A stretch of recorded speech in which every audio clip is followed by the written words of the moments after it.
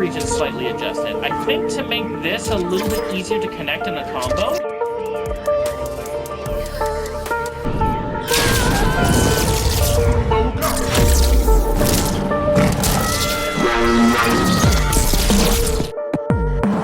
I've got a gift for you.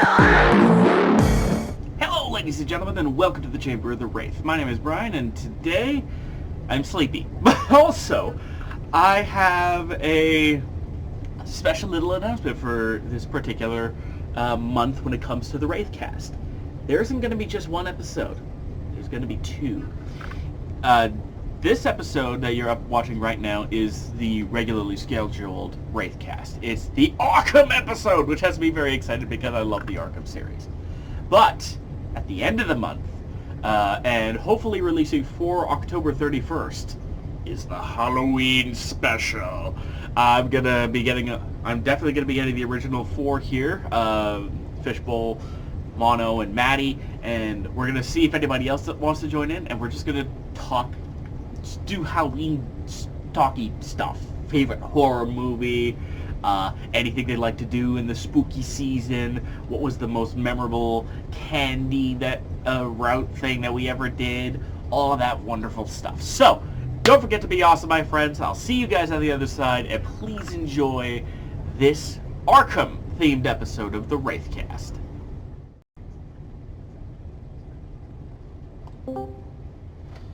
Testing, testing. 1, 2, 3.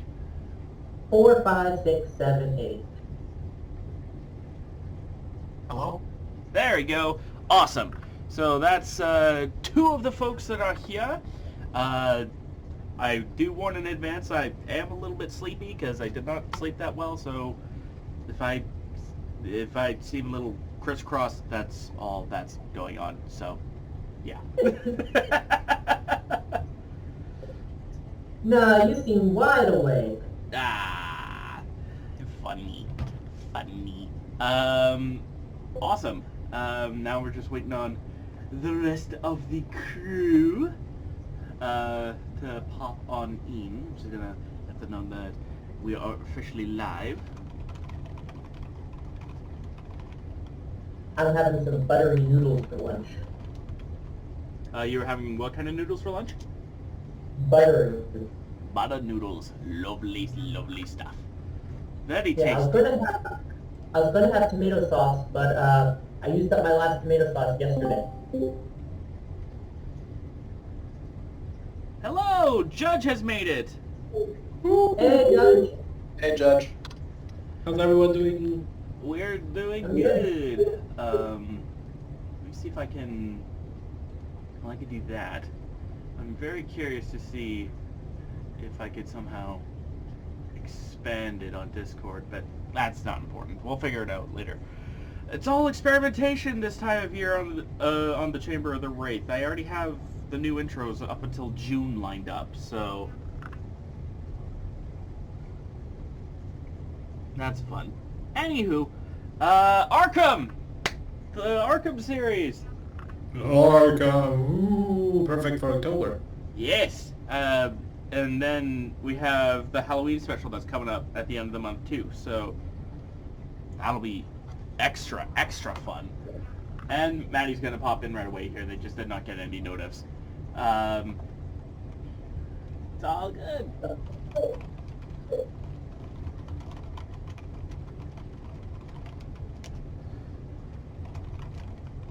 Alright.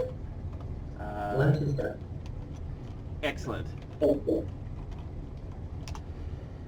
Okay, so while we're waiting for Matty to pop in, I'm going to run the first question. It's a nice and easy one. Your favorite playable character in the Arkham series besides Batman, because because in the Arkham series, obviously you almost exclusively play as Batman in the main story. I think they only ever did one game where you could play as other characters for more than a short couple of sequences. So There was you could play as Catwoman in City, so exactly.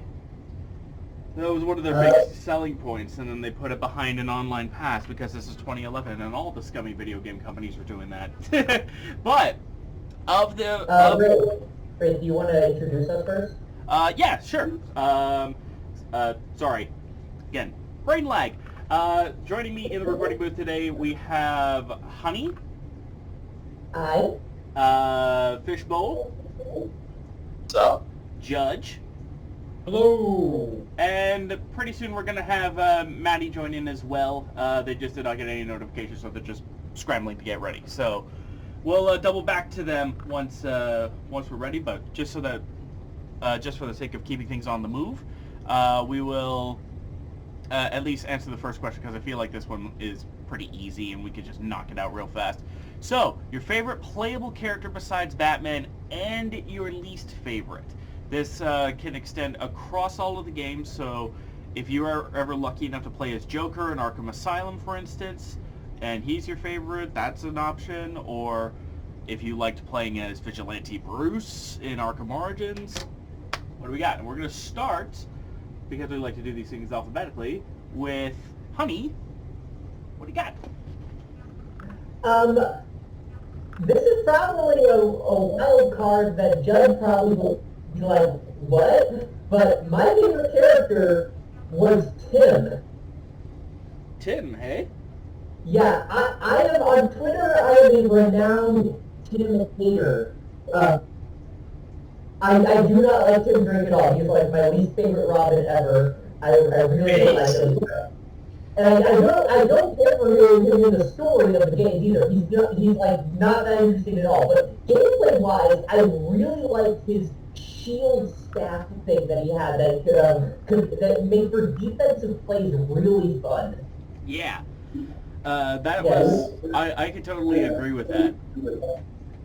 Yeah. The character I least liked to play was Catwoman, actually. I hated playing her. I hated all the mini-games involving her. Because she had, like, no options, really. Her ranged tools were so limited. And she always felt like she had a really bad lag behind all of her attacks. So it was just, it never felt like you actually did a lot of damage when you hit people. Yeah, I totally get where you're coming from with that. Like, Catwoman is definitely the most limited of the characters. So I feel like Catwoman is probably going to be one of those characters that is going to pop up a lot in these discussions, because she's like me in middle school and Flareon in generations 1 through 5. She has no moves. I get what they were going for with her being the more exploration-based character, where, Batman, he's going to have more power, he can beat up people easier, while Catwoman's going to have more little nooks and crannies that she can crawl into to steal things. But they didn't really do much with that. There weren't that many actual places to really get things with using her thing, and it was very hard to swap back and forth between her. There were very dedicated cutscenes in the game where you actually got a chance to swap to her. So it was very limited how often you got to use her abilities. Yeah, because you always had to go find those kitties in order to switch to the kitty. Yeah, exactly. I gotcha. I will say this about Tim Drake Robin, though. I'm not sure if anybody else had ever had this problem, but for some reason, the Snap Flash attack is super inconsistent in both Arkham City and Arkham Knight. I don't remember how consistent his attacks were. Honestly, I don't really play as Tim. I didn't never really play as Tim Drake a lot.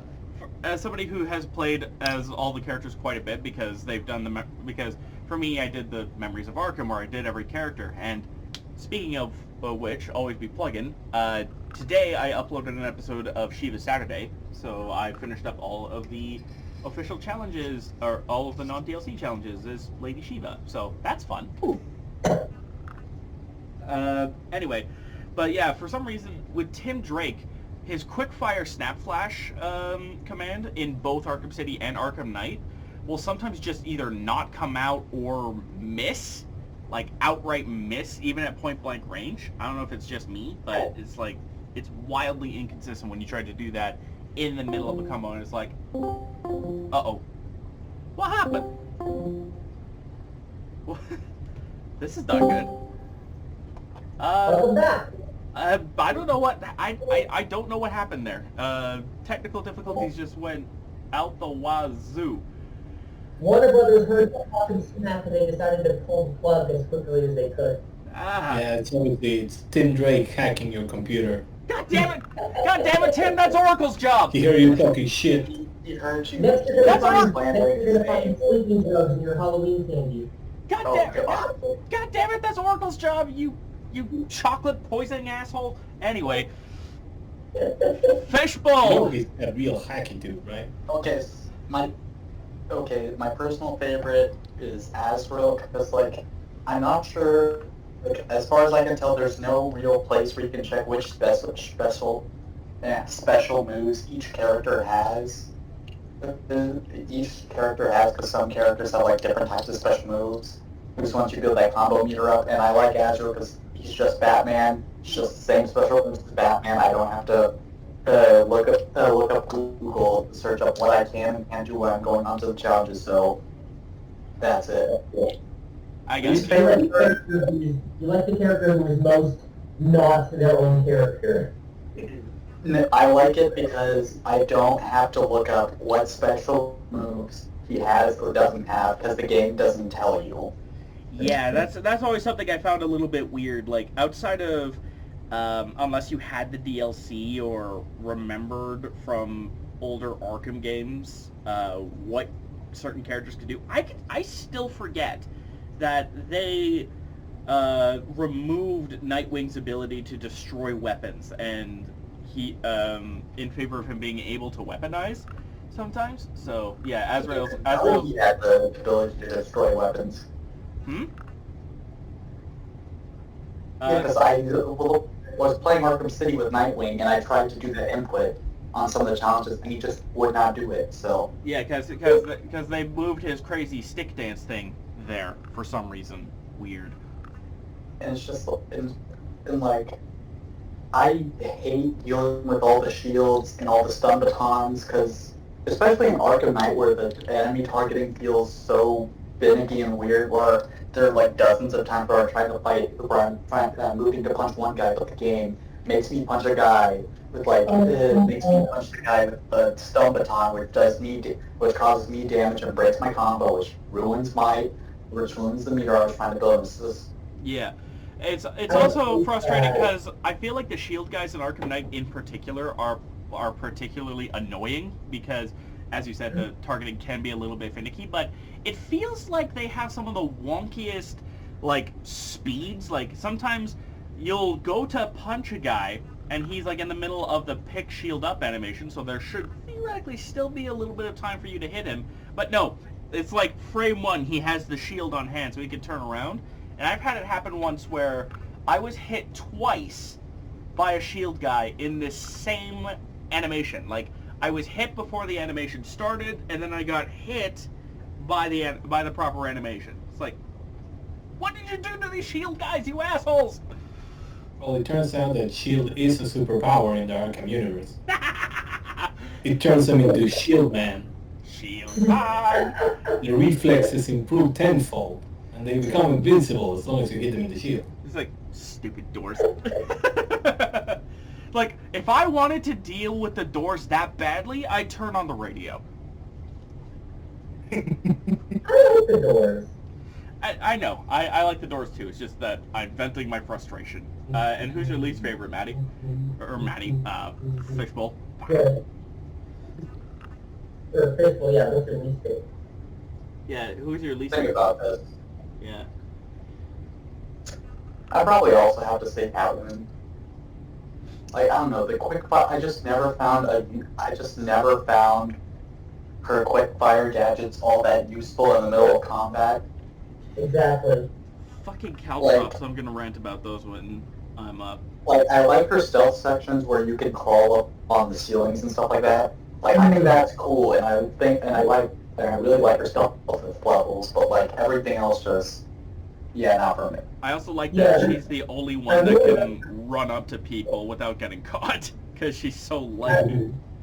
I really like the battles where Batman has the ability to fly with his grappling hook and take but Catwoman has the ability to like just crawl literally underneath something.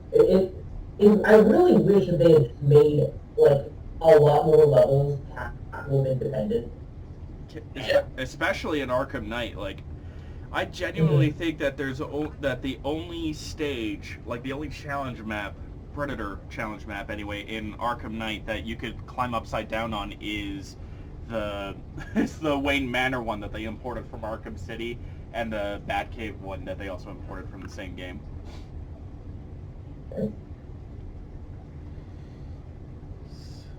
But what about you, Judge? Who do you like to play? Here's the funny thing. My favorite playable character is actually Harley Quinn in Arkham Knight, which is weird because I also don't really care about Harley Quinn in general. I think she's not like my favorite character or anything, but her playable episode really left a mark in me because I'm not like a huge gameplay kind of guy, so I don't really pick up on the like small differences between characters. To me, it's all like they all punch, they all counter, they all jump, they all have a circle attack, and the rest is just like tiny things that I don't usually use.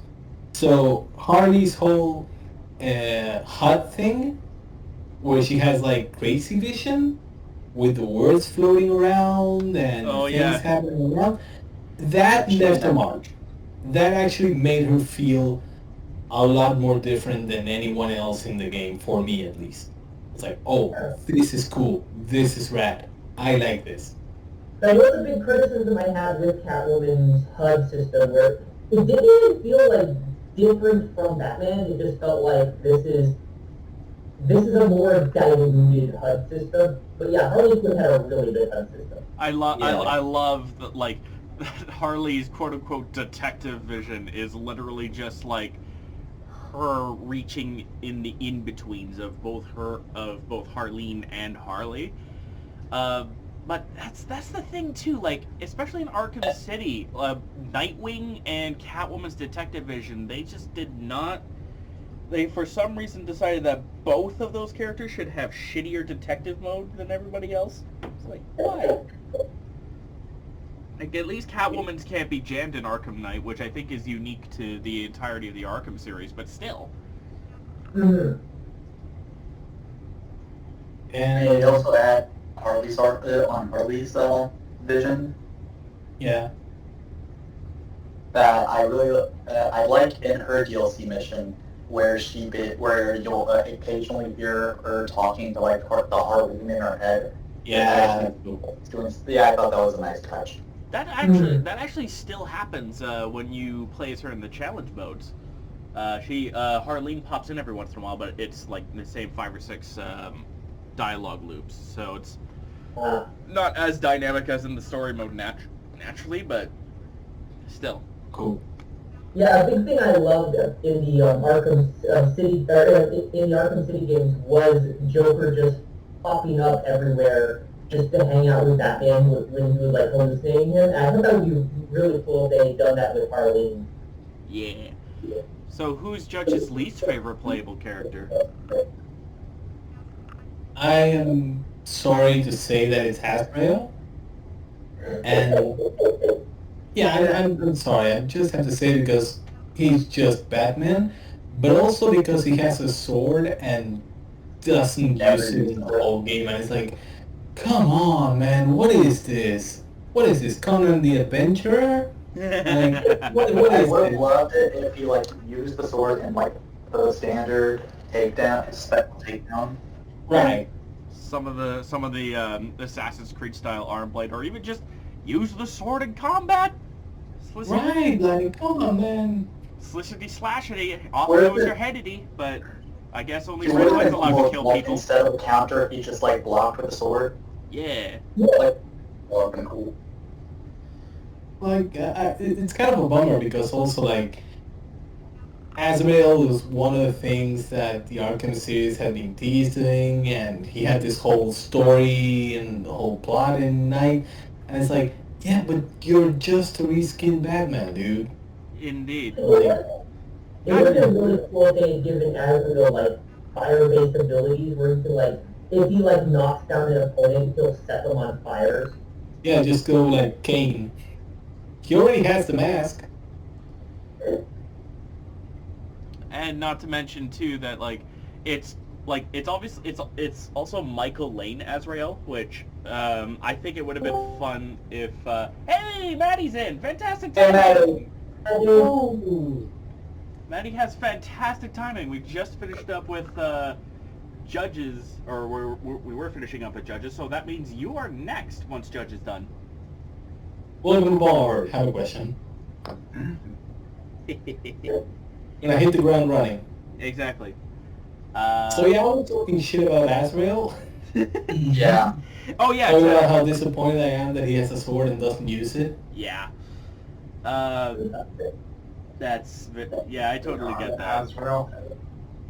And I'm talking about how he's Michael Lane, which I think is hilarious because it dates Arkham City so hard.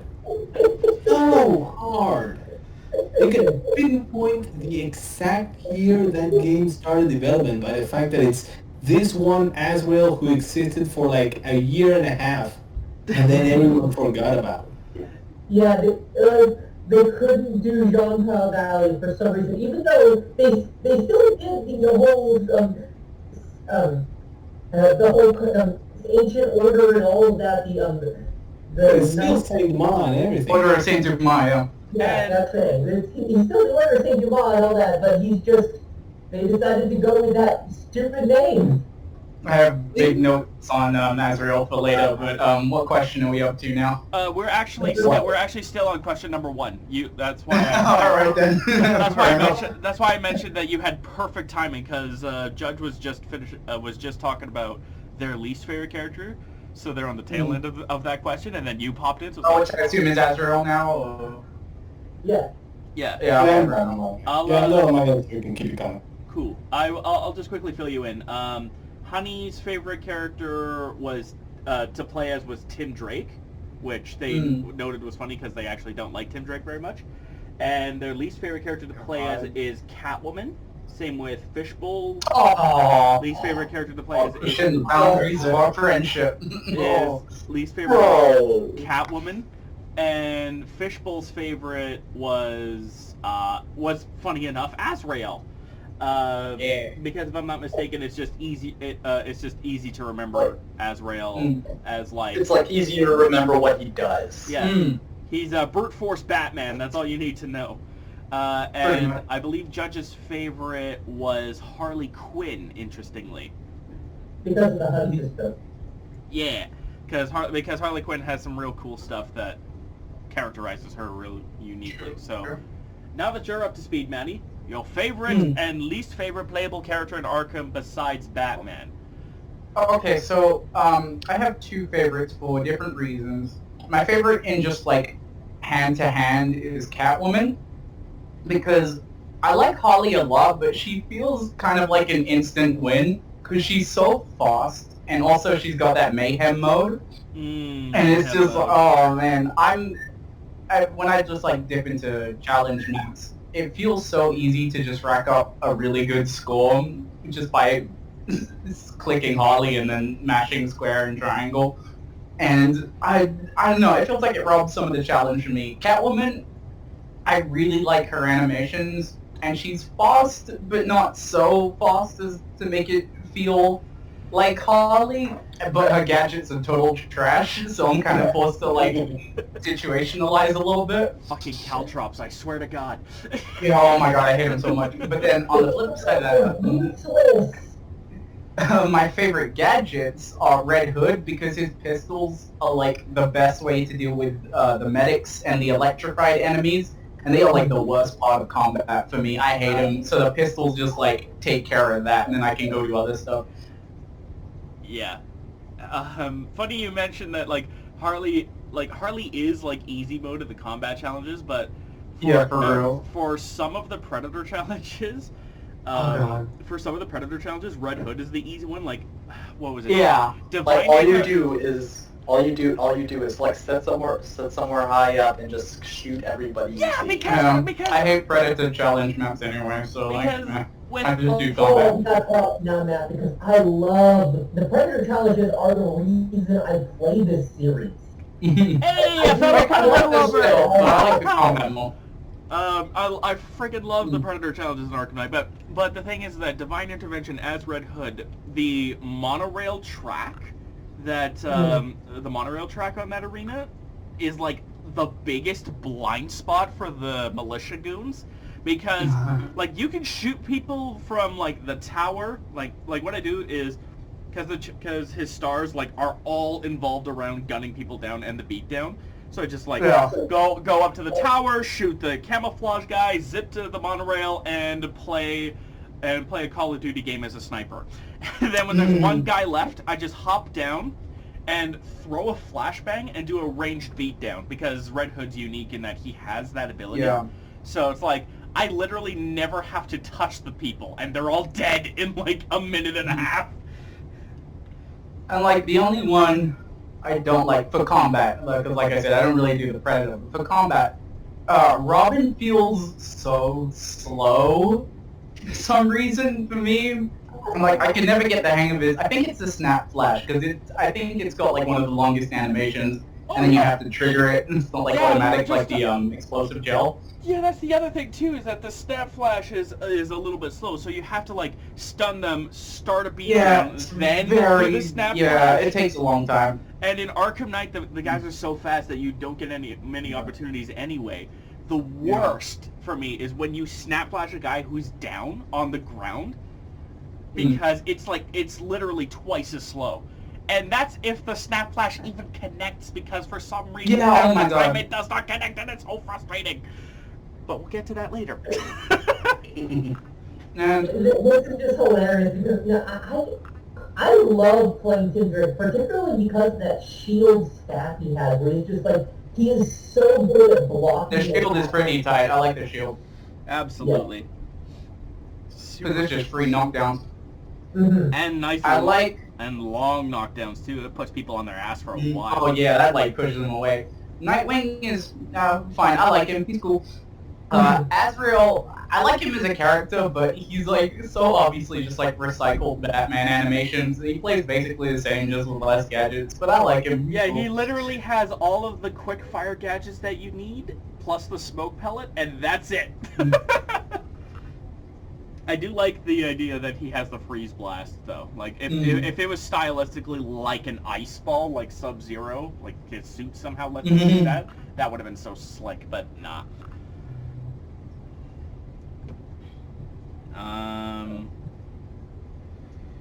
Right. I guess it's my turn then? Yes, your turn. Slick. Just so that you know, Matty, I basically jet lag because I didn't get a lot of sleep, so if I sound slow, that's why. My favorite character to play as in the series, surprise, surprise, is Batgirl in Arkham Knight. Oh, Batgirl's fun. Like, she is... A lot of people have called her Batman Light, and I kind of get that. I can see that. But the thing is that she has one of the coolest mechanics that only her... Are you talking about the hacking? Not just the hacking, because the hacking is cool as is. But she actually has a mechanic that she shares, as far as I know, only with Red Hood.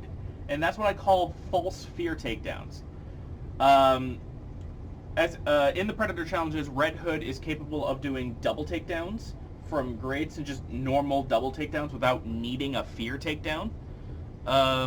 Without having to spend a fear takedown charge, which is fantastic. And whenever you do that, the guys get scared, but they don't get the slowdown function. So if you do a double great takedown and you're near some guys, they'll get scared, and then you can just hop back into the grates for free. Batgirl can do that too, but she can also do it from above, and she can also choose to do a silent takedown as well. So she has options that most of the other characters don't have. Plus, she has the ability to destroy weapons, which is fantastic because fuck the shield Oh, guys. that's cool. I just think Fuck the stun baton guys. Oh my god. at least the stun baton guys can actually. The stun baton is the worst weapon. No, actually no. The stun baton is the second worst. The worst is the knife guy. Really? Honestly, the knife guy is probably Okay, the knife guys in least- Arkham Asylum. so The easy. one I hate the least, because like you unlock an option where if you do your dodge right, you can take them down immediately. Yeah, no, I love and, that thing. And in like for Arkham City Origins and Night, because you can't actually do that in Arkham Asylum. The knife guys block, and they're considered unblockable enemies. Yeah, the stun folks in Asylum. Yep, you have to stun them in Arkham Asylum, but the knife guys in Arkham City, they gave you the most amount of points if you took them down with the blade dodge takedown, because it's combo multiplier times 100 points, which is very, very nice. Like, I think the only thing that ever did more was the team takedowns, which was times 250, but it's a team takedown, and team takedowns are inherently limiting. But yeah, Babs Girl, I also love that because Batgirl is like an anachronism. She has some Arkham Asylum era shenanigans that she has to deal with. My least favorite character to play as, because I love Predator challenges. I love being all sneaky. So I hate playing as Harley Quinn, mostly because she Loud takedown. sucks in Predator challenges. She is awful. Universally, I hate the Caltrops gadget. I also hate them for Vigilante Bruce and Arkham Origins, except Vigilante Bruce and Arkham Origins can make them work, because he's able to do things like use a smoke pellet to distract people and then throw the caltrops on somebody in the smoke in order to make them actually fail to the caltrops instead of them just being harmlessly kicked out of the way for some reason.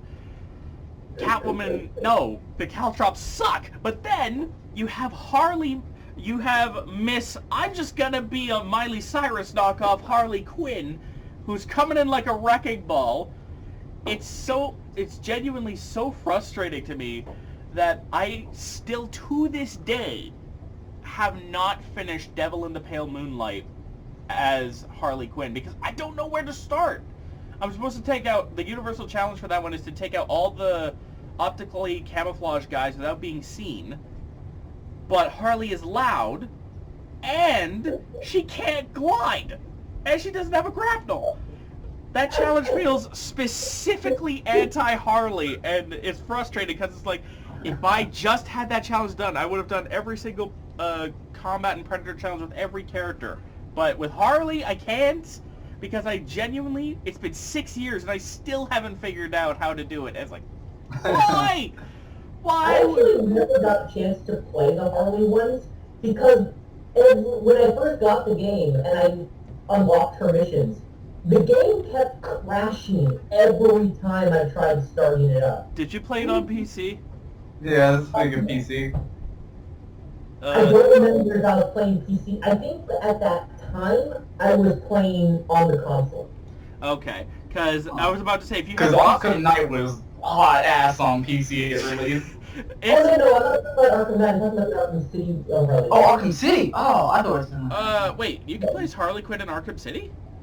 Yeah, there was a secondary game that you could unlock that would play like isolated levels where you could play as Harley Quinn. Yeah, Google this now. I don't remember that at all. I'm usually on top of it with my Arkham shit. It's probably... Wait, because Arkham City had Harley Quinn's Revenge, right? Not... Yeah, that's what I'm talking about, yeah. Yeah. Yeah. And it kept crashing on me over and over again. Oh, that's rough. That's rough. Sucks. Not good. All right. Another favorite one. This one, we'll start with Fishbowl on this one. Of the 4 core Arkham games, we're going to talk about that. We're going to talk about the other 2 that kind of pseudo spin-off things later on. Of the 4 core Arkham games, which one is your favorite and why? Oh, definitely City. Like, it has my favorite setting out of all the Arkham games. Like, don't get me wrong, exploring the asylum and all of Gotham is cool and all, but I just really think that like this abandoned, rundown city that's been turned into a lawless wasteland for like the most dangerous criminals in Gotham is like really cool. It has my favorite combat of the thing where it feels like where it's all built up from what worked about Arkham Asylum and just added a bunch of like new stuff while tuning a bunch of stuff that I thought didn't work. That and the sound design is phenomenal. It has like my favorite framing for all the challenges where it's just Riddler trapping you in a bunch of places with the attempt to kill you, especially how he taunts you during the Predator challenges of City. Mm-hmm. And I will also say that the theme for Arkham City is probably my favorite theme Batman has ever had. It's just Like the musical score? so good. Yeah, the musical, like especially like the main theme that plays during like the main menu, that theme. Yeah. The theme for the entire game is like That, my only that issue and the with Protocol 10 theme, which is a remix, I think is also my favorite Arkham score of all time. That is just mwah, magnifique. My only problem with City is the story, and let me explain. It's just that I think the cons is like the premise that it gives you at the beginning of like Hugo Strange, like it's like manipulating the mayor and Gotham Elite to create Arkham City for this massive conspiracy, and you are trapped in the city and have to find out what it is before it's too late. Is a really cool premise. And they literally throw that away for a Joker fetch quest for like 90% of the game. So then when it finally gets to like Protocol 10 and you have to stop Hugo Strange, it feels like you're putting like what feels like the main plot, that being the Joker's side fetch quest, on pause to deal with Hugo Strange. And it's just like, Yeah. I don't know, like that left a bad taste in my mouth. Yeah, Yeah, this should be reversed. yeah, that's Also, fans, but Hugo Strange is one of the most boring big bads of the Batman canon. Like, he's so lame. Like this could have been an opportunity to like make him cool or something like that afterward. yeah. But they don't do anything just to give us another Joker fetch quest story. Again, I don't know that.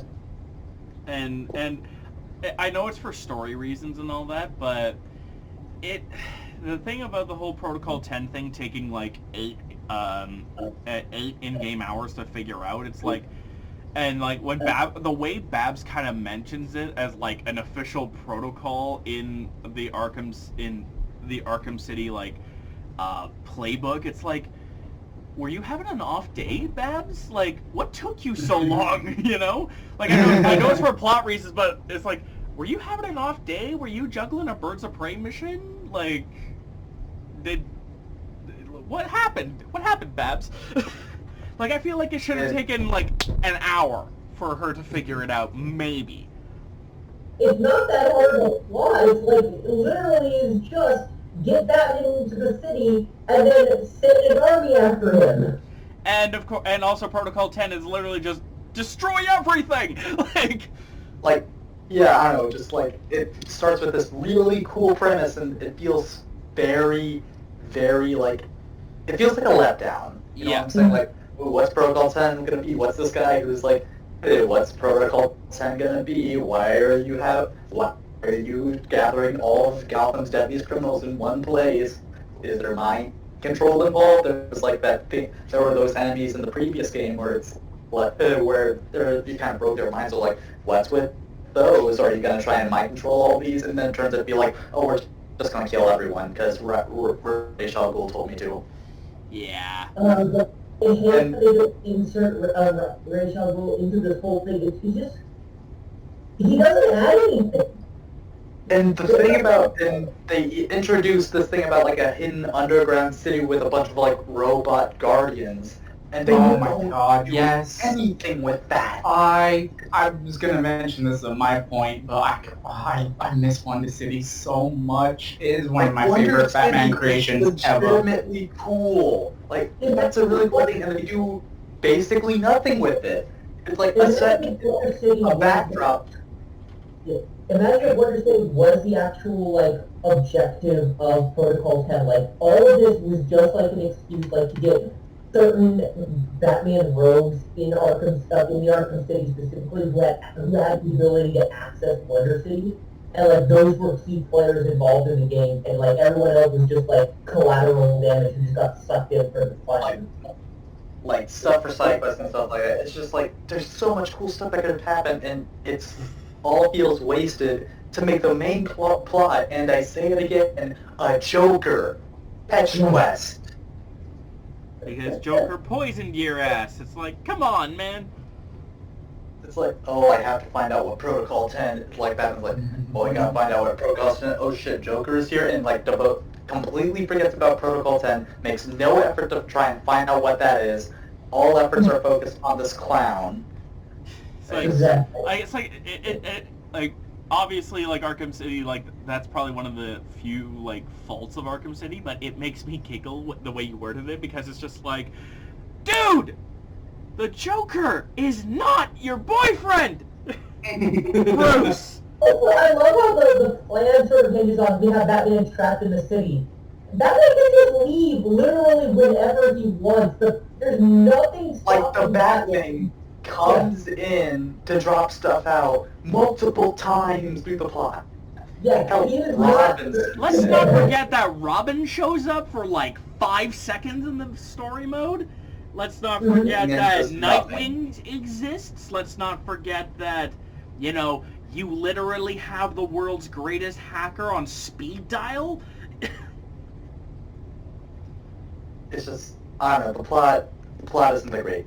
Going back to stuff I like about it, the boss fights are really cool though. Yes. That I will say, the boss fights are really cool. And Arkham is infamously the best fight in the franchise. Honestly, my favorite, like the Mr. Freeze boss fight, where you like all your stealth tactics are kind of slowly being taken away from you as the fight goes on. That was really cool. The fight where you have to like destroy all the generators powering up Solomon Grundy. I really like that you have to outsmart Mr. Freeze because, you know, they didn't make Mr. Freeze an idiot, which is fantastic because, you know.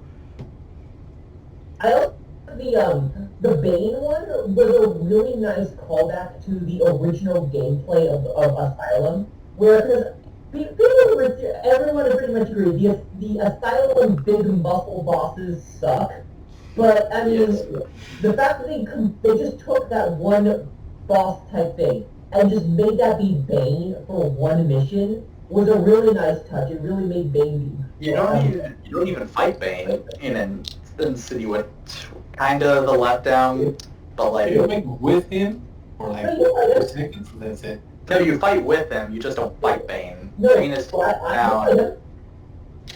No, you don't. Yeah, you do. After you help him a few times, you follow him back to his place where you reveal that he's got a whole bunch of Venom being stockpiled. Yeah, no, and then a bunch of goons come in and fight it, and you fight with him. He also fights. He charges through, and you have to like pull on him to smack into all the Venom cases. No, like because When I did it, I just took down all of the goons. I took down all of the goons that were sent to attack us, and then in a cutscene he runs into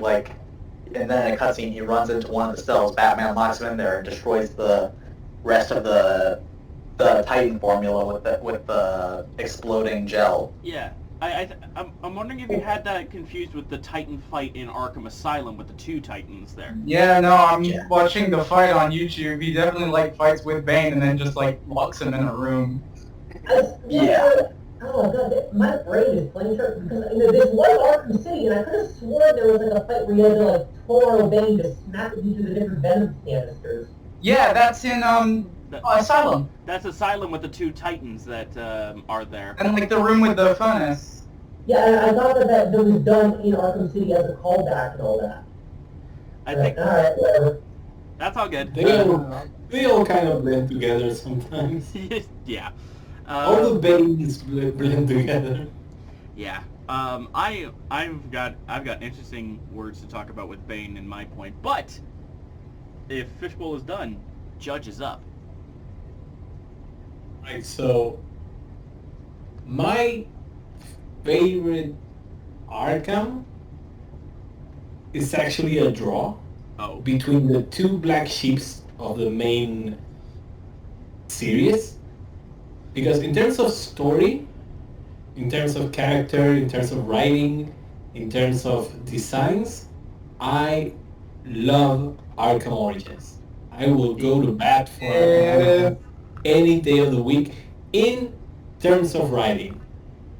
In terms of gameplay, in terms of design, in terms of like set pieces and styles in general, I like Knight a lot more than I thought I was gonna like it when I finally got around to playing it. Like I thought, oh god, this is the one that everyone hates, and I was no, I'm having fun. I'm enjoying it. So it's like Origins writing is so good. It is so good that it actually made me engaged in the Joker subplot for like a minute. One golden, beautiful minute, and it was the moment after the hotel thing where Joker is trying to figure why Batman saved him. Why? Because that's kind of the cool thing about Arkham Origins. The best thing Origins does with the whole Origins premise is that you get to see these moments of how these villains react to Batman. They are figuring him out at the same time as you are figuring them out. They're like, oh man, this dude, what is he trying to do? Is he in it for the money? Is he in it for, he's trying to, cleanse Gotham? Is he trying to burn everything down? Could we be friends? What's his deal? And it's really cool to see that. In that moment of Joker being like, oh man, he saved me. Why the fuck did he save me? And then it goes into the usual convoluted, nonsense. Let me turn this entire hotel into a roller coaster in like 30 minutes. Magical bullshit. That part, I want to find out. I want to know what contractors Joker hired for that. By the way. Yeah, like man, who did you hire? The Flash? Did Eobard decide to show up and be like, it was me, Barry. I made the hotel roller coaster of doom with the Joker all along. I have a problem inherently with Arkham Origins, and it's just, the game broke my mouse. I played the entire game, front to back, in like a 2 or 3 day sitting on my laptop. And by the time I got to the end, I finally had beaten the final boss, and it requires so many rapid-fire quick punches that by the time I was done with the game, my mouse was literally broken. With a controller, the mouse, so I did. Beating the piss out of the Joker. Basically controller build. I am sorry for your loss, but that mouse went out like a boss, doing the most cathartic thing in the history of Arkham games. Yes. Bop, bop, bop, bop. And that's how I know that they knew. On some level, WB Montreal, I think was the team, they knew. They realized that, oh man, people are going to be fucking pissed that this is 3 games in a row where the Joker is the final guy. What can we do to sort of ease down the pain a little bit? 5 minutes of beating the shit out of him. What is it? It's not like a whole minute or so. Like they just mash. Yeah, it's I think it's the most beautiful thing in the world for me. That makes the whole game worth it at the end. Just beat the crap out of this clown. Have your time. Just mash his face in. Yep, and I am in full agreement with. I'm in full agreement with that because I also don't like the Joker very much. So no matter what, you get back to that point where it's literally just where you're just reenacting God of War 3 at the end with Zeus, but you're doing it in a T for Teen game with the Joker's face, and it's just yes. If it wasn't for the fact that because I did it for Shiva Day, that I had to deal with Eldritch Horror Shiva. Oh, good. During the moments where she gets super angry, it's like, I think, like, if we could actually have gotten Angry Shiva, that would have been perfect, because like, Shiva don't get angry, but Joker will find a way. So yeah, that's like my thing with Origins, and Night ended up being a lot more fun just gameplay wise. I ended up having a couple of set pieces that I thought were like, oh man, this rules. Yeah. Like the moment where Scarecrow activates the whole poison thing and the whole city becomes just covered in fog. Yeah. And I thought, oh man, this is Oh, that was actually a really cool moment. All the this fear is fog. cool shit. Yeah. Absolutely. So that's kind of my answer. Like my favorite, the one that I feel like more personally attached to is Origins. But Night was a lot more fun gameplay wise in general. I get you. It's like you've got more of an attachment to Origins, but Night is just a good time for you. Mhm. Absolutely. Matt put Shiva's costume on the Batman in Arkham Knight. I would have put up with the dumbest DLC imaginable if it would have allowed me that. Like, I would have put out with a lot of stuff if I could do that, especially for the fear takedowns, man. Oh yeah. You slap Shiva in for some fear takedowns, man. That's just gravy. So, Matty, your favorite Arkham game? Okay, so I got Origins and City tied, but with a slight edge to Origins because I think Origins had the tighter story and better atmosphere, whereas City had the better aesthetic and the boss fights. Although I will say that Origins Deathstroke is my favorite boss fight in the entire franchise, hands down. I totally get that. It's definitely one of the best. Yeah. Yeah, and I also liked in City the dual narrative with Catwoman and how you could just play through that with, like, once you beat the game, it's in the menu as a second option.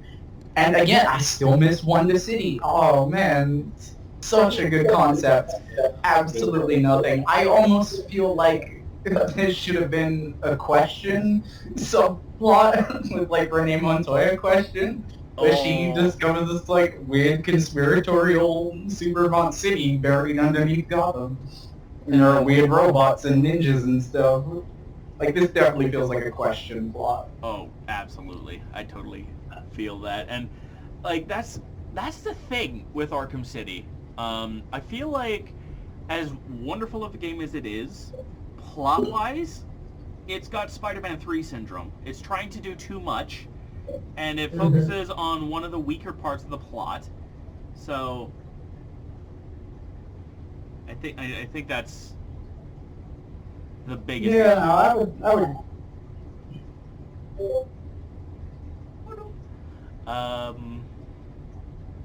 My favorite Arkham game. See, this is hard for me because all of the Arkham games have something to like about it. Arkham Knight, Arkham Knight is criminally gorgeous.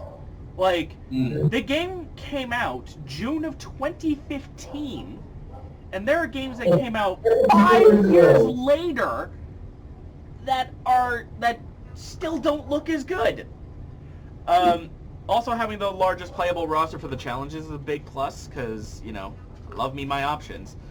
I have Arkham City has, I think, the best aesthetic is probably the big thing I would say, and it feels like the tightest gameplay-wise, the most consistent. Arkham Asylum, it's the sound design. It's like everything sounds great in Arkham Asylum. Like, I still wince every once in a while when I do an instant takedown in Arkham Asylum because the bone snapping sound effects during those are and the way when you hit somebody in Arkham Asylum, you feel it, which I feel got lost for Arkham Asylum and or Arkham City and especially Arkham Knight. Arkham Origins kind of brings that back, but it's like, no, Arkham Asylum had the best sound design. And Arkham Origins, I think, had the best overall story and the best overall boss fights, like mechanically speaking. So it's like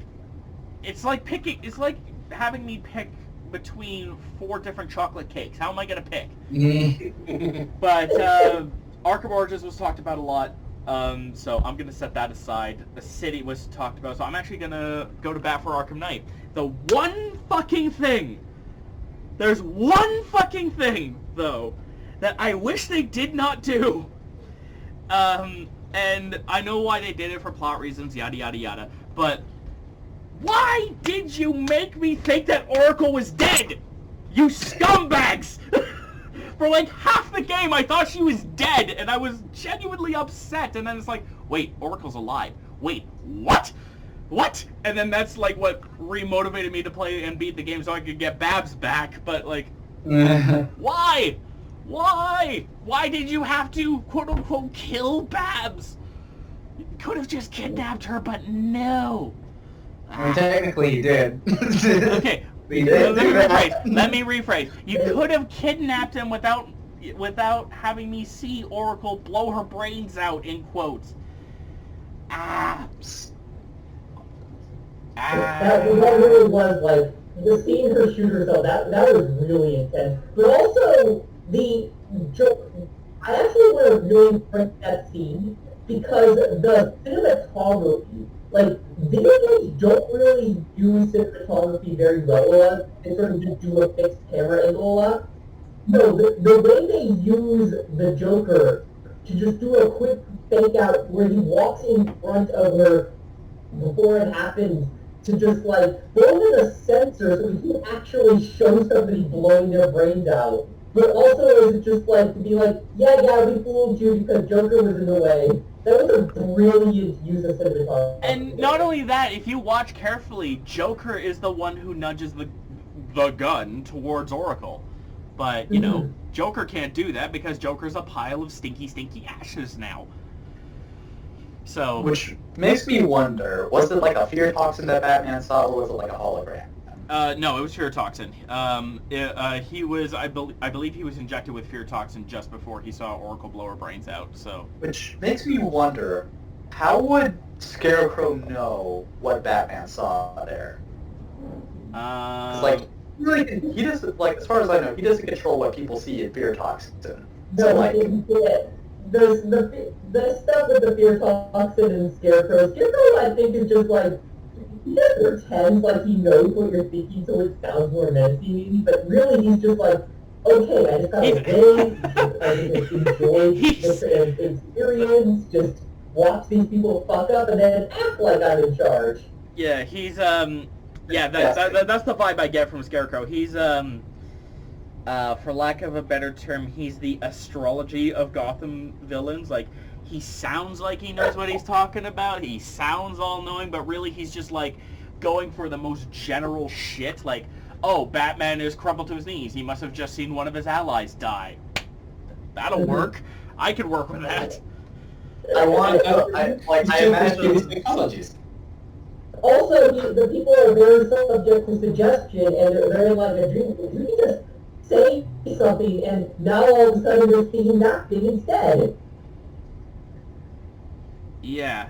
I want someone to make like a funny little comic strip where it's like where Scarecrow injects someone through Joker talks and he falls through these things like I torment you with the weight of your failures that all your friends are going to die, and then you cut to Batman's point of view and it's just like the most embarrassing thing he could be afraid of, like maybe like a weird creepy children's cartoon that scared him when he was like 5, and Batman was like, yeah. I got the perfect one.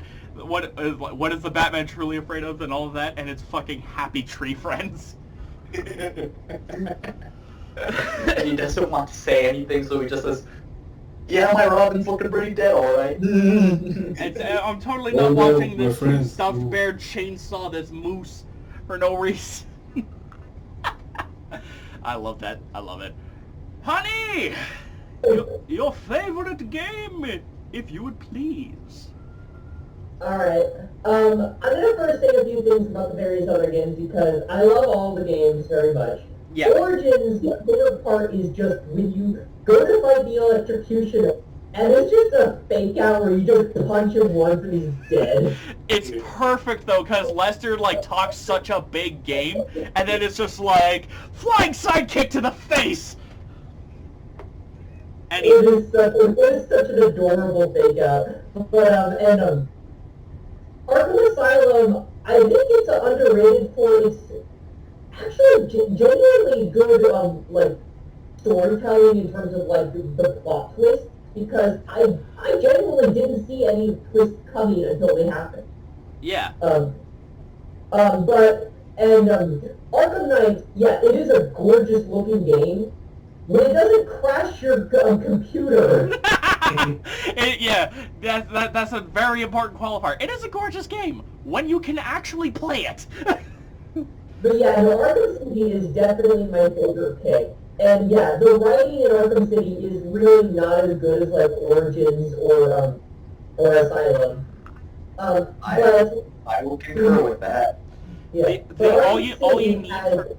Sorry. The structure of Arkham City being this, I don't even care about Hugo Strange. I care about the Joker, Two-Face, Penguin dynamic of those three each being like this is literally the dynamic I picture actual Gotham being under the control of Two-Face, Joker, and Penguin each being like the three primary mob bosses in charge of Gotham, with the other masks basically being like short end to do their own thing, but often end up doing like contract work for the other guys.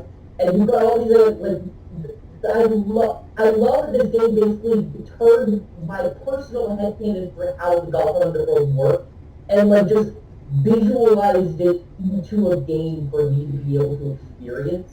That's what was really cool about Arkham City too, is that like as the story was happening, little gang war moves happen in the middle of the story. Like Penguin blows up random bridges, and Two-Face grabs some of Joker's guys, and I love just listening to the goons talk about like why they chose to work for different people. Like Penguin, Penguin's the professional one. If you just want to do a job and get paid for it, you go to Penguin. But the problem with Penguin is he's this annoyingly arrogant, self-entitled guy who thinks he's the smartest guy in the room, and he's also just not very fun. He's also most likely to just betray you if it's possible. Meanwhile, you've got Two-Face over here who's the most morally sound. Like, he is the guy you can trust to grab your back. But you have to watch out for the fact that if he flips the tail on his coin, he'll just shoot you. yeah, And it's then like there's the Joker, who is the most fun, where if you're just a psycho murderer, you just want somebody who's going to tell you what to kill, you go look for the Joker and you just go have a good time. And I love that there's this really strong binary system of the three characters and how they rule Gotham, and it is so good. Also, Arkham Knight is just kind of not really a big favorite of mine, because I'm a huge Scarecrow fan, and it is just, this was the chance for Scarecrow to actually have a really good story that was about Scarecrow. And they do with the Scarecrow what literally every story does with Scarecrow, where they just turn him into a plot device to use the fear toxin. But it's just the fear toxin! yeah. I totally also why did Matty I'm curious about the image that you just posted in the chat.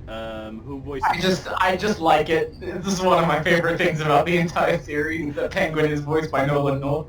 And he actually does a good job, which is the awesome Oh, thing. also, I love the plot detail they did with Arkham City, where they revealed the monocle that Penguin wears is actually just a shadow. A bottle, yeah, like a Shoved in the eye. And what's cool, That's such a brilliant bit of world building detail that I love. and what's really cool about that is that that's not told directly. You have to go out of your way to find it too.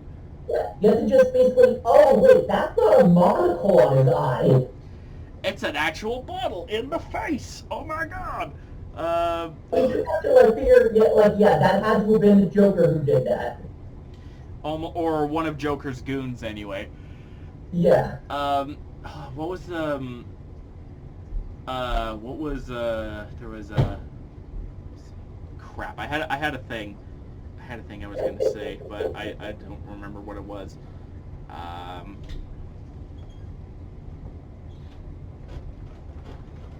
All right. So I think. Oh wait. Yeah. So Honey just did theirs, and then that's done. Alright, wrong question for you?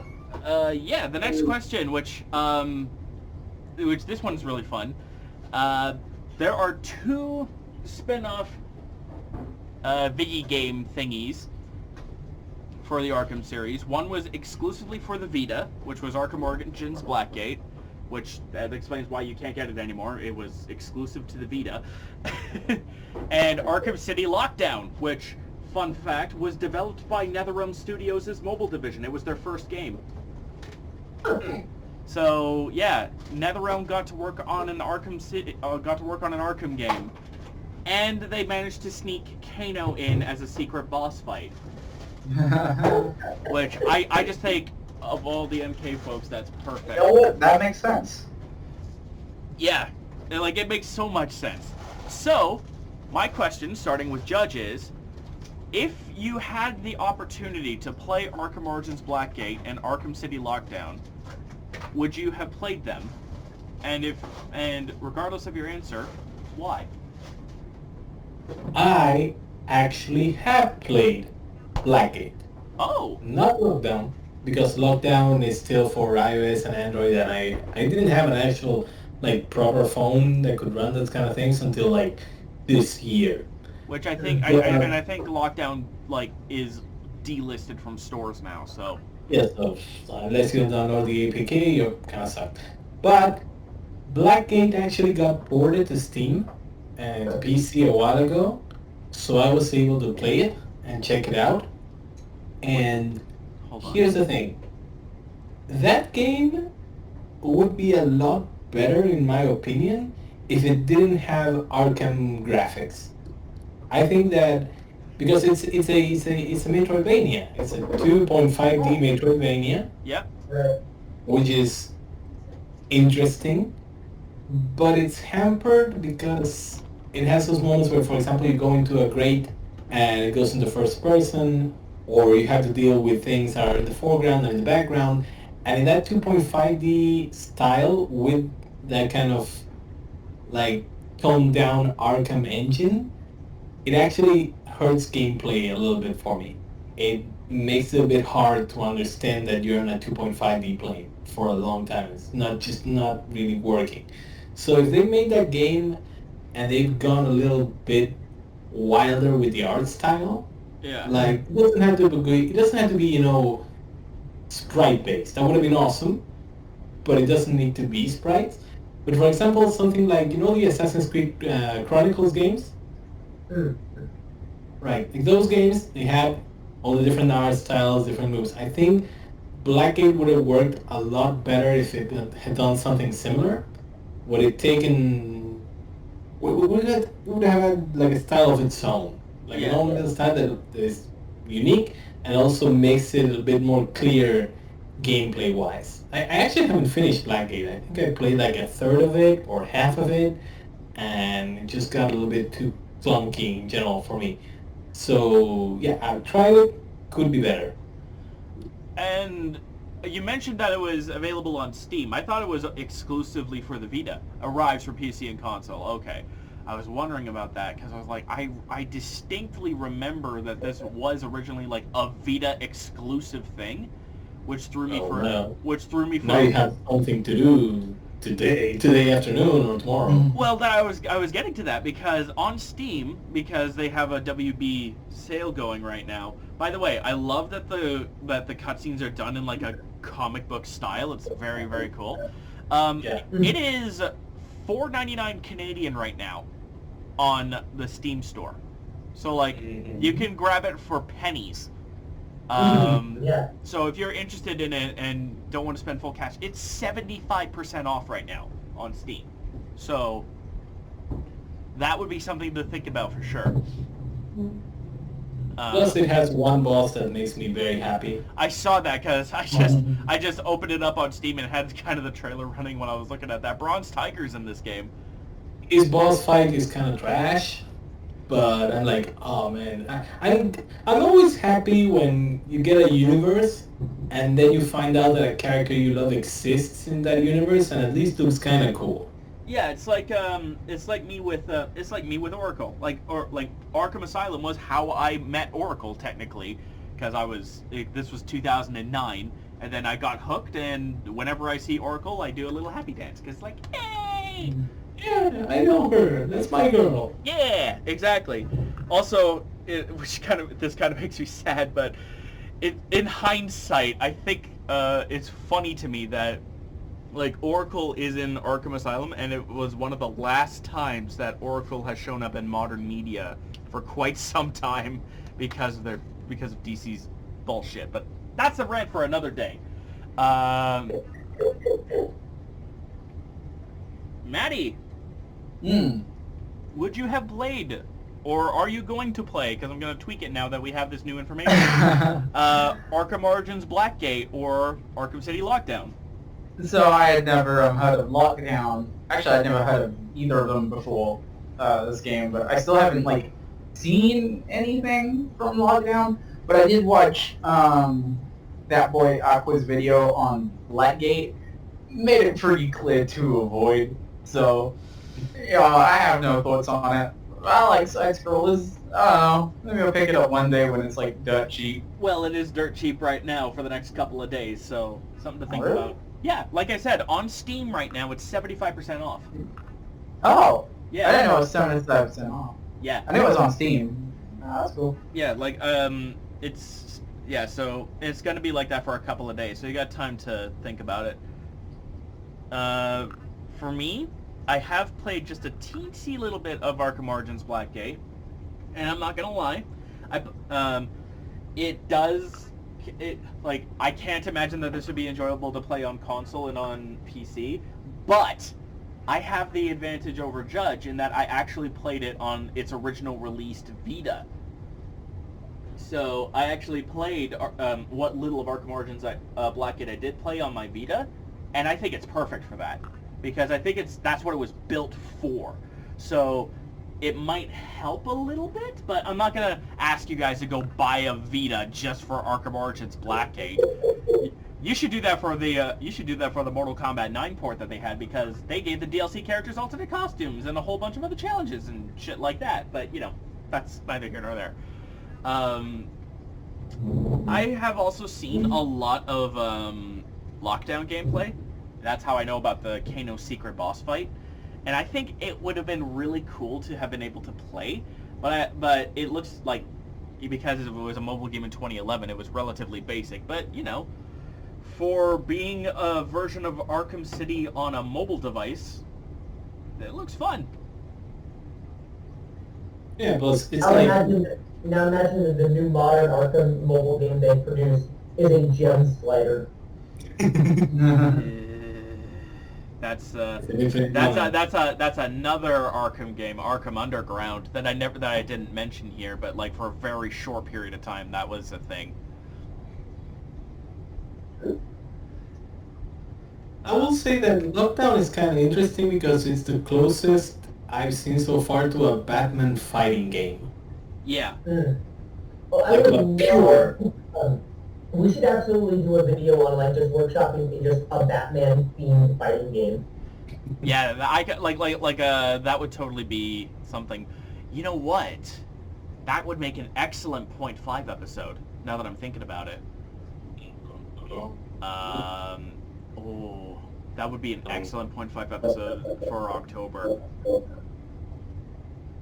I'm gonna put a pin in that for later. We'll come back to that a little bit later, but I like that idea a lot. So, Honey, Hello. are you in and out, or are you in or out on Arkham Origins Blackgate and Arkham City Lockdown?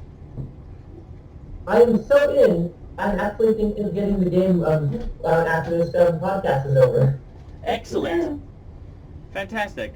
Like, I need to give I the... love Metroidvanias. I love the Arkham games. I've been asking for more Arkham content, and if this is the way I have to get Arkham content, is by buying a small mobile game that got ported to Steam, I'm okay with that. I'm gonna play it. Plus it does have some things going for it. Like I said, the cutscenes in that game are kind of like comic book panels with voiced over dialogue. So Yeah, that's the style.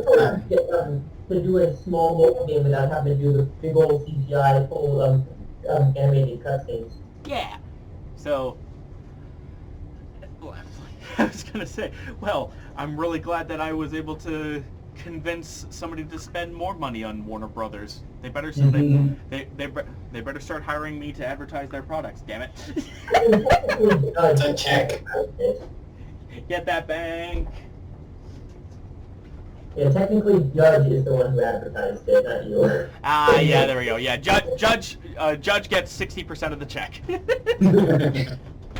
The bag has been secured. Yes. On that grind set, man. The other one, I'm not that interested in NetherRealm's style of making games, so I'm not a big fan of fence punching. Yeah, I getcha. Yeah, because this was also one of the earliest NetherRealm Arkham games, it is very basic, you can tell, but I just like the idea of the fact that WP's like, hey, we want to try and do a mobile tie-in, and NetherRealm's like, I'll do it!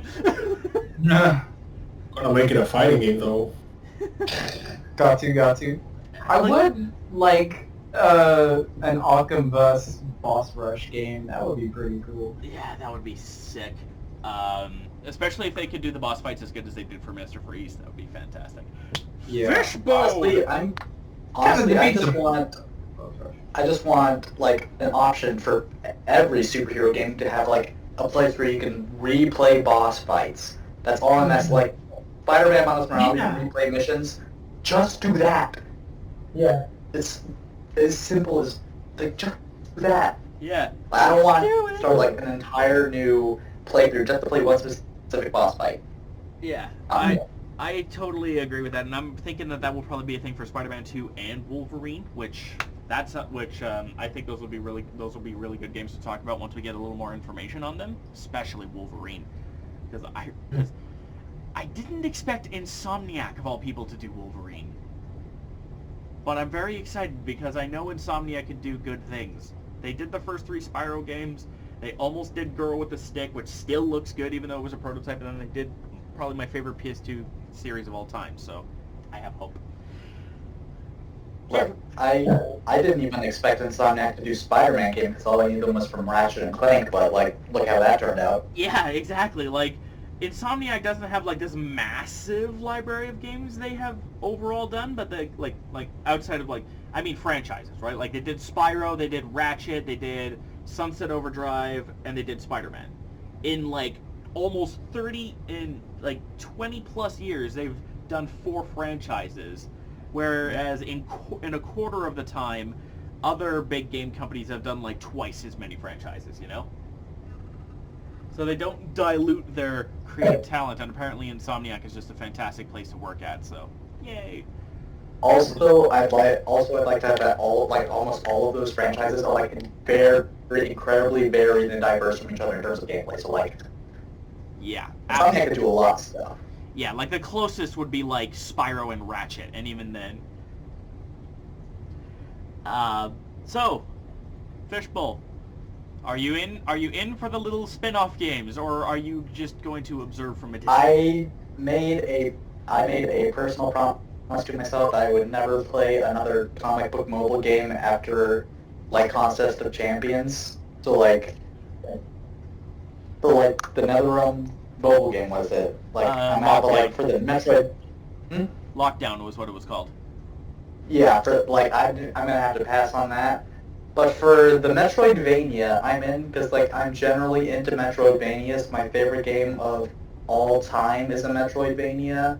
So I'm curious. So I'm slightly curious, but like I wait for a chance to play it on I wait for a chance to play it with a controller instead of my keyboard. Yeah, I getcha. And you can always just grab Arkham Origins Blackgate while it's on sale now, and then just like wait until you have control Yeah. of stuff. I can even set you up with some software that'll help you with that, but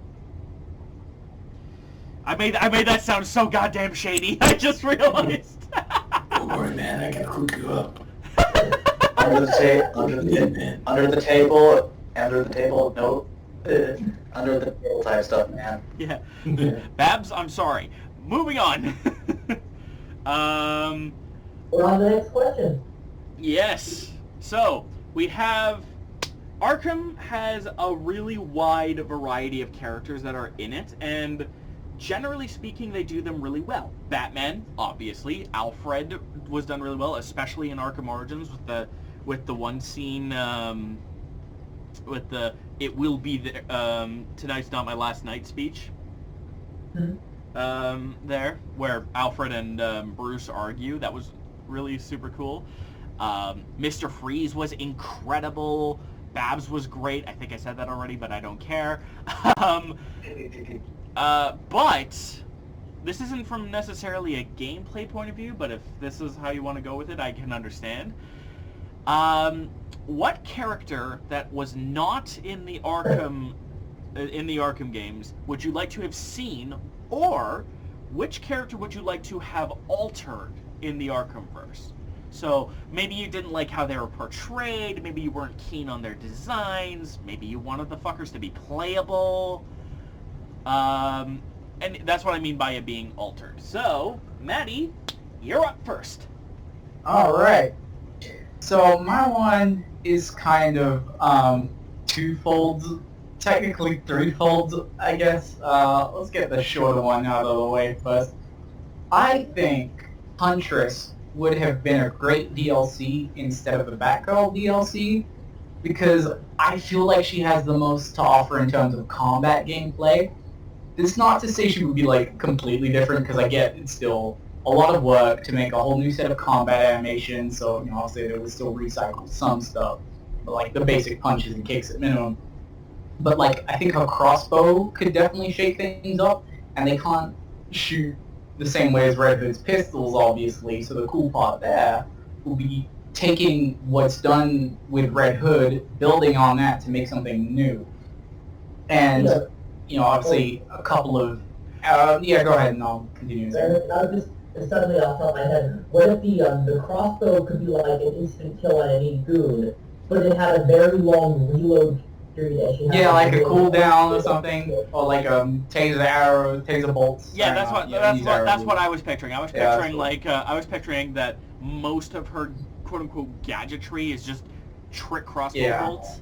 Like all of her. I actually like that idea that all of her gadgets are like a different trick bolt. That would be kind of fun with all like different cooldowns and stuff. And then like with some exceptions, like maybe she has a shape charge she can plan for explosive takedowns and whatnot. Yeah. But otherwise, because I really like the proximity charge that Deathstroke has in Arkham Origins, especially since like you plant it and then he just leaps back 10 feet. That would have been really cool to see come back. Yeah.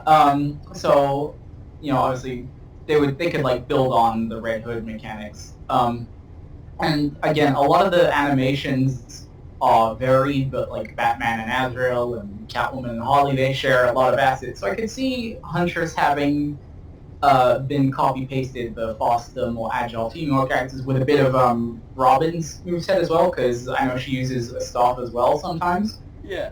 And but it wouldn't be like a one-to-one. I think there could be a lot more to that. And also, I think she could have advanced the story of the Arkhamverse post-Batman, like Red Hood's DLC did. Though I gotta say, like, despite Red Hood being my favorite of the DLCs, I think it had its potential wasted the most, I gotta say. Also, but, sorry. Instead of like going back and doing something unrelated that happened way before even Asylum, like Batgirl DLC did. I have more, but you say your point.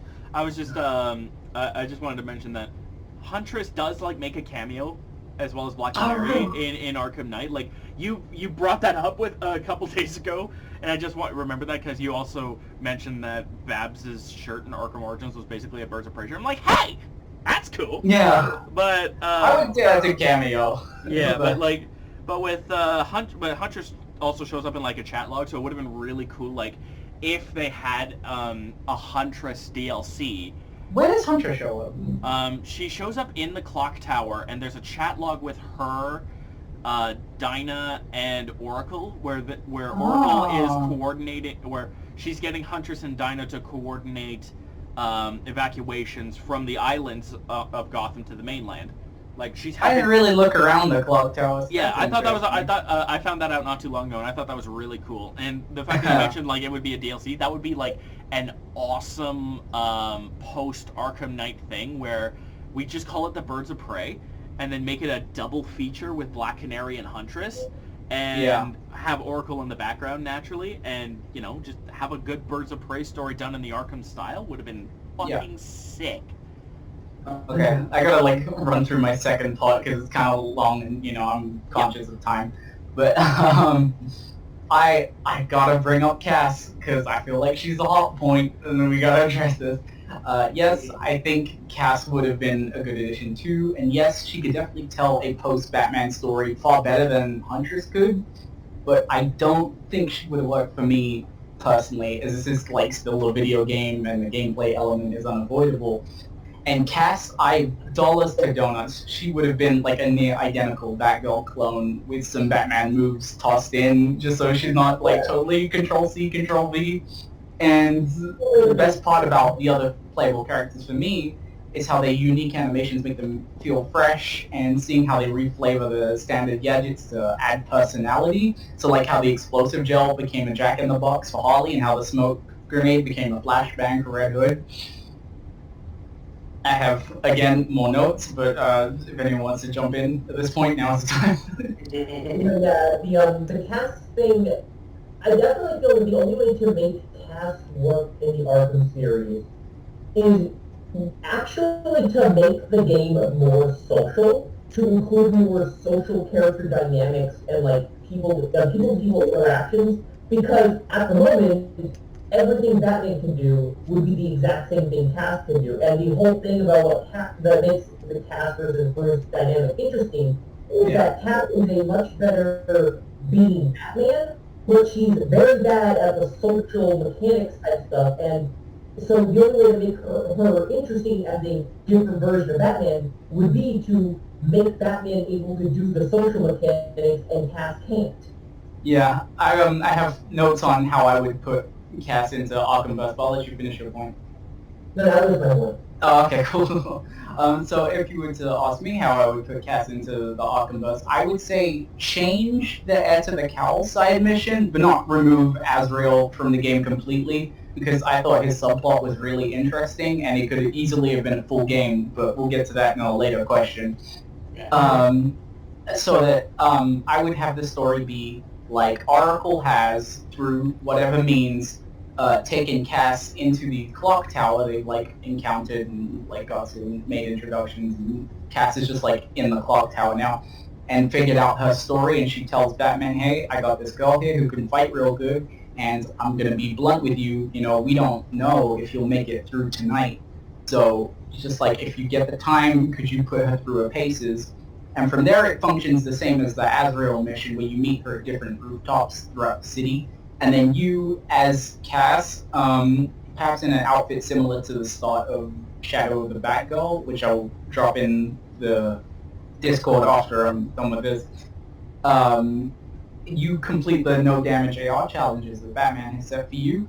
And then the scene where like you scan Azrael's brain, that I think could be replaced with you returning to the clock tower and eavesdropping on a conversation between Bruce and Babs about Cass's readiness. Bruce on the side of no, Babs not on the side of a hard yes, because she did still just like show up an hour ago, but like give her a chance, you know, to take on the mantle, which is concluded by a cutscene of Cass dropping in and just like weighing her options, looking between the two.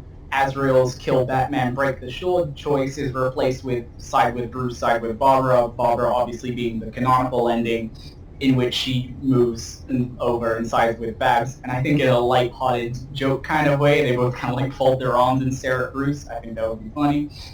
And then this would lead into the altered Batgirl DLC set after the game, where she tries to fill the role of Batman as opposed to Tim, you know, because that I think was what they were going for. Like Tim is stepping up now, and she's wearing like her usual all black / yellow outline symbol suit. Yeah. Though I would also give her Barbara's old suit that she's wearing in Arkham Knight as a skin, and then perhaps as a line of in a line of dialogue at the start of the DLC, Barbara could say something like, "Oh, how does the suit feel? It used to belong to my friend Helena before she realized the bat thing wasn't for her, and that would also time Huntress." Okay, I'm done. I love how smooth that was. About cats in this setting, but my ideas are reserved for the final question because I have a lot of ideas. Yeah. Equally Yeah, directly involved. Yeah. Everyone is like, how do you put cats into Arkham? Make a new game. Yeah. I mean, it's not a wrong way to do it. Yeah, so I was thinking, like, at the start of the cast version of the Ezra Cal mission, she would wear something like this. See, I thought we were gonna go with like the homemade Batgirl costume from that story, but Yeah. I mean, it wouldn't make much sense within the context of the story, but I like that as a skin idea. Yeah, I totally get the quote-unquote vigilante cast costume, because that immediately reminds me of like Vigilante Bruce in Arkham Origins when you have the ninja costume on. So yeah. Oh boy, do I ever have a lot of ideas. The first one, I'm gonna get this one out of the way, because duh.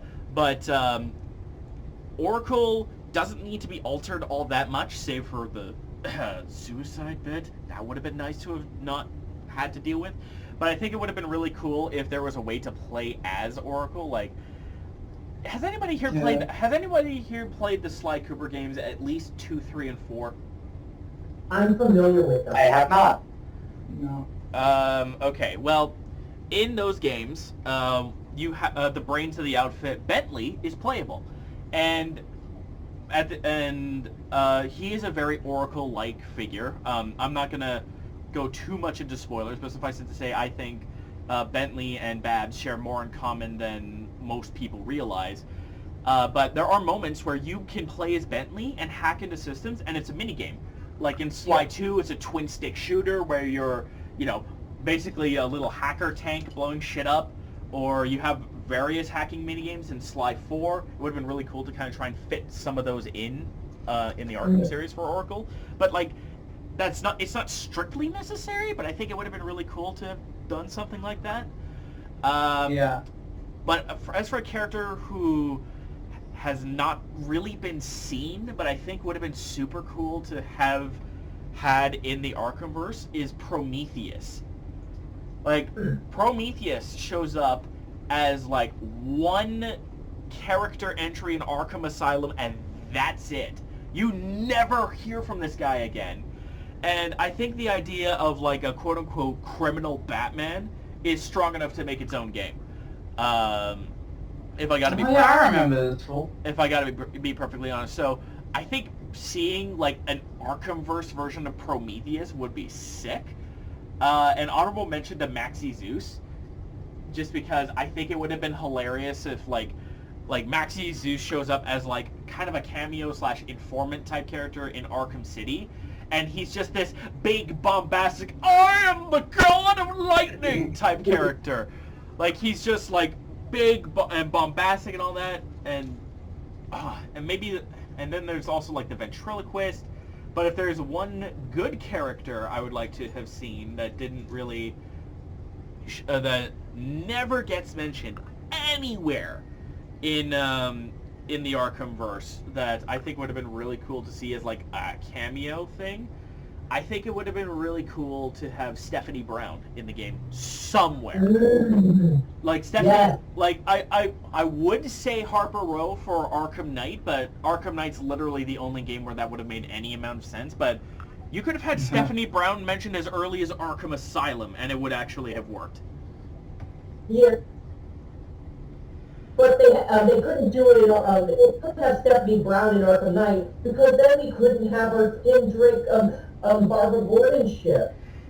Which is so Oh, damn we weird. can't have that romance of the decade. Like okay, like all I'm not sure if the others know, but you guys know, I don't ship Babs with any member of the Bat family personally. It just feels weird. And yet, canonically, Babs has been shipped in one form or another with 3 of the Robins. Now, Dick, Jason, and in the Arkhamverse, Tim. Like, I kind of, like, there's a little bit of it with Tim, man. but Tim it's and like, Babs. but it's like, Tim and Babs. Wait, no, not Tim and Babs. That's not the joke. Jason and Babs invented romance. Kissing someone out of pity?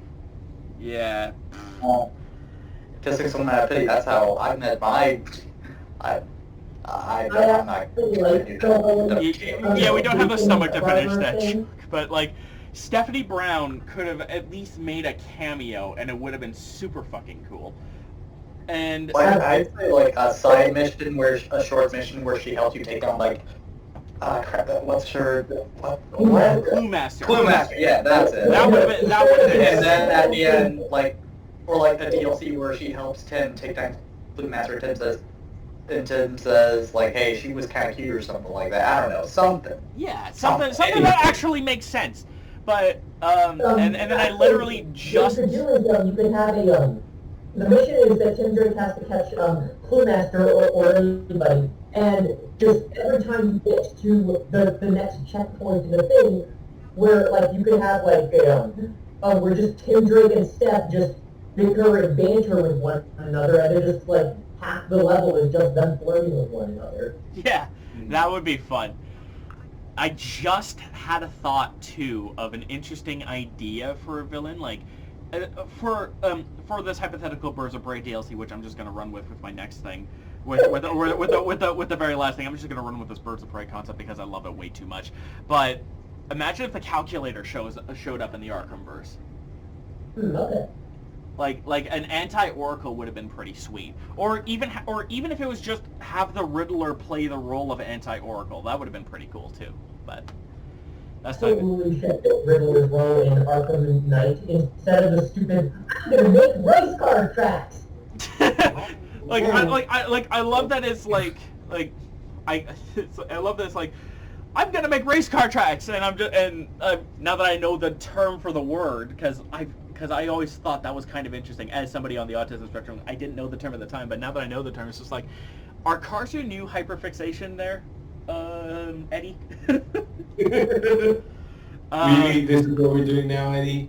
This is what we're at? Like, do you need help, Eddie? Do you need help? And then... And do you need help, Eddie? That's why I love Miracle of Sound. When Miracle of Sound did an Batman Arkham song, one of the lines is literally, "Wit for pace, this riddle's just a race." And I'm like, fucking thank you!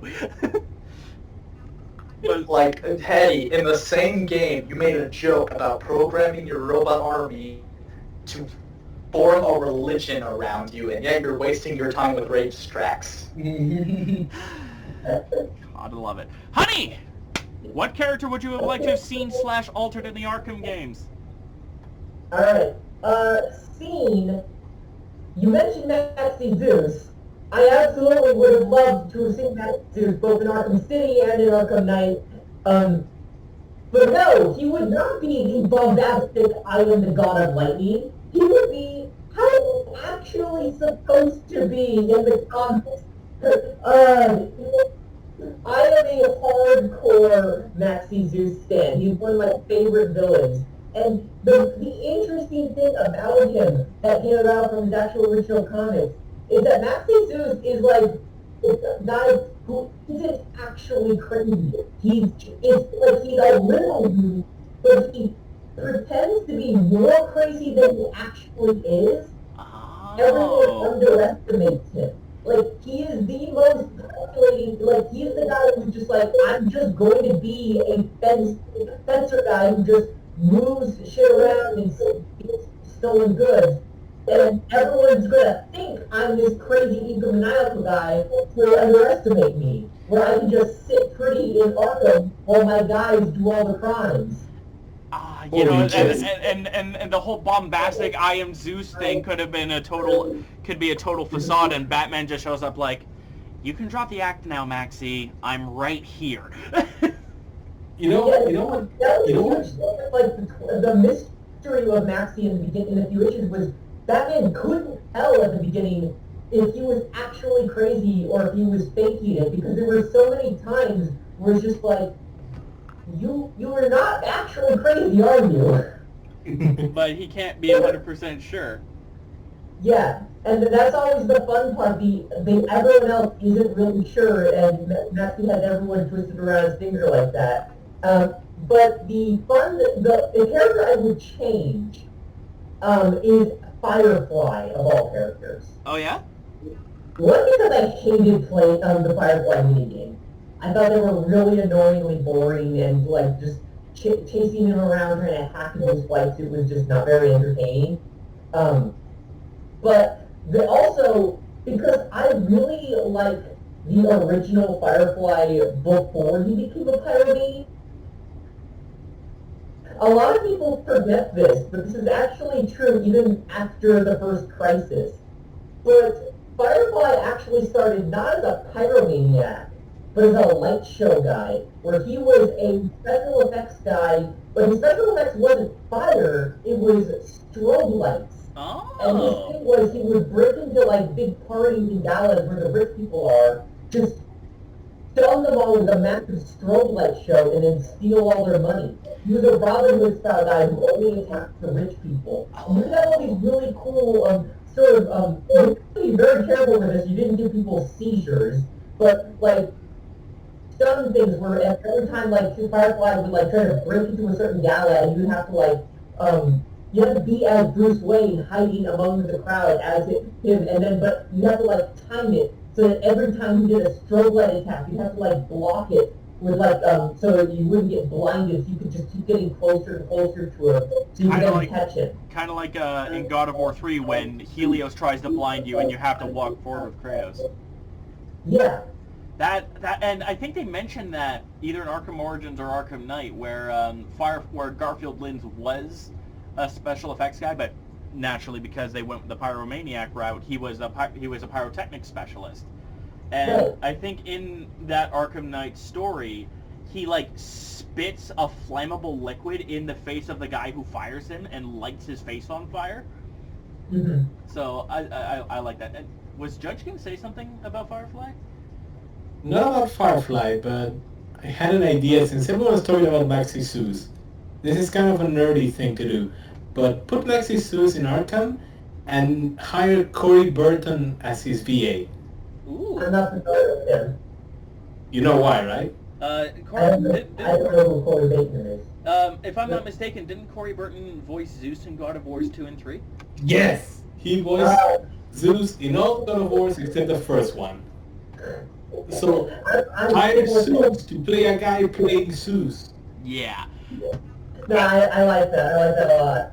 At least with the bombastic "I am Zeus" bit, where like he does his Zeus voice, and you know people are not totally sure if he's absolutely nutters or not. And then when he's found out, it's much less bombastic, but there's still that hint, that little that little thunderous rumble in his voice, where it's like ah.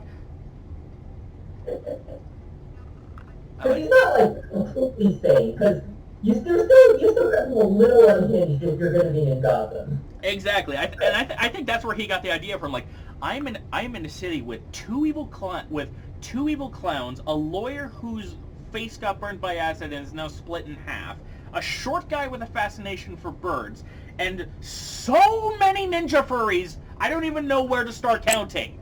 So I might as well at least act a little crazy. Exactly. The peer pressure is too much.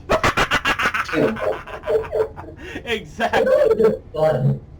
Exactly. Fishbowl, you're up. I feel like every character I want to introduce to the Arkham series has already been said by you guys, so I'm just gonna say I would change so much about like Jason's in Arkham Knight, because like I don't know. First off, I would just make his origin story as Red Hood, like basically close to the comics where Joker just kills him instead of like torturing him for months on end. And there's that one scene where Joker shows him a picture of Batman and Tim going out, which implies that Bruce straight up replaced Jason, like, without even a confirmation of if the kid died or not, which, not a good look on Bruce, in my humble opinion, but... that's part of the point of that scene, though, right? Is to make... Yeah. I think a really cool thing they could have done with Jason is if they had made it to some of the instead of his Arkham mission being him as Jason with the guns, have his Arkham mission be little Jason Todd taking down the Mod Gun School for Wayward Boys initiative that got him on Batman's radar in the first place. I will also say that I probably keep him as Arkham Knight, but instead of basically being a terrorist working for Scarecrow, I'd have him like trying to impose his own brand of justice with his army on Gotham and like fighting Scarecrow with Batman caught up in the middle of that. Yeah. So you have Jason try. Yeah, like this giant gang war between Jason and the Arkham Militia and Scarecrow and his army of crazy people. Oh, and just like Batman caught up in the middle of that. I think that would be really cool. Absolutely. And I feel like it would set up like Jason's like turn to Red Hood a little bit more than being evil terrorist to anti-hero in the span of like one ass-kicking and apology. Yeah. And maybe we could have the final mission and not just be a weird turret game mini thing where you're like stealthing in a tank. Get rid of all the tank stealth missions. Good God, those are so stupid. Look, man. If like as much as it was nice to finally drive the Batmobile, I would have probably removed about half of the emphasis on the Batmobile at least. I think they should have split it down the middle, so we spend half the game in, like,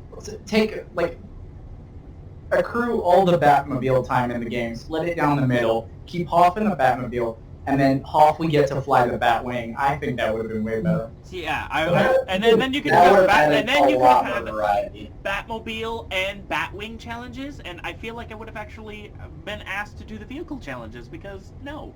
I would have added a lot more variety to the gameplay. Yeah, imagine a bat boat, because like Gotham is surrounded by water. Why do you not include mini missions where you're driving a boat? Trying to blow up Arkham Knight naval mines. That'd be fun. Yeah, exactly. Anything else you wanted to add, Fishbowl? Like that's just my. You would have So far, I think those are my big changes to like Jason in Arkham Knight. But I don't really have anything else to add. I don't really have any new character to add. Maybe add in like a poster around the city, like come to Coast City, and you have like an airplane, and you have airplanes like flying over the city, and the background is like a giant Green Lantern symbol. Because like I love the lanterns, and like I had them as a poster in there. I thought that's like a poster or a billboard in Gotham. See, I thought that was... You have like a riddle associated with it, where when you scan it, Batman has like a voice on the screen where he's like, "Hate those pricks," or something like that. Or like a picture of Coast City with the street lamp pointed, but the street lamp is green instead of the normal yellow. And when you like do the that would be awesome. And when you do the detective vision like photograph thing, it instead of like an actual riddle, it just gives you the Green Lantern speech. That would be slick. That would be a real cool like Easter egg. And it's not like Arkham, especially in the later games, the Arkhamverse is shy on Easter eggs. We've got like Cale Anderson, Ace Chemicals. There's the Zatanna posters in Arkham Origins. There's Ocean Monster Sushi. Kate Kane and Lex Luthor end up calling you in Arkham Knight. Yep. Yeah, voices off. Yep. And there's a couple of others. The travel posters that you mentioned with Coast City, there's ones for Metropolis and for Keystone. Yeah. And Santa Prisca as well. And there's also I a Black think there's Canary, also- and there's also a Black Canary Club in Gotham, which that would be a really cool thing, like kind of change of pace for what Black Canary does. One of the militiamen in the On the Roadside challenges comments on it and name drops Team 7. Yeah. So not only does that bring up more Black Canary, also Grifter as well, which I think is kind of fun. For better or for worse. Yeah, but that's like all I want. That's all I want to add or change. Is a Green Lantern homage. That's Yes, definitely the Green Lanterns are like the main read are like the biggest read.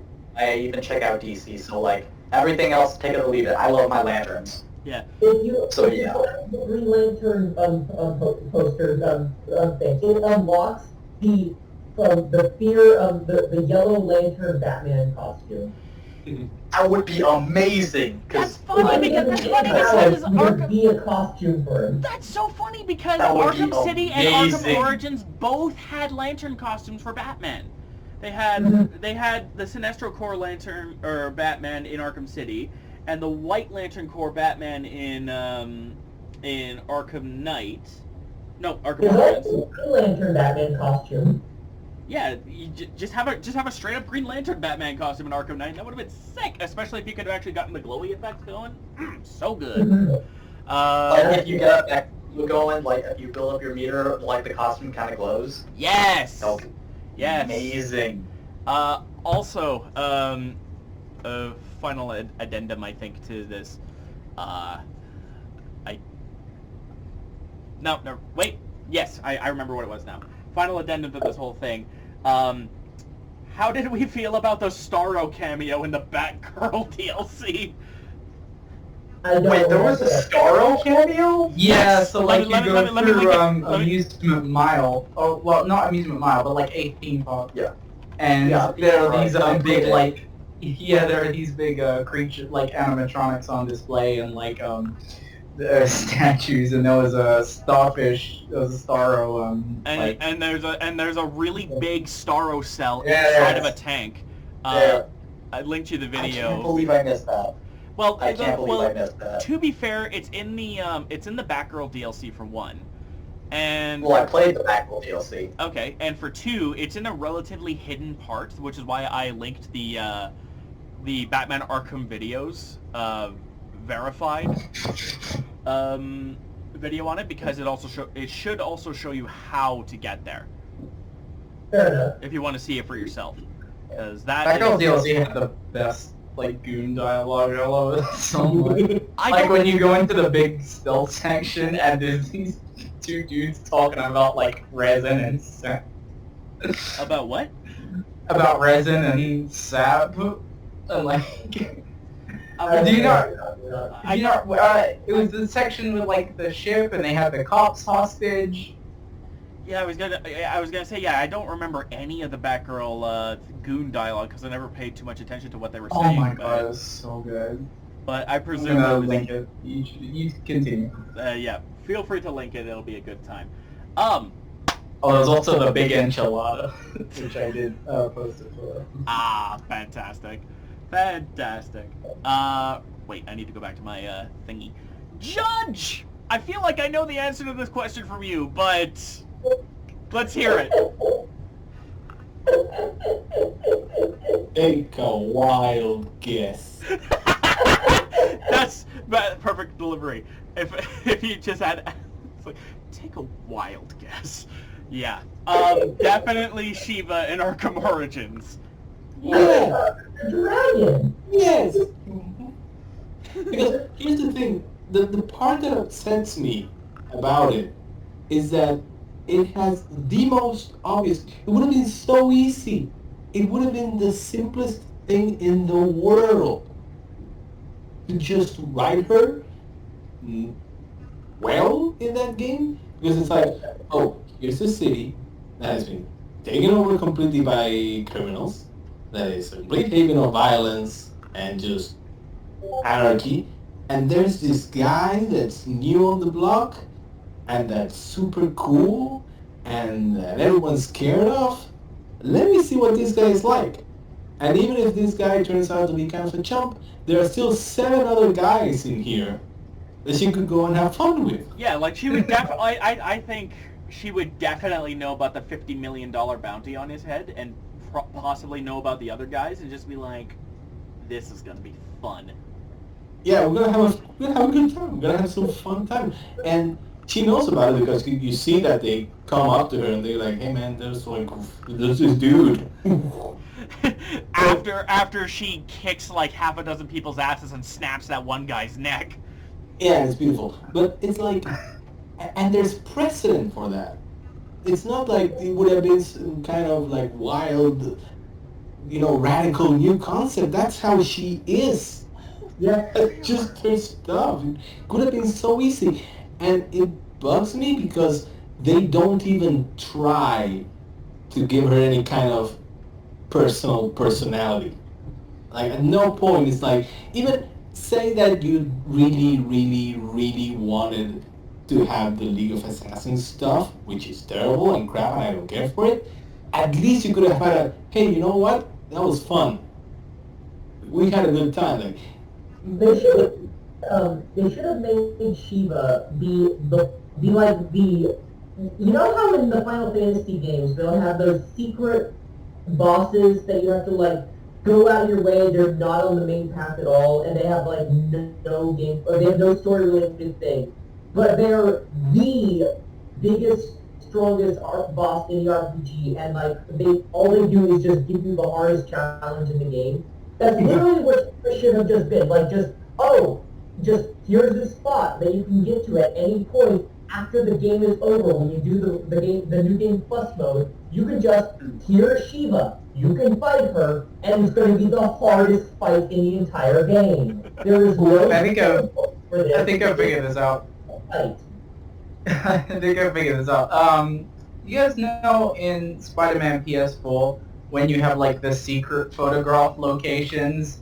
Yep. And have that, but like for the Easter eggs, so like Zatanna's Magic Shop and Ocean Master Sushi and all that, and like plot hand wave it by saying like, oh, there's some like secret encoding, like I don't know, like some kind of hidden message, QR code, whatever the fuck, in like these Easter eggs, and they make up a little bit of a code. And you gotta go snap all the Easter eggs with the detective mode to compile a code, and the code is a message from Shiva saying like, hey, this location, we're gonna fight. And then that would be like how you unlock the secret boss. Yeah, that's great. I think that even that is overthinking it to me. Yeah, I there's a lot of overthinking, but I think it would be fun. This is also like a collectible treasure hunt kind of thing. I think that you just have like a situation where you're just running around the city, and at some point you see some guys harassing a woman. Or like Mad Bat. She just like comes out of nowhere with a flying kick. I'm here to... not even That reminds me of Yakuza Kiwami. I was just playing Yakuza, and there's something called Majima Everywhere. Yeah, Majima Everywhere, the Shiba Everywhere system. Yeah, where basically every once in a while, where you're walking around the city doing stuff, like your rival in the game, this guy called Majima, will show up out of nowhere and he'll fight you in like one of 4 movesets, and you'll get like a bunch of EXP from it, like, and also the fights are just really fucking fun.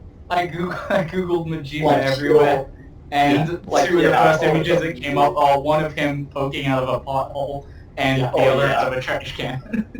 Yeah, I wouldn't go that far, but I think like my personal idea would be that, you know how in all the Arkham games you have those moments where you're just gliding around and you hear someone talking and you hear all the goon chats and whatever, and you see all like the crimes and stuff.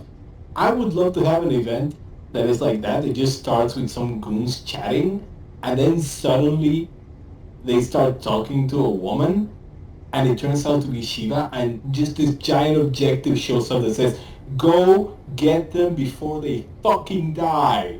So you have to just rush to the scene to punch those guys out before they get killed super hard. into a dive bomb that'll just stop, and like the goons will just run off scared, and then Shiva will be like, "Are we gonna fight?" And you have the option to, "Okay, I'm gonna fight you," or "No, I'm gonna run away." And No, I would rather. We're gonna fight. Let me check my level. Nope, not yet. exactly. Not with these upgrades, baby. Yeah, I think part Not of until I get part of, extra counters. part of it that would be really cool is that like once you also do all of this and you go into Shiva's thing, your objective changes from find Lady Shiva to not even defeat Lady Shiva, it's just survive. Be your best, buddy.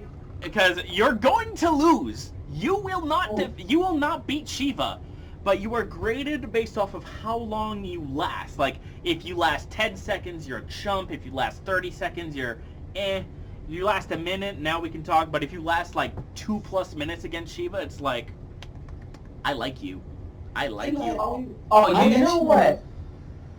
I would steal an idea from Nightfall, from Night's End, which is that your objective when fighting Shiva is not to beat her, is to just touch her once.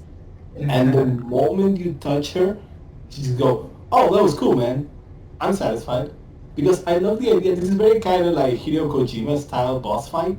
I love the idea of a 5-minute intense boss fight to take 1 bit of health off a boss. And then that's how you beat them. It's just like, cool, I'll take it. Like, imagine the absolute trolling would be to, like, you touch her after like 4 or 5 minutes of counter.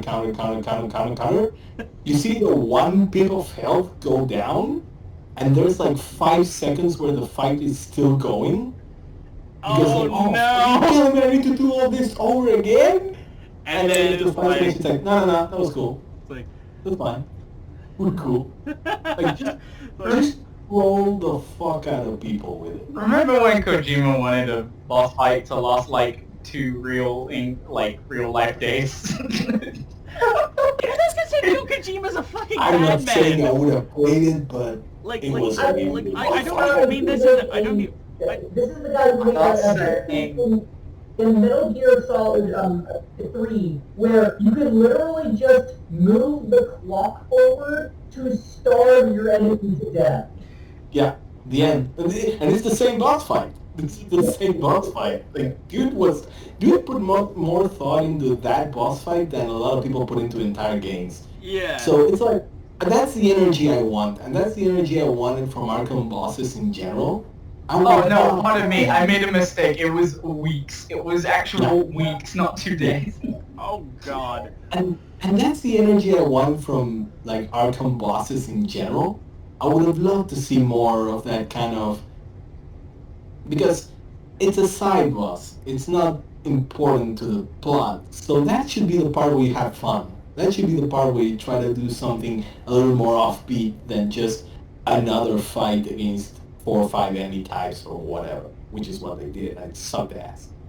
But even if you didn't do anything of that cool, funky stuff, just don't write her as basically an Easter egg. Don't write her as just, oh, remember the League of Assassins from Arkham City? Like, do something with her. Give her some kind of personality other than just a walking reference. Exactly. Like, you literally could have replaced Shiva with Talia in Arkham Origins, and nobody would have batted an eye. In fact, Talia would have been better. I feel like Because people with would Talia, like you Talia could have more. had... Yeah, at least Talia would actually make sense. Talia not only would have made sense, but it also have opened the door to have something with, like, the starts of the relationship. Yeah. Like, you could have done something there to show, like, oh, this is why they ended up being a relationship at some point. Like, there could have been some character there. Yeah, in Shiva fact, just- I think from here no. on in, I'm gonna call the Shiva in Arkham Origins Talia Al Shiva, because, because that's not Shiva. That's just not... Even the goddamn extortion files are just a reference to Arkham City and to Arkham Asylum. Yeah. Like I had to sit there after collecting all those stuff, listening to Lady Shiva talk to Mayor Quincy whatever about opening Arkham Asylum, and then sometimes like, what does this have to do? Like, how is this Shiva? That's probably what you were thinking in your head. How is this Shiva, and who do I have to slap? Like, why, man? Why you gotta do that? Awesome design, though. Awesome. Yes. Big agree on that one. Why do you think I did That's what Shiva I would- Saturday in the first place? Yeah, that's what I would change and that's what I would improve. But in terms of like new characters, I would have liked to see the Carpenter, which turns out that she is in the Arkham universe, just in the comics and in Arkham Underworld. But you know how we were joking about the Joker roller coaster in the middle of the hotel? Oh, I like that. I like that idea. She helped build it. Yeah, I like the idea of Carpenter just being like teased throughout City and Origins, and then in Arkham Knight have one side quest where you go to her lair and there's all these chunks of different bases from all the other games. Like this is a junkyard of stuff from previous games. It would have been fun if she was also like a mini boss fight. You take her down in 3 hits, and then she reenacts her debut panel where she's like, "Are you sure you're ready to fight the Carpenter?" And Bruce is just like, "Are you sure you want to Really? keep doing this?" And then she's like, and then she just drops her tools and just like hangs her head and is like, "I give up." Just like in the comics.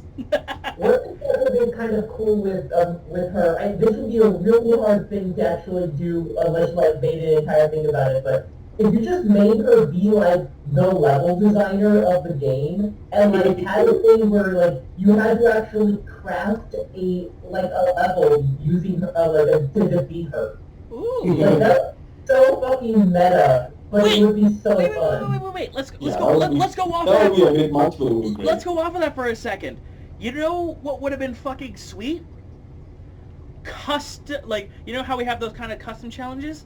If they had gone the extra mile in Arkham Knight and let you fully customize it, like, what are you fighting in each round if it's a combat challenge, or what is the layout in the Predator challenge? You pick different parts of Gotham, and you could even have, like, the Carpenter chime in every once in a while and be like, "Ooh, I like that."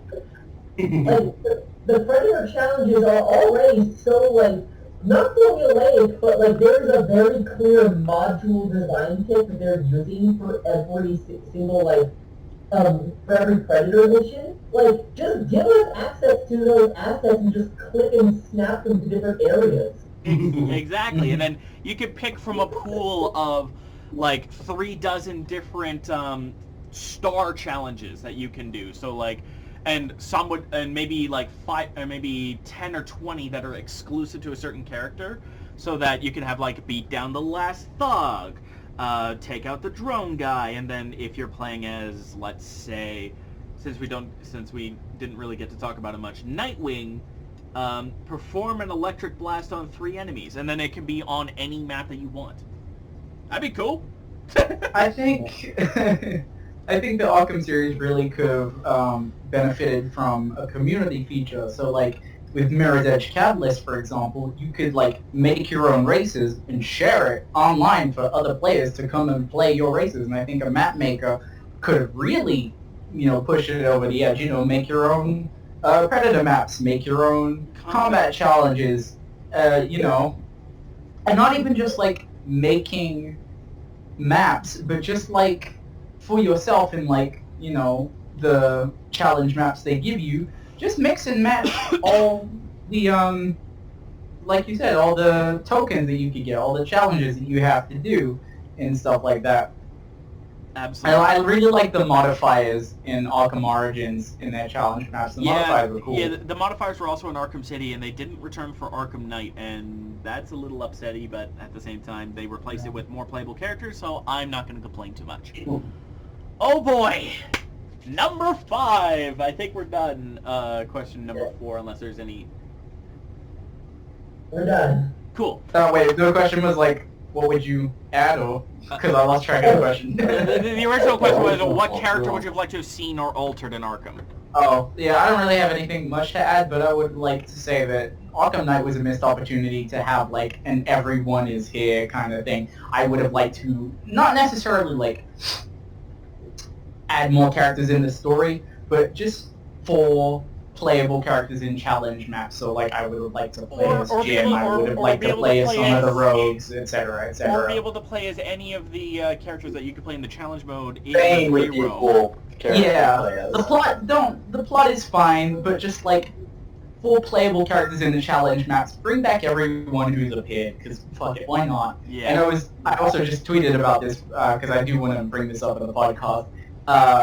Brian, like you were saying about playing as Oracle, I think I tweeted about this a couple minutes ago, but I think a big way to fix modern Oracle in the comics for me would change the chip that she has from allowing her to walk to allowing her to control her wheelchair neurally, so like she can move with her thoughts, and then that would be such a fun little like character development. Can you tag? And also, I bet it tag could me in that, please. play up Can for you some tag, really tag me cool in that on moves Twitter, please? and animations. I want to check it out, and I want to share it out later on Twitter because that actually sounds like a fucking brilliant idea. But it's just too bad that Tom Taylor has this weird fetish with putting microchips in Babs that make her walk again. He's done it twice! He literally did it twice in 7 years! Like... It's weird. But yeah, I would have liked just bring all the characters back to make them playable in the challenge maps at least, and add more skins. You know, I would have liked have the Joker be Burnside playable. skin for Batgirl or something. Yeah, have Joker be playable as well because he was playable in Arkham. Yeah, he was so fun in Asylum. I loved his gun. Yeah, one shot, but it instantly kills people, and you get 200 modifier times 250. Great fight ender. All right. So, question number 5. Oh boy. We know that the one thing that we can agree on that the Arkhamverse is really good at and can be applauded for is they love to take risks. At least they may not follow through with it all the time, and they may not always pay off, but they love to take risks. Killing the Joker, faking us out with Black Mask, trying to do a quote original villain in the Arkham Knight.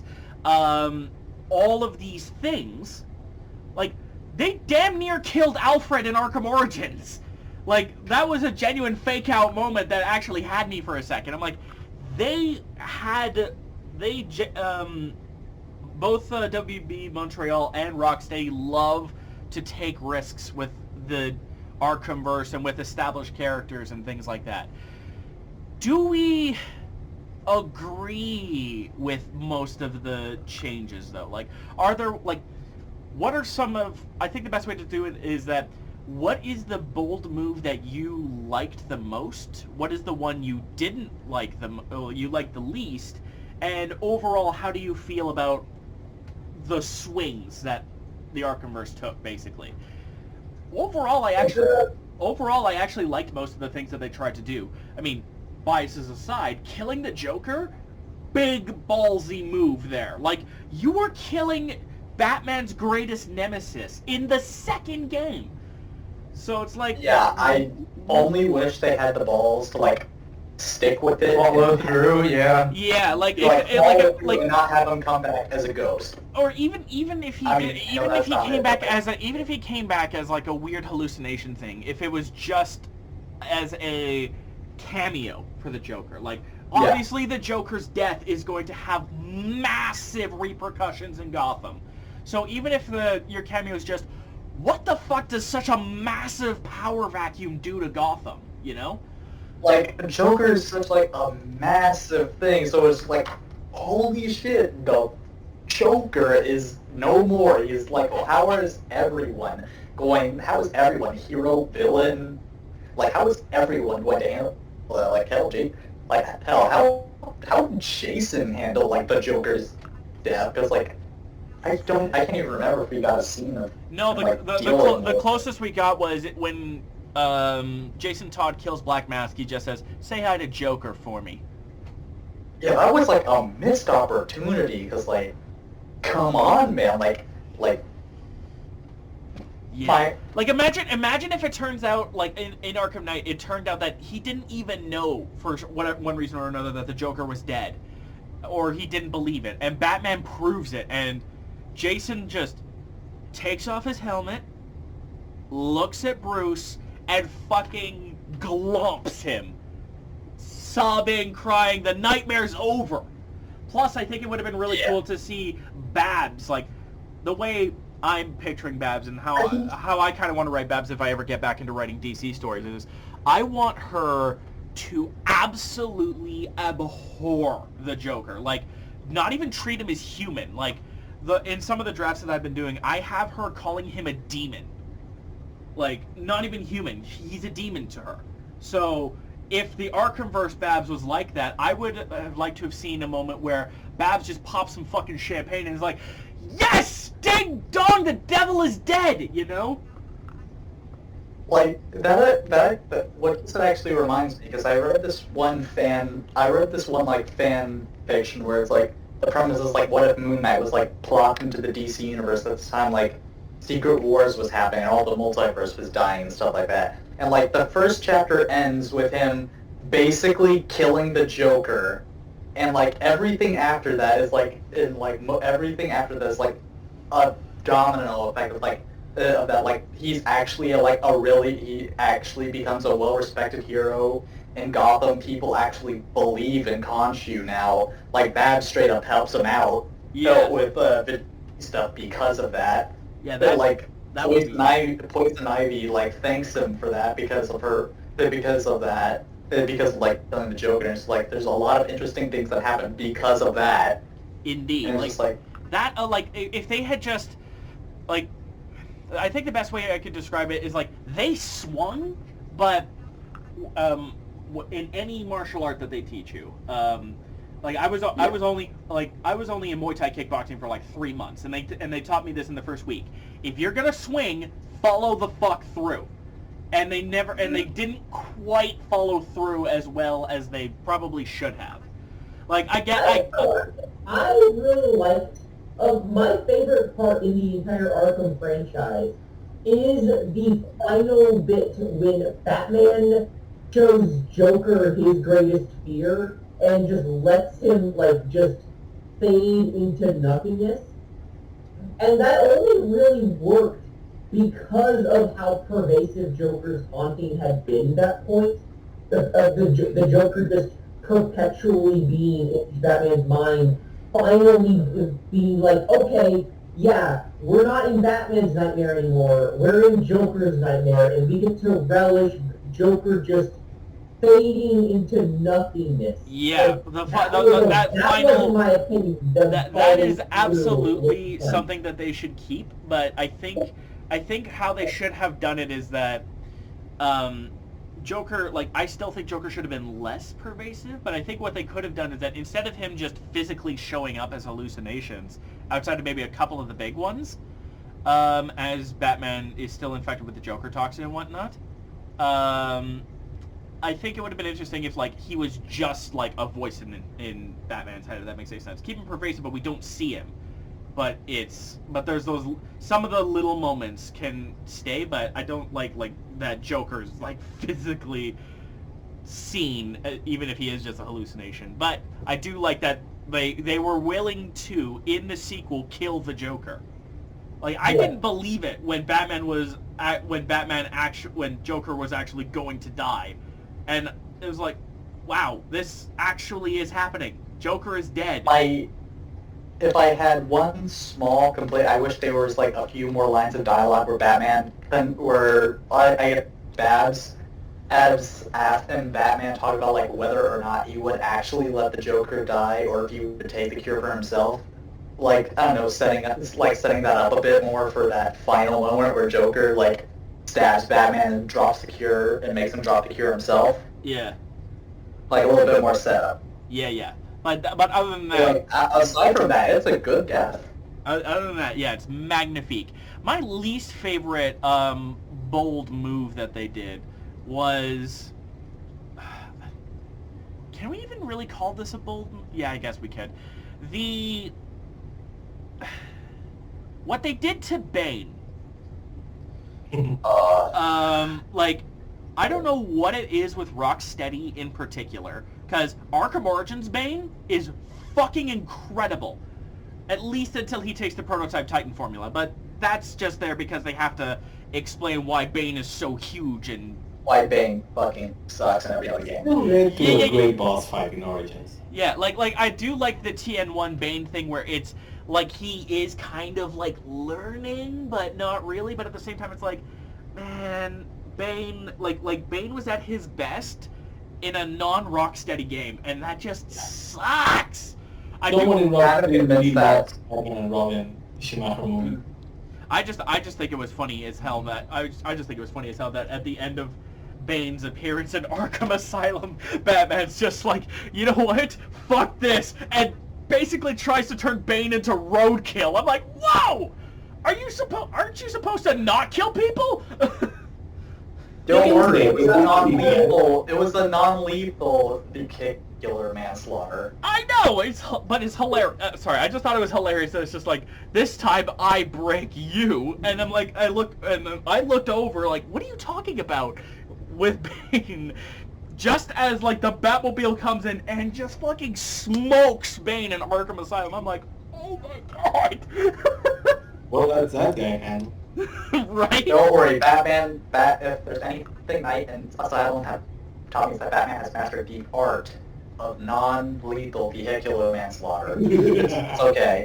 Electric shocks of the Batmobile don't really matter when you're running into them in this like 4-ton vehicle at 50 miles an hour. But that's a video for another time with my brother-in-law. But that leads me over to me overall Honestly, saying that the bold moves in Arkham, I think overall played out pretty well. There's a couple I probably wouldn't have done, but overall, I like that they tried to take risks, even if they didn't fully stick to it, you know? Like, the effort, magnifique. And the fact that most of them were actually kind of, like, they followed through for the most part on some of them, very nice. I think they should have been bolder. Yes, that's my Like, main I think complaint, is that they should have... Here's the thing. Like, if you read comic books in general, a lot of these beats you've already read a bunch of times.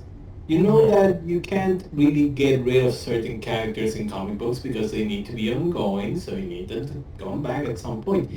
Video games, movies, that kind of stuff, they don't have that limitation. They can afford to move on, basically. They can afford to do an ultimate Marvel, like Marvel did with the Ultimate Line. They can afford to say, no, we're going to give these characters a whole arc, and we're going to see it through, and you're going to get to see it through without having to put them back on the shelf for the next time, which is what they did with Mr. Freeze, for example. Yeah. And it worked beautifully. So I like the bold moves, even the ones I don't like, just for the fact that they had the balls to say, no, we're going to do our own thing here. And I think they should have been bolder. I think they should have gone further. And I think they should have followed through. I think they should have killed Joker at the start of the city. Oh. At the start, at the end of the first act, should have ended with him dead. Because I would like I to. agree with that choice. I would like to. Also, I'm always down for Joker dying, but I want to hear your... here's the thing. I would like to hear You about mentioned before that you wanted to see things like Barbara and Jason's reaction to Joker dying.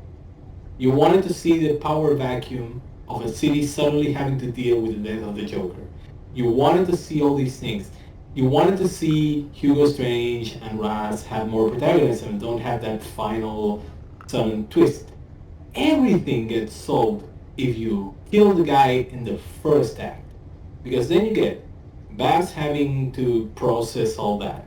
You get Bruce having to process all that. You get all the gangs suddenly going, so what are we going to do? You get Harley Quinn's revenge in-game without having to deal with the DLC stuff. So you can still have the Joker gang in there. It's just Harley dealing with them now. Yeah. You have everyone just going like... You even have a justification for Protocol 10. Because it's like, oh, all the gangs suddenly are now starting a war over the turf that Joker left behind. Everything is chaos. Here's a perfect excuse to start blowing everyone up. The only tricky thing would be how do you keep that a secret? But you know, I think the pros from doing that outweigh the, well, shit, how the fuck do we keep that secret? I think one thing I would like to add... You would have all these trailers with all Joker all over the trailers, and then you start the game and he's gone. Yeah, Like, that would throw people for a damn loop. Like the few trailers where they only show like the first 10 minutes of the movie type thing. Yeah, exactly. Also, if you want to do the Batman has the Joker talks in Red Room still, and he's still getting the hallucination ghost Joker, just have Harley infect him at the instead of Batman, instead of Joker himself. Yeah, you can still have the whole thing with the blood and the virus and everything else. It's just he's not there anymore. But his legacy of evil lives on. Wait, and all that. and then I was thinking, like, how do you kill him and try to make it interesting? What if... That I actually like Tim in the games, and I kind of like that they had Tim dating Barbara, because it is such a different universe. I want to see what this version of Tim Drake is like, and how this resulted in him and like how this version of him is something Barbara would have wanted to date. Like that, it's such a. If we're gonna just go into a full alternate universe type here, where Joker's dead and all of that, what is this alternate Tim Drake who is now just has like a shield bow staff and a shaved skinhead thing, and he's dating Barbara Gordon? Like, this is such a different version of the character. I'm actually kind of interested to know what type of person he is. I getcha. So is this one of those? Is this your answer to the bold move that you like? Yeah. I actually, my hot take of the week, I actually like the bold take of having Tim Drake and Barbara Gordon date. We'll talk about that in the hot take section, because I have a rating for that now. But suffice it to say, that's an interesting point of view to think about, because of how different he is from the Tim Drake in the comics that you mentioned. So who knows? So what's the bold move you didn't agree with? I'm not too sure. I think,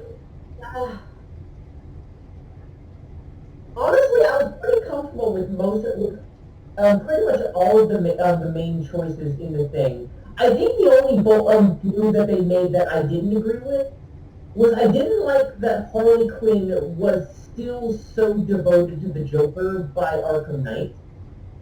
I feel like by Arkham Knight, we should have gotten to the mad love period of Harley, and she should have started her own path. We should have started the Harley Quinn journey to independence by Arkham Knight. Okay, I get you.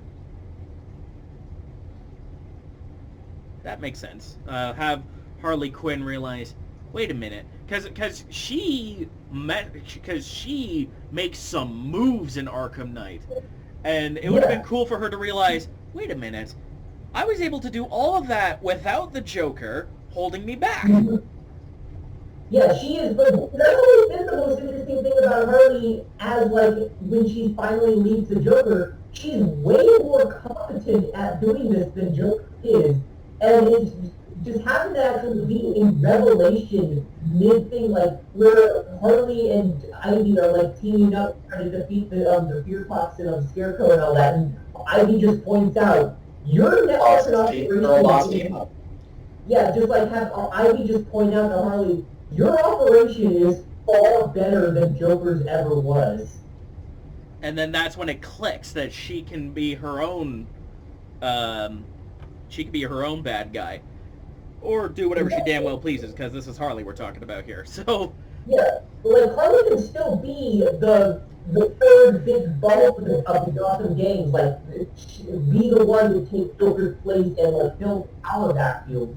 But she doesn't need to be Joker's widow mourning for her husband's death. No, she can be tap dancing on Joker's grave as she revels in the fact that she's now in charge of things. I can totally dig that. That's pretty slick. Okay, and you mentioned earlier that you basically agree with all of the big changes that they did, right? Yeah. Okay, slick. So that means Fishbowl's up. I'll give Arkham Knight a lot of shit. Like, unveiling Batman's identity to the entire world is such a ballsy move that I really have to respect it. Like, that is such a game, and then killing, and then like supposedly blowing him up. That's like such a giant game changer to like the entire status quo of Gotham. That I really want another Arkham game to like explore the ramifications of everyone finding out that the scary, unstoppable bat demon that rains down hell on the criminals of Gotham is a rich guy who might have come back from the dead. It is such a really cool shake-up to the status quo of Batman, and I want to see more of it. Like, that's awesome! See, that's what is making me think about... Now that's making me think about Suicide Squad Killed the Justice League.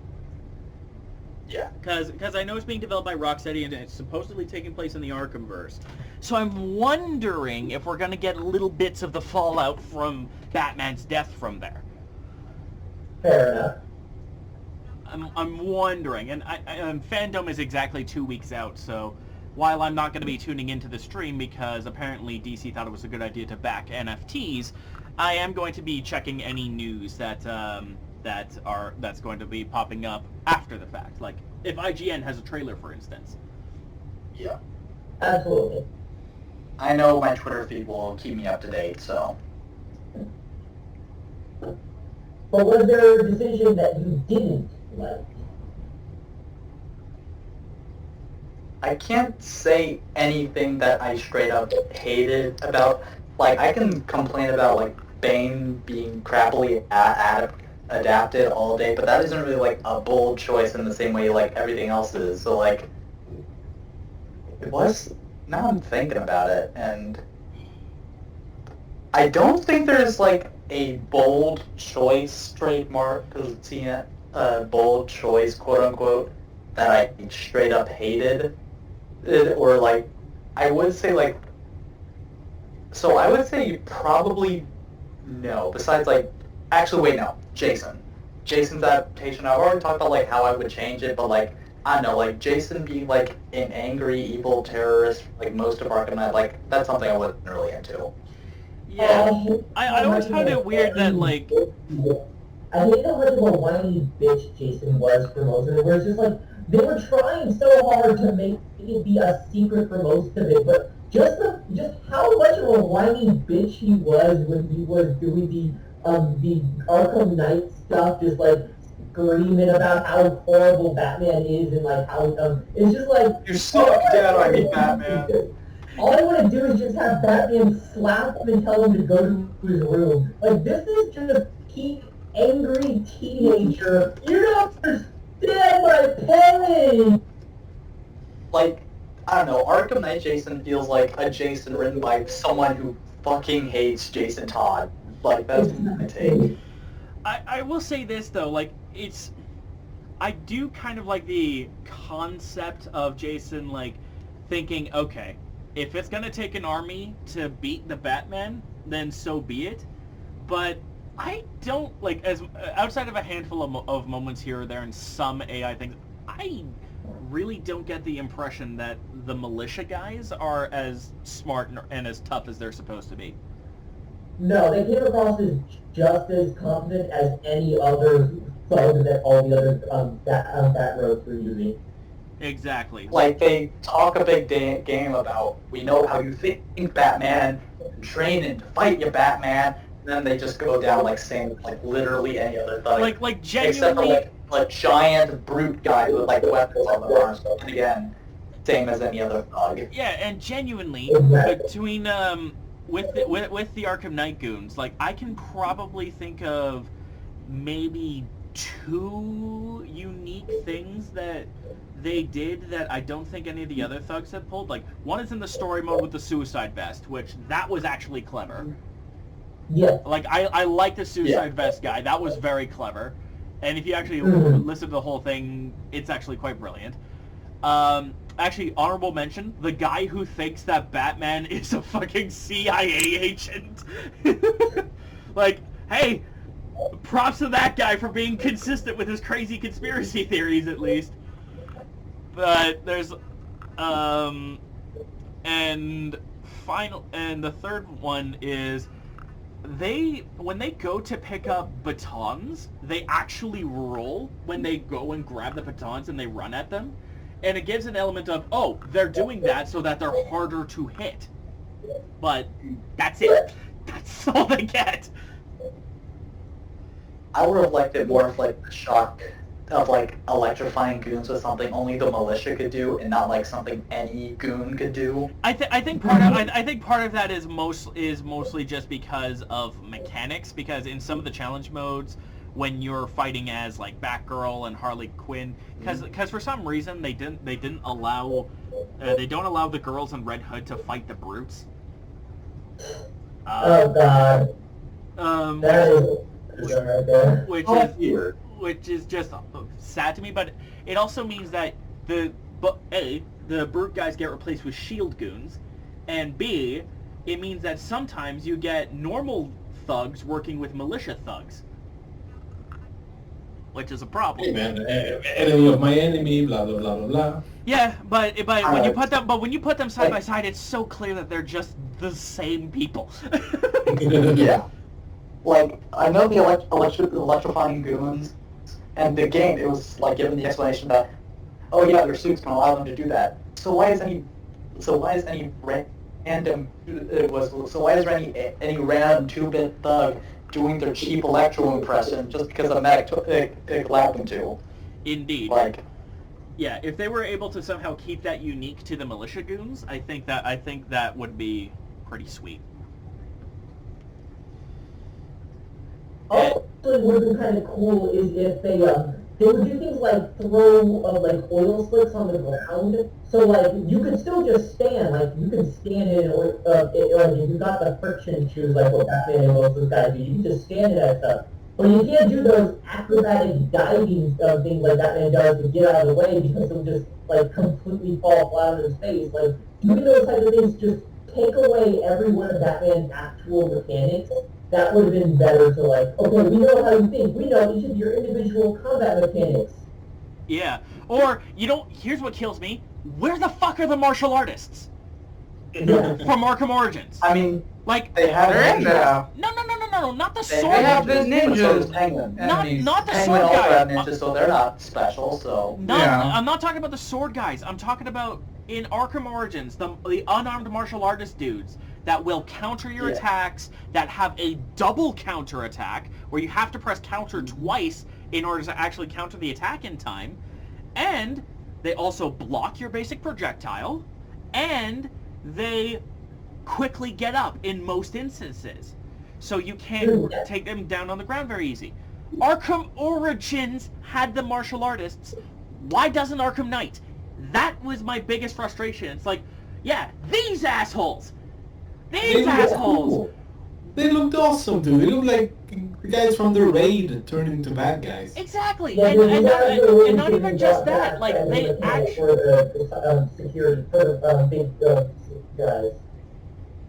Yeah, like it would have been so cool if they actually had the Arkham Origins martial artist enemies as well, and it would actually make the militia combat encounters interesting, because it's like, oh, Jason's actually smart enough to bring back one of the most difficult enemy archetypes in the Arkham universe and actually have them fight you and even improve upon them.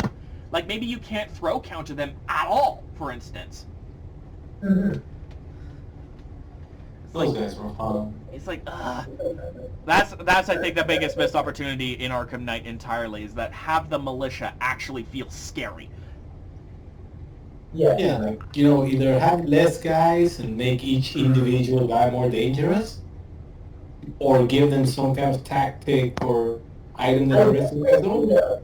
Or make them learn as the fight goes on. Like if you're evading too much, then they start trying to counter your evasion.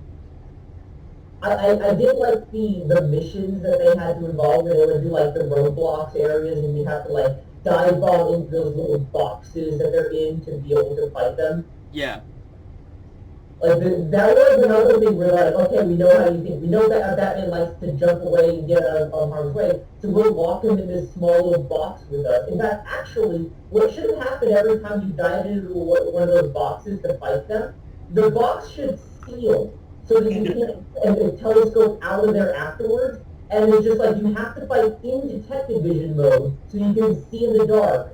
And every time you fight, and like, so you have to be in night vision mode the entire time, and they're all fighting you.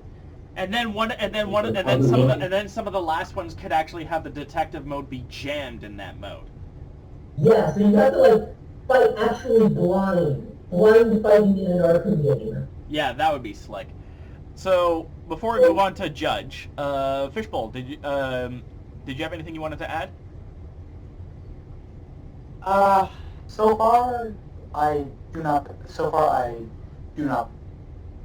We're not allowed to talk about the canceled Batman Arkham-ming. We're still talking about. Yeah, we're not there yet. Overall, you said you agreed with the Arkhamverse bold moves. Yeah, I mostly agreed except for Jason. So yeah. Okay, cool. Judge, you're up.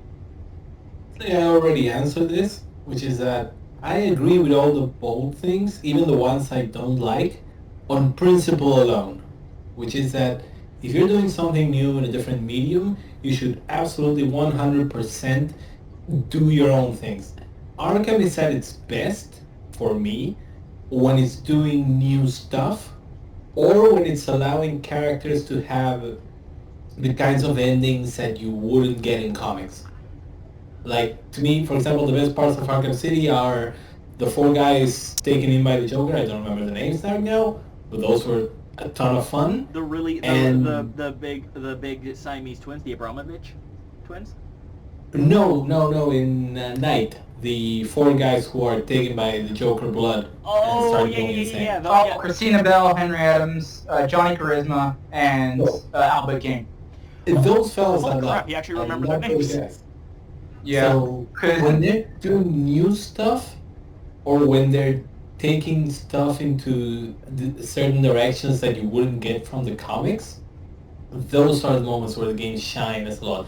So I think that I agree with all the bold stuff. I wish they would have gone further.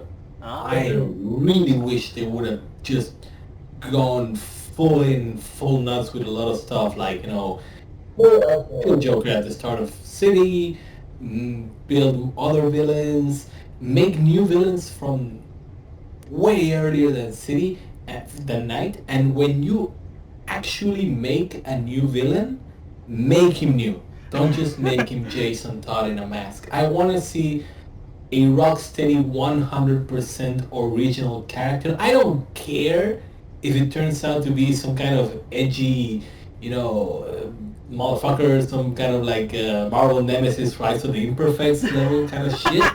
I don't care if it ends up being like an evil Crocodile Dundee or something like that. I don't care, man. Okay, you say that, Judge, but I now need an evil Crocodile Dundee in the Batman. I mean, it would be easy to research. They are from That's Australia. Captain Boomerang! Come on! I think so. Digger Harkness is evil Crocodile Dundee. He just uses boomerangs instead of knives. They should have made Killer Croc Australian.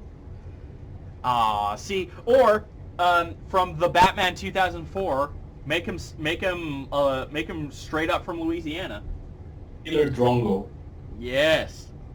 I like the idea of Killer Croc being the. I'm not the crocodile hunter. I am the crocodile hunter.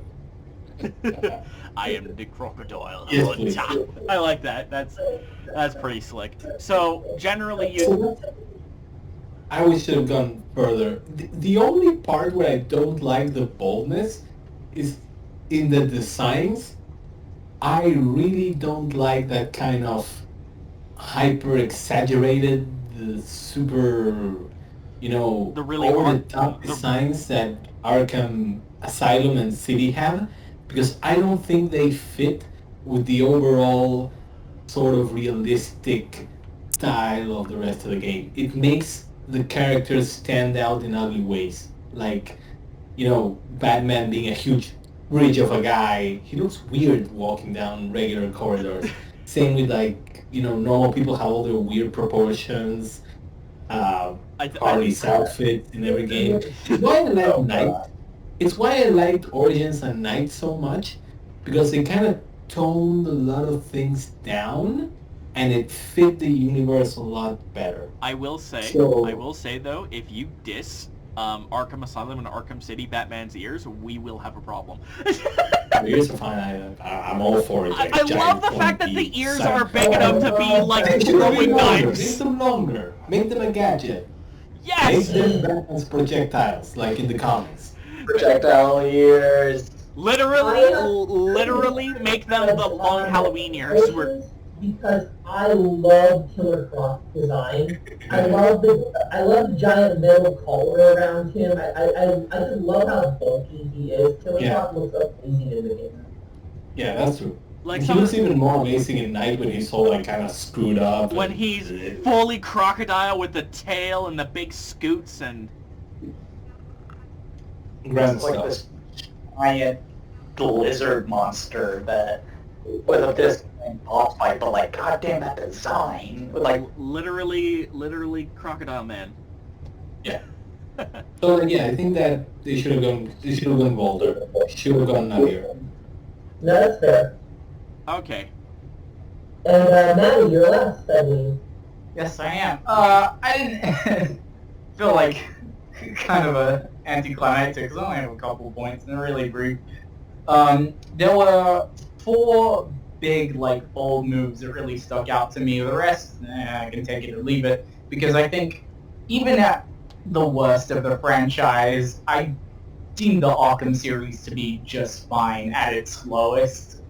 So it really, most things don't bother me. But the 4 things that stuck out to me most was the death of Joker. I thought was so cool because, like, first of all, I'm over Joker. I don't think anybody would argue that we need more Joker. Like, but on that note, on the flip side of it, I thought the 4 Jokers were really interesting because it wasn't just like Joker again. It was very specifically like fragments of Joker's personality, and also Johnny Charisma's like whole thing. We love a showman. That's all I'll say. We love a showman. Like to the point where my name is Johnny Charisma on Twitch because I love it. I haven't changed it since because it's so good. I love the whole "Take Me On Home to the Asylum" song. It's brilliant. If I could just say real fast, I love that aspect of how the 4 other Jokers are like an aspect of it. Like the only thing that I'm a little bit hesitant about is that why did they make the one chick who was Jokerized the one who has the obsession with Batman? Because we can't have the gays in here. We gotta make it hetero to make. Look, man. All I'm saying is, if Albert King was the one who was obsessed with Batman, and not Christina Applegate, Christina Bell. Thank you, Christina. I was one letter from the alphabet off. And Christina Bell was the uber violent one, and then Albert King was the like come here baby of the Jokers. I would have loved it. To be fair, they do all kind of have the Batman obsession because there is but they're obsessed. It forces you to deal with Christina first, and after you leave, there's just like a good minute and a half on a TV screen where Albert and Johnny are just going back and forth like, no, come to me, Batman, no, come to me, I want to see you, like... Yeah, but for different reasons, right? Yeah, Johnny, like, sets up that giant, elaborate stage bomb thing just so he could have Batman specifically. Just so he can sing to Batman as well. It's so good. Yeah, that's... No, but I liked Christina the best because she inherited the Joker's like jokes, and I love a funny character. She was pretty fucking funny. And also, for the first time it happened, I didn't realize that there was going to be a QuickTime event with her. So Robin got her ass, fucking ass kicked by a former secretary of Green Arrow. I'm like, I love how you can like keep going back to Robin after he through the events of the game and just keep telling him about Barbara. And all that. You mean Christina? No, I mean Barbara, because you get to the point where you lock him in the cell, right? Yeah. And you can talk to him once, and he says like, "Hey, let me out. You can't do this." Blah blah blah. And then you go do the game, and then right after Batman is big ass to see Barbara's death, you can go back to him, tell him Barbara is dead, and he'll get super mad at you. And then you continue with the game more, reach the end, go back, tell him Barbara's alive, and he will just drop to the floor. Like, he will just collapse, and it's so hard and also kind of funny. It's funny in the most This is the sadistic thing. fashion, because it's like, at that point you're This just man toying has- with Tim, that poor bastard. Yeah, you're just This playing man money all games with him at this point. roller coaster all night. Yeah. Love roller coaster. No copyrights. Yeah, but anyway. Anyway, the next one was, also about the Arkham Knight and, like, him just being Jason. I wasn't big into comics when I first played Arkham Knight, so that actually took me by surprise. I did not see that coming, because I didn't really know who Jason was. But, I remember seeing a while ago that Ashley, I think it was, had posted to Twitter saying like, "Oh, I think it would have been cool if the Arkham Knight was the suicide jumper that Batman saved in Arkham Asylum. That would have been kind of cool." That would have been pretty I cool. think, the Joker Clayface twist I thought was pretty cool. I liked that because it played to my love of like classic detective Batman and him like not seeing all the pieces of the case until it's a little too late. I enjoyed that. That's one thing I really liked about it too. Like if you have detective vision on when you go to find the Joker, he doesn't have a skeleton behind things. Oh, nice. And I thought also that Arkham Knight Hallucination Joker was like fine, but it overshadowed Scarecrow a lot. I could have done without but it definitely overshadowed Scarecrow like and if, Arkham Knight novel. like if instead of visual the Joker was purely auditory. Auditory I could dig on, yeah. If it wasn't visual, we wouldn't have gotten that amazing scene of the Joker fake out Barbara Gordon's suicide thing. Well, Yeah, again, I I'm also a proponent of getting rid of that scene entirely. So, And the last one, which is the biggest for me, was Poison Ivy's death. That rubbed me the wrong way so much. 'Cause she didn't really get to do anything. I was wondering how long it was going to take for us to get to that, because I was like, that's To be fair, I will say to be fair, there's like a flower at the point of death and it kind of hints that she'll come back. So Yeah, but that's like a big maybe. And what really got me about it is that she's immune to like poisons and toxins, so she could have just like sat in the fear gas and studied it, and then like Batman takes control of the cloudburst while Ivy, makes an antidote, and then they just use the cloudburst to disperse the antidote, like in Amazing Spider-Man when they use the Ganali device, and that would have been just like, I don't know, so much easier, and also she didn't have to die. yeah. But yeah, most of the bold moves, I didn't really mind it. It was okay. Except for the death of Ivy, which I was wondering about that because I mentioned it in the question. I was curious to see if anybody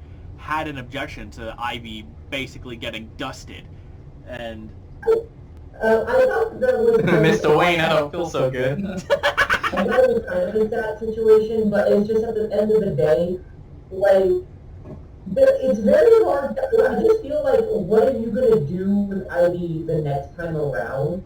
Like, she's such a big set-piece design character, and they've used her for both Asylum and Night, and even City. And at that point, it just feels like, okay, I feel like we've used everything we could with the vines as a mechanic for Ivy, that at this point we might as well have her have this cool climactic finish. And, like, I don't see what we can do more with Ivy that'll, like, push her as a mechanical gameplay element. I get you. although funny that you mentioned her as a set piece in Arkham City, because all I'm thinking about is that one scene with Ivy or with Catwoman, where she's like, "I should have killed you." Fine. Catwoman drops to her feet, drops down, gets onto her feet, and is like, "No kiss? I'm kind of disappointed." I'm like, you guys just ham-fisted that. Come on. Speaking though of the death of Ivy and all of that, point number 6. Oh boy, we get to talk about a canceled video game. Now, for those not in the know, who are just tuning in and are like, what do you mean a canceled game?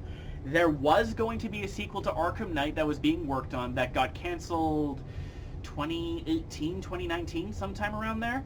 And we got art from that game that was canceled. And generally, this is just going to be I guess, talk about the canceled Arkham game, what caught our attention and whatnot. So, since we've looped all the way back around, Honey, you're up first. I have no idea what we're talking about here. Okay. I have some concept art buried on my laptop. I will share this in the Discord. Please, because I also need visuals to show, because I imagine a lot of the people who are watching this might, like, of the, 3 or 4 people who actually watch this might not, because the perks of being a small channel, you get consistent numbers of views. The cons, so they dropped these concept art redesigns, and they all look so fucking good. I love this design for Poison Ivy, more than anything I've seen in my life for Ivy. For reboot. No. This is a direct sequel. I'm in love with this gender-bent black mask woman. This is an amazing look for her. Oh, the suit and coat for these are okay. Dick Grayson can't shit. That's a horrible design for Dick Grayson. Yeah, no Robin is safe from the buzz cut. 2009 video game protagonist Dick Grayson here. Yeah, Cole McGrath. I think people were traumatized by Rick Grayson. Oh my God, no! This looks like the edgy daughter of Scarecrow and Poison Ivy together, and I kind of like that. I kind of think it'd be kind of weird and cool because we were talking about the big outlandish twists and the making this world their own thing. If they instead had it be that Scarecrow and Poison Ivy were exes and they had this secret child together, that would have been such a cool twist. Absolutely. Wait, actually, now that I'm looking at this, now especially Poison Ivy, I got the idea that this was supposed to be not a sequel to Night, but a sequel to Origins that explains more villain backstories. And this is a Poison Ivy. That is kind of perky, actually. Yeah. You would think this would that really well, Origin Ivy as actually that would be amazing to be able to tell the actual origin of Ivy, because many things just sort of gloss over and don't really pay attention to the fact that Ivy started out as a non-powered just thief who's carried only about her own personal stuff, and then got transformed into the Poison Ivy version of herself and became the anti-hero, cares about the environment. They could have straight up done that in the Origins thing of having her be this random femme fatale thief who runs off into the forest, and then there's this Swamp Thing cameo, and suddenly she's just straight up possessed by the green. Oh, full hell. very fun. Alright. Here's the thing. I would say that this could have been an Arkham Origins sequel, but there's one detail that I neglected to talk about with the Arkham Origins, or with this sequel. It is a sequel to Arkham Knight, and we know this because the Batman that you play as is Damian. Oh. Yeah, so this is all art from a sequel to Arkham Knight.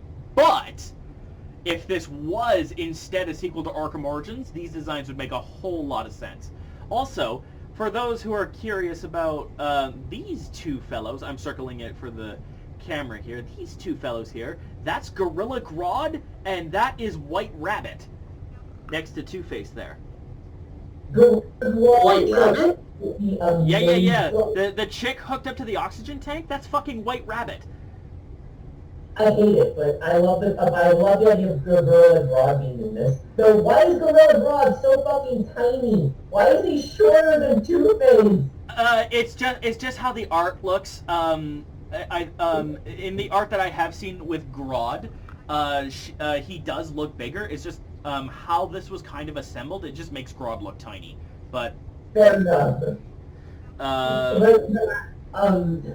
I would love this absolutely as a sequel to Origins, as like we get to see more origins to the various villains, and like to have this be like a Batman Year 2 situation where Batman meets Dick Grayson for the first time and has to get him to join his cause, and like we get to see the Arkham universe version of Dick Grayson's origin story, and have that be like the central main plot of the game. Totally, and on top of that too, obviously the Arkham universe has, the Arkhamverse has a penchant for setting their games during major holidays, like Arkham Asylum could be any time of year that isn't winter.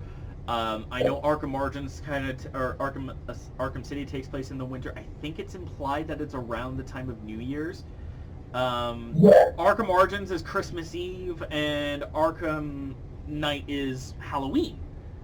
Right. So, what would be really cool is if we got to see this during another major holiday.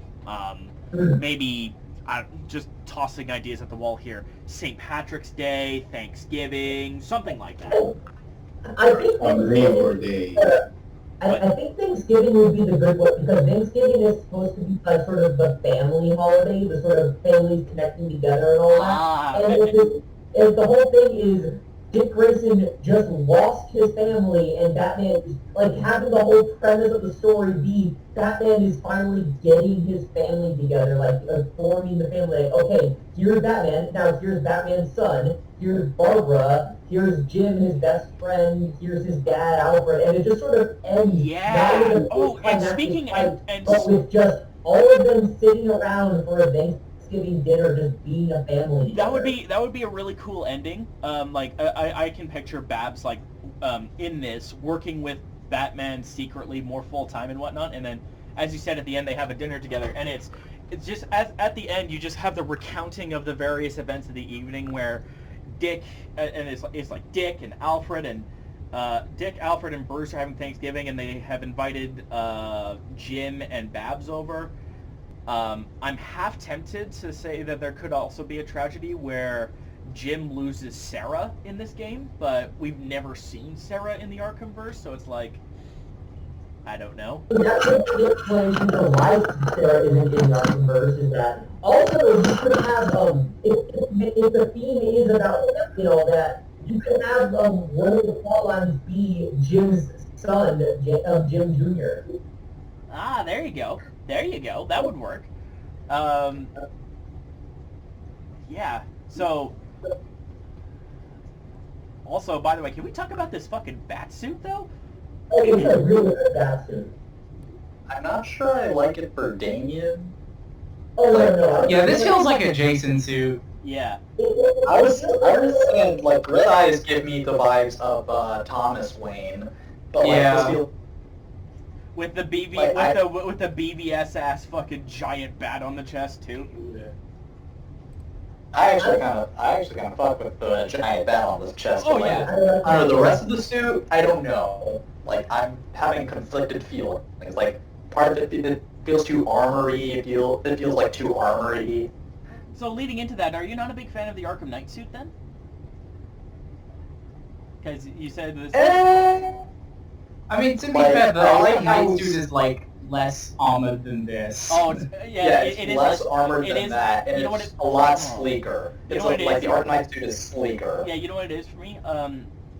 This is a little bit too chunky, is what I would say. Yeah. Because, like, the bat... Yeah, this one... This could do Like, with the Arkham Knight suit isn't my favorite. I'd say my favorite is cross between, like, the Telltale suits or, Oh, like, the Telltale Arkham suit is Origins like suit. hands down my favorite. It's so good. Like, I think, you know what, on this design, I think for me it's the shoulder pads. I think you can Yeah, cut down that's those what and I'm like thinking. That's what I'm make the thinking. gauntlets a little bit thinner as well. Yeah, I could Yeah. vibe with that. I actually kind of like the gauntlets for the shoulder pads. I'm not a fan of how there's... I'm not a fan of the little weird bars that are attaching the shoulder pads to the back plate. I'm not a fan of how kind of wide that whole makes them look, but I do actually really like the gauntlets. I think they're a really... I think this would be like... The gauntlets would be like an upgrade that you would get that would give him like some sort of bonus or something. Kind of like the shock gloves in Arkham Origins. Yeah. And the thermal. You know what? And the thermal gloves in the XE suit, which is still my favorite Arkham suit to this day. Second favorite suit of all time. I love the XE suit. Fucking You know love what I'm thinking though? I fucking love the This is a giant suit toaster suit. If this is a suit for Damien, you know, Damien obviously uses a sword, so I'm thinking maybe there's like extendable blades in those gauntlets. Oh, That would be amazing. give him That would be techno Baraka blades. Sold. Yeah. Sold. Also, to like dial it back to the Bat Cycle for just a second, I was thinking about this. If this is meant to be like an Arkham Knight sequel that was obviously scrapped, I'm thinking they might have reused some assets for Gotham Knights, because obviously we get to ride the Bat Cycle as Barbara in Gotham Knights.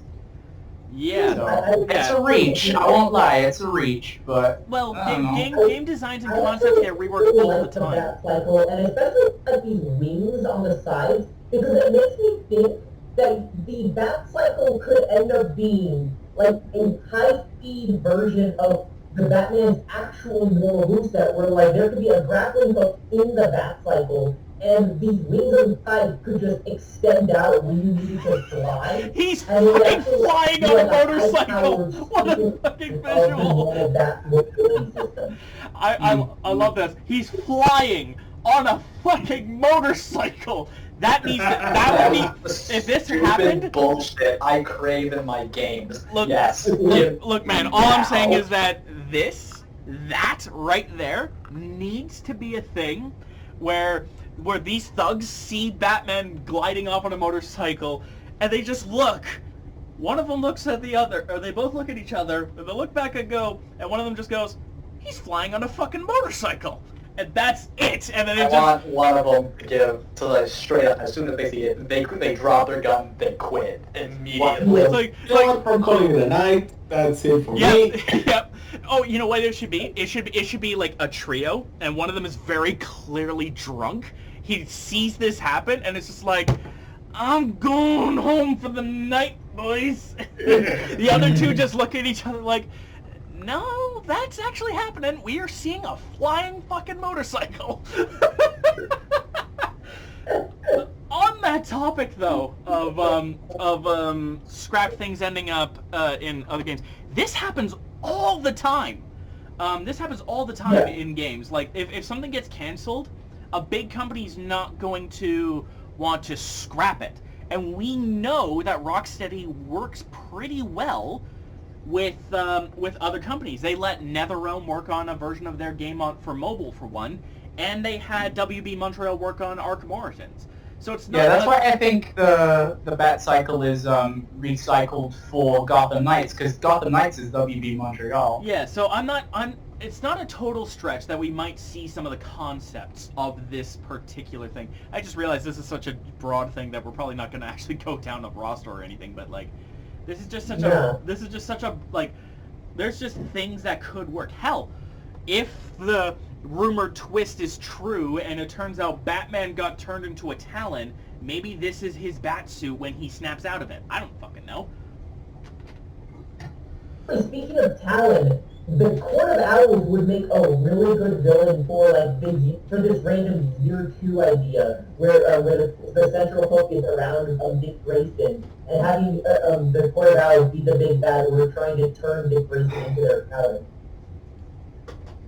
Yeah, absolutely. Like that would actually be a really cool, like, because there's usually like a secondary antagonist. Like, again, in Arkham, as much as it kind of sucks to say this, it's like Scarecrow and Arkham Knight are kind of tied for whoever's like first or second or whatever.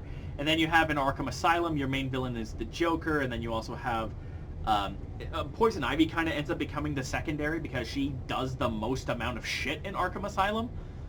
Arkham Origins, it's Black Mask / the Joker, and then you have the various assassins that kind of act as a conglomerate secondary. So if your main bad guy for this hypothetical thing is the Court of Owls, then a secondary could be Tony Zuko. Exactly. Or actually just making it be like having the secondary plot line of the game be the collapse of the Gotham mobs, like the rise of the masks and the collapse of the mob, and sort of Tony Zuko killing Dick Grayson's parents is sort of them just trying anything to pull power back to them, and then just biting them in the ass. Absolutely. Did you have any thoughts on this canceled game there, Judge? Honestly, it kind of ties a little bit with my previous answer, which is that I would have loved to see this, and I would have loved for each of these designs, except maybe like Two-Face and Grodd and White Rabbit, I would have loved for them to be completely new characters who just took the names. Exactly. I would have loved for this version of Black Mask to be a completely original version of her, who's just this. I am in love with this design. This design is amazing.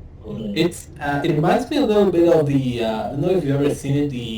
I think it's Umbrella Chronicles, the Resident Evil game that's about commandos. I mean, the Umbrella Commandos, and they have the same kind of leathery. It's Umbrella. It's Umbrella. Light fetish commando thing. Yeah, and it looks great. Yeah, that's Umbrella Corps. Yeah. I love this combination of business suits / it's Operation Raccoon City. Umbrella Corps is the other one, the one that sucks a little bit more. Yeah, okay. It was one of those. They both suck, but one sucks more than the other. Yeah. Anyway, so yeah, it's like I'd love to see an Arkham game that's just not beholden to anything, and where they can just go wild. Obviously, they weren't going to go so wild because Dick Grayson is there staring at me in his fucking PS3 face. I will never not love that joke. That is Cole McGrath, not Dick Grayson. It pisses me off so much, man. In his infamous face. Yeah, look, man, Cole, we love you, but come on, man.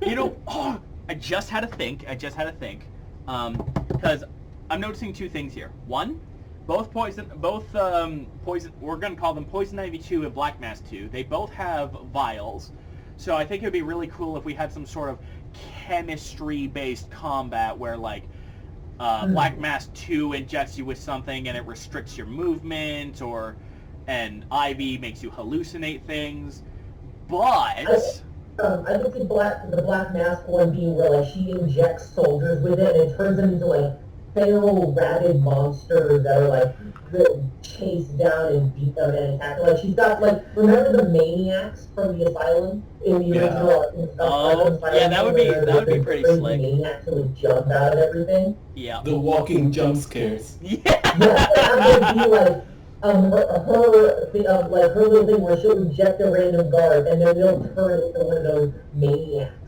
Indeed, almost like a feral version of the Titan formula, because I like tying in Titan to things, because even though it's basically just an excuse to make dudes super buff, I like the idea of this original substance. Yeah, well, in this case, it wouldn't be super buff. It would just be big, feral animal guys, Crazy man. It would be what was eventually combined with the Venom Sith formula, because this could have been this was what we had, and then we added Venom, and it became the Titan formula. I gotcha. So this is the other half of the Titan formula, as it were. Yeah. Okay, but then here's the second idea, and they're chemists, they're hot. I just think it would be really funny if Poison Ivy 2 and Black Mask 2 were girlfriends. And not only just girlfriends, but their boss fight is a duo boss fight. You have to take them both on. at the same time. That's really interesting. Like, you first have to deal with the Poison Ivy stuff, then you have to deal with the Black Mask stuff, and then they tag team together and you have to deal with both of their stuff at the same time. Indeed. Like that would be super cool. And plus, I mean, come on. You can't tell me that getting sexy corporate crazy lady with a hammer and sexy crazy plant lady with these green vials in a room together isn't going to make for a memorable boss fight. And not in that way, you people.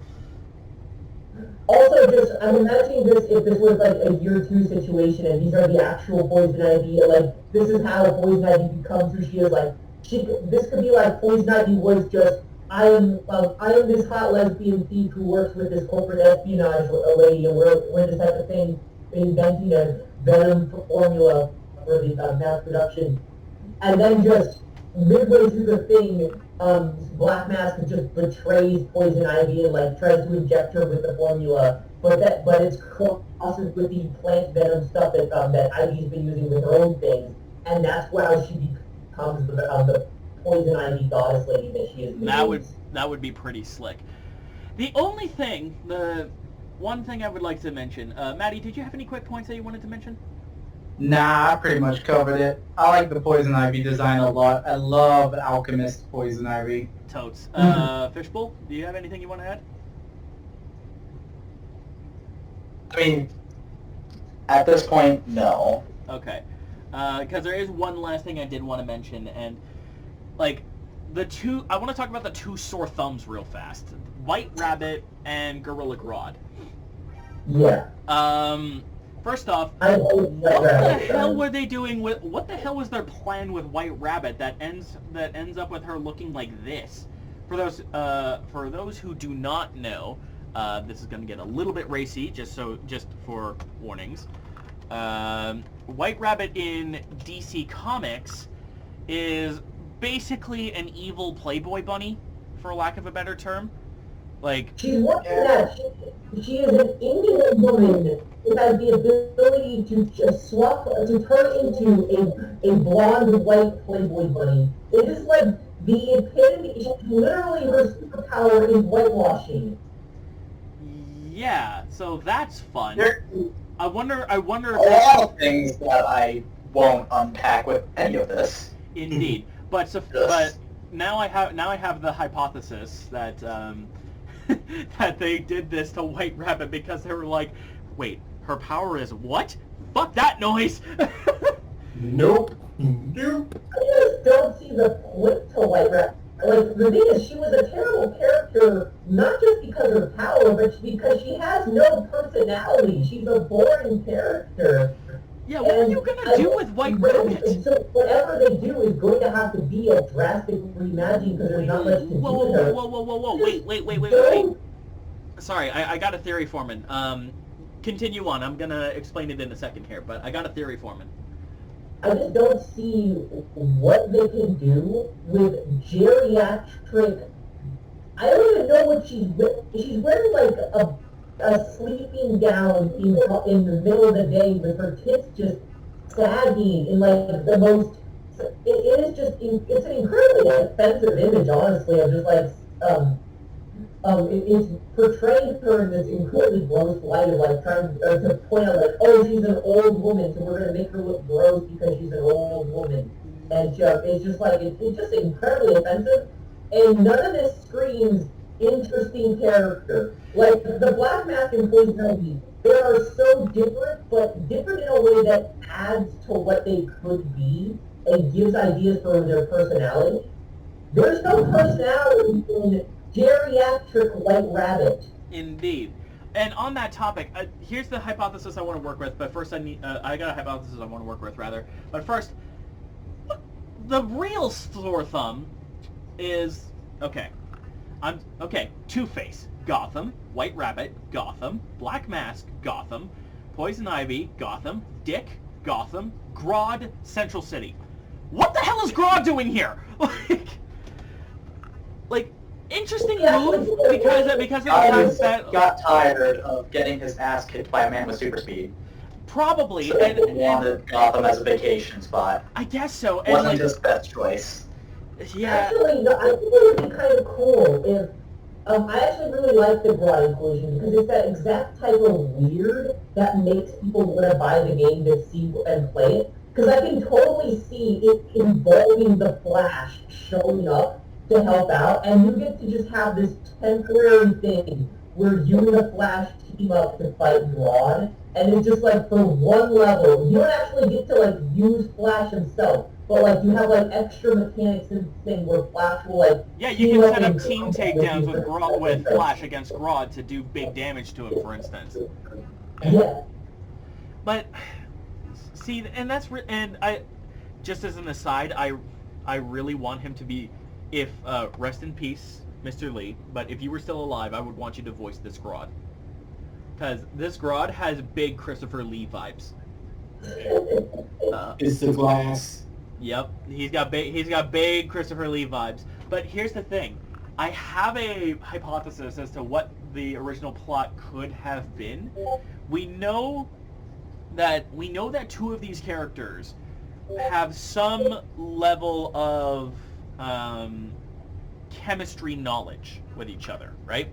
We know for a fact that Ivy and Black Mask, they seem to are at least comfortable enough with chemicals that they are carrying containers of it in their design.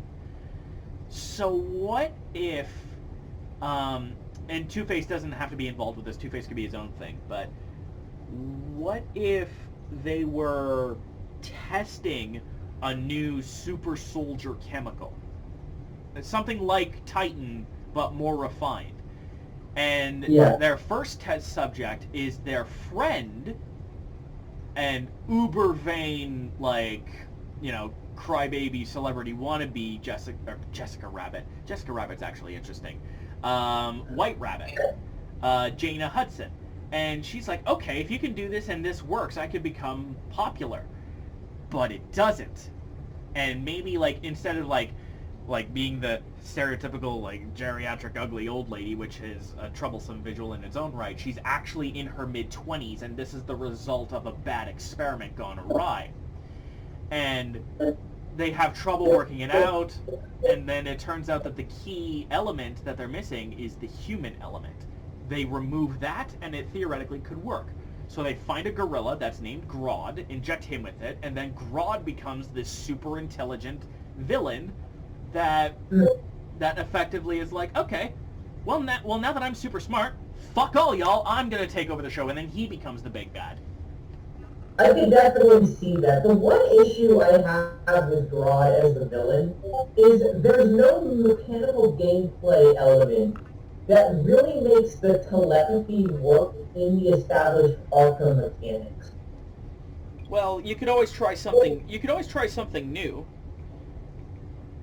Yeah, but I don't see, like, because this is a sequel to Arkham Knight, so they're obviously going to be keeping the core rhythm combat thing, Metroidvania, unlockable gadgets that help you out.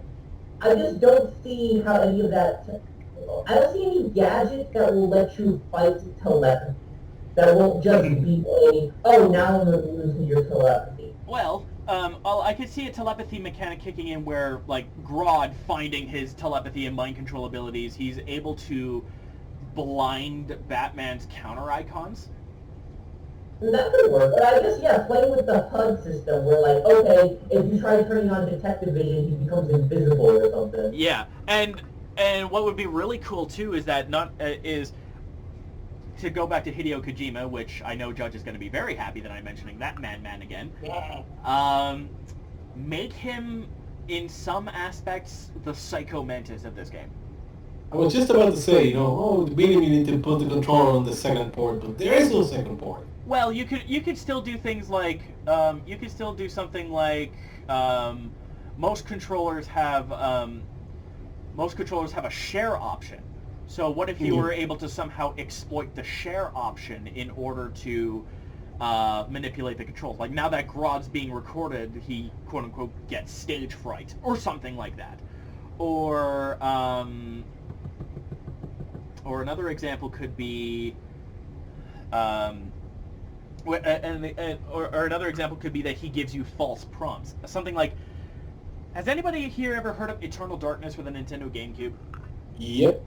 No. I've heard of it. Yeah, I have heard of it. Okay. Is there an insanity mechanic? Yeah, It's like insanity exactly. But meter. instead of an insanity mechanic, it's a mind control meter, basically. And as it fills up, Grodd's able to do bigger and crazier and more messed up things to you. Like, at a certain point, it's only like, oh shit, I can't see counter icons anymore. And then it's like, oh shit, I can't use my gadgets. And then all of a sudden it's like, oh shit, my controls are backwards. Because it's stun attack, like, so every time you hit him with the cape stun attack, it doesn't just stun Grodd, it actually reduces the telepathy meter, because now he can't focus on you because you just stunned him with the cape. Yes! So now you're gaining control of your commands again. Yeah, and I would like to also picture him being like the birds in Arkham Knight, where he's big and strong enough to just say, fuck you to all of Damien's basic attacks. Just block his attacks, no problem. Whilst it would stop his meter, but it wouldn't reduce it, because, you know, and then if you hit him enough, he just bats you back, and it does huge damage, stuns you, and rapidly fills up the meter, because now Damien is distracted, because he just got punched in the face by a big angry gorilla. Right. So, yeah, that would be super cool. I just can't help but think that Grodd isn't not the main villain. Like, why is he here if he's not going to serve some sort of big purpose? And then you could have that whole mind control mechanic thing, and that would be pretty sweet. I think there's an easy one, which is the idea of mind controlling Gotham in general. Yeah. Like, you have all these people with chemical inclinations, and then you have this one guy who has the powers that could take that to the next level. It's like, oh, we can change people, and we can but here's this guy who can control people. Now, how can we steal his power and use it ourselves? My only problem with it is that I'm ideologically opposed to Batman taking other people's villains. Like, I don't like it in comics, and I don't like it in anything else. But if he was like a plot element, if he was like, oh, the main ingredient of our mind-controlling potion is this talking gorilla. I It just would also have to be where, like, how in Arkham Asylum, where Ivy isn't the big bad, but she is, like, the most powerful threat on the island. And you could just have that be sort of for Grodd also, where Grodd isn't actually the main villain or even, like, the central catalyst of the plot. He just shows up for a big, like, maybe you actually just have to go to Gorilla City for a related plot event. Like, if this is Damien, I've always imagined Damien being more of a world traveler type of Batman. And so you can have sort of scenes where Damien has to travel to other places in the world, one of which being he has to travel to Gorilla City, and he ends up having this one level where he has to fight Gorilla. and one of them being Gorilla Grodd. And maybe part of it is that Ivy and Black Mask are using a chemical compound that is completely alien to Damian Batman, but Oracle, who I'm going to assume is part of this story, is like, hey, wait a minute. There's the chemicals in here come from a species of plant that can only be found in a part of West Africa, which is rumored to have a city of gorillas.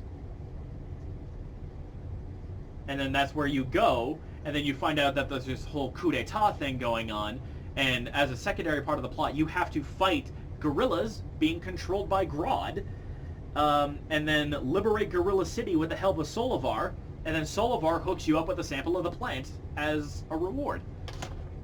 Or maybe Flash is already there and just like, look, Batman, this is my thing. Get out of here. Yeah. Now that's just starting to sound like a Lego game. But is that... That is not a bad thing. Nope. It's not a bad thing at all. But it's just something that just came to mind because, you know... Yeah. What the hell else are we doing with Grodd? Okay. Okay, so... Wait, actually, now that I think about it, Grodd was set up in Arkham Knight. Oh yeah, because of Iron Heights, right? Yeah. I forgot about that because Yes, Grodd was set up. because Iron Heights was a Central City thing, and then they turned it into a big ass blimp. I'm also saying that because on the blimp, on Aaron Stax's blimp, there were a bunch of monkeys that you were doing the Riddler stuff like I did. Yep. And one of the riddles was a chimpanzee that they were testing capabilities on. Yeah. So maybe Grodd is a result of one of those tests as well, kind of leading into the idea there. So it could sort of just be that this version of Grodd is just a evil mobster gorilla.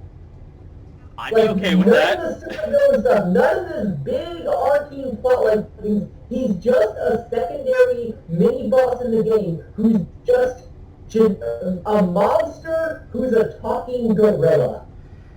Yep. I would not be opposed to that one. I feel like that would piss off real Grodd fans, which I know. But still. Well, as long as we give, like, little inklings that he's developing more powers and whatnot, I think that would be okay. Like, oh, wait a minute, there's more to me than just being a big mobster guy. Then it could just be another one of those Arkham bold moves / character changes that they love to do oh so much. Exactly. Now, speaking of Arkham shenanigans, we can actually get to something that we can move down the chain on. So, Honey's going to start us off with this one. It's another round of hot takes! For those who are new to this, My hot take of the week, which is the drink Barbara Gordon romance is a good thing. I'm gonna give you a rating of hot on that one. And just for those who are new to hot takes, it's a recurring segment here on the WraithCast where we each give a hot take about a certain category, about the category we're doing, and we're rating it from cold to scalding.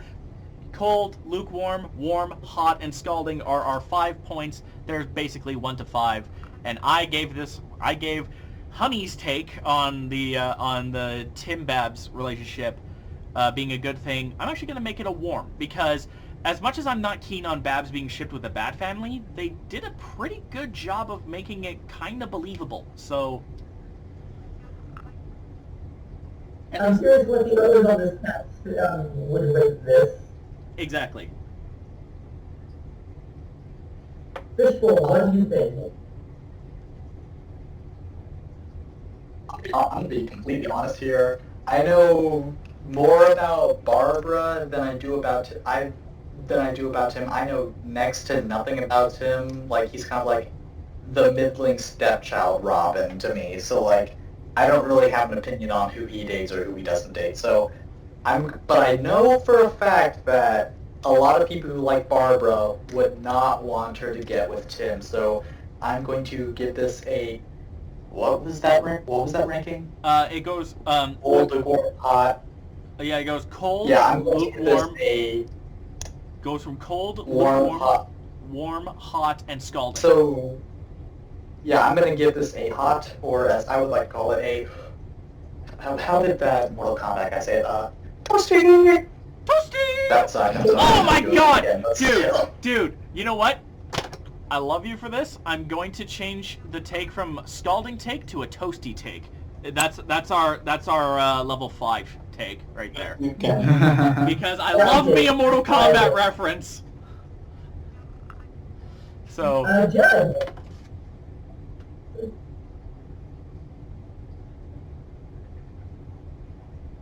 Judge?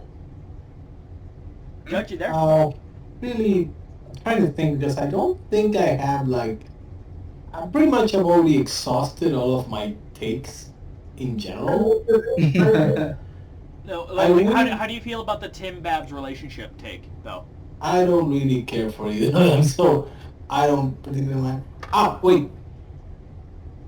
I have one, and I'm not sure.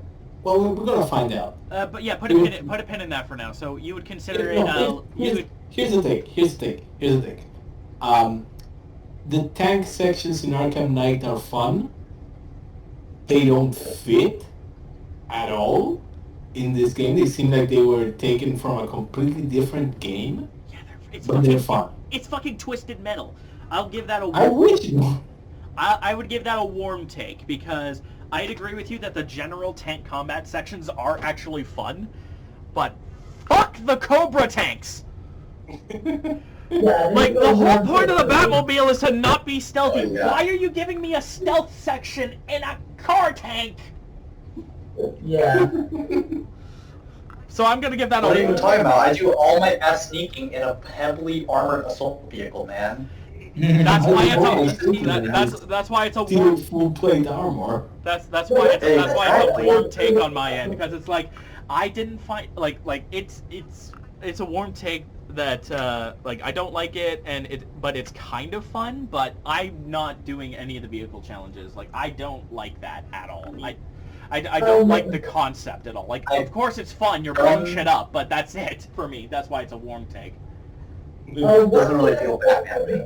Yeah. One thing I kind of really like about the tank things was I can't remember the name of it. Does anyone else remember that World War II movie about this gang of soldiers who are in a tank, and the whole thing is just these 5 people driving a tank from one point to another to get involved in a big battle? Nope. Fury. Nope. I think it was Fury, yeah. This basically felt like a video game version. Like it genuinely felt like a real, like I was actually in a tank doing tank combat. Because most tank combat in video games are just car with big gun that blows up anything in front of it. There's none of the, like, the actual tank combat is actually a lot more stealth and angle positioning based than people think about it.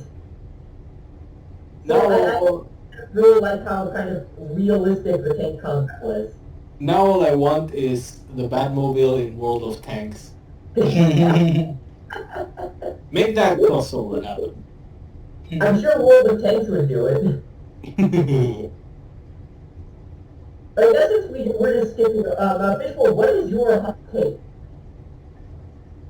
I think I've already said it in that I don't think Arkham City's story is very good.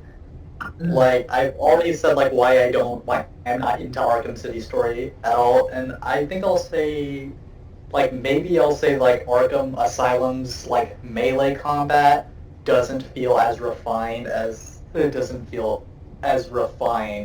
like, going back to it now as like subsequent entries, but, like, my main hot take is, like, Arkham City's story is just, like, very disappointing to me. Yeah, I'll roll with the Arkham City take, because I think everybody could agree that the Arkham Asylum combat is quite clunky in comparison to the modern Arkham games. So I'm gonna give your Arkham City take a warm. And also I was curious to know what others thought of the Tim Babs take. So like, how are we rating it? Judge, Matty, I didn't hear yours. Really care about it one way or another. Yeah, neither do I, to be honest. I'm with Fishbowl. Like, I mean, what other option do I have? Like, because Barbara doesn't interact with anybody outside of, like, Batman and I think her dad. Yeah, so it's either the 2 people she should absolutely positively never be shipped with in any way, shape, or form, and if you do, I'm going to hit you, or Tim. And that's fair. That's Tell us how you really feel about Bruce Timm, man. No! Yeah, you remember the killing joke? Dude, no! Now's not the time! But I'll give your Arkham City story take a warm. It is it definitely has its flaws, but I did kind of like the Arkham City story. So it's like it's not one. It's one I can see why you're with that, but I don't. I kind of disagree with it a little bit. You know, that's why it's a warm take. Yeah. How are we feeling about the Arkham City take? I like that one. I think it's... I would give it a... I would give it I'll go warm. Lukewarm, closer to warm, but I agree with it. I would actually take it a step further and make it more specific and say that as much as I love the guy, I genuinely love the guy and I find him inspiring in a lot of ways.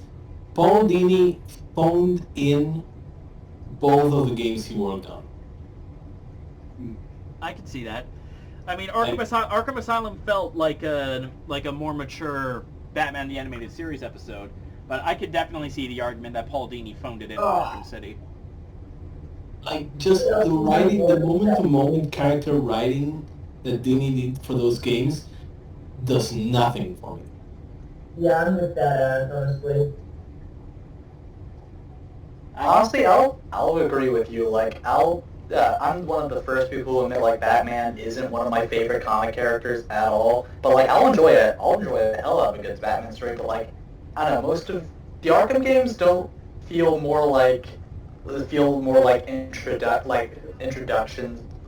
How do I put this? You know how the Ultimate Alliance game for Marvel felt like less like a story and more like a guide through, like, different Marvel characters? Right. Yeah, that's what the Arkham games feel to me. Like, especially Asylum, which worked for Asylum, but, like, the rest of it, like, it didn't work less and less for me, personally. I gotcha. Crap. Wait, yeah, Judge has a take next, I think. Those are the ones I have right now. The bowling thing and the tanks were fun. Yeah, right, I remember. Sorry. That's his name. Right, Matty's next. Again, sleepy asshole over here. It's okay, man. I don't know. I think that Arkham Knight is a pretty piss poor characterization of Batman, because I don't like him. It's like I mean, Batman is a badass from time to time, but I don't see him as like the one. I don't like all the responsibility being put on him, you know, because that's why the Bat family exists. That's why we stray away from the loner archetype, you know. But they did kind of alleviate that with the appearance of the Bat family, the gun run quest, etc., etc. I don't like the tank as a concept, but gameplay it's fun. If anything, I think it just means that Rocksteady should make a Tank Girl game. Are you just saying that because you're trying to get people to watch the movie? Yeah, pick up the Bat tank, refine it, make it into like a full skill set, stick an upgrade tree on it, put me in a apocalyptic wasteland, let me play Tank Girl. I think also that for the context of the story, like, this is, like, the final night as Batman, all the stops are being pulled out, you know, we got all these characters, the stakes are the highest in the series. I think we definitely should have got the Batwing, and, like Honey said, you know, the Bat boat. I think it's weird for him to have, like, the monumental task of saving the entire city, when before it was just like Arkham City and then the Asylum and then like a small corner of Gotham. I think it's weird for him to try and save the whole city and just rely on the car when, you know, you could use, I don't know, the Batwing Like and the Batboat to diversify his efforts, you know? Yeah, I know part of it is the, by the way, I'm giving your take a lukewarm because I agree with it. Yeah. But looking at Arkham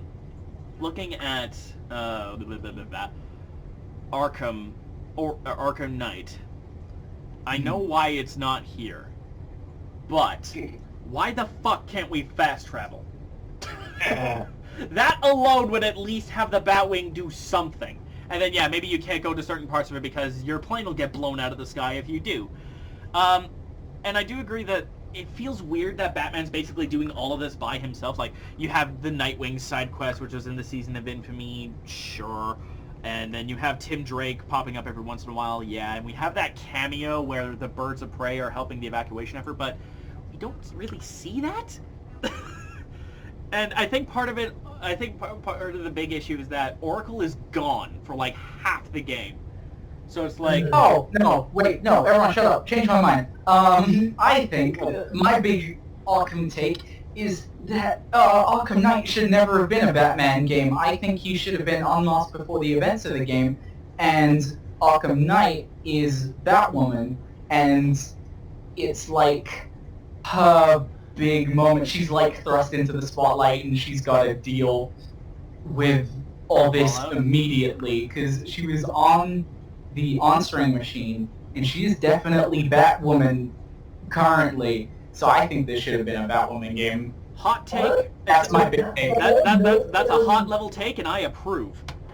Honestly, the whole military feel of Arkham Knight Would integrate with Batwoman, right? Yeah. Like, I'm feeling that's a good hot take. Could have done more with that.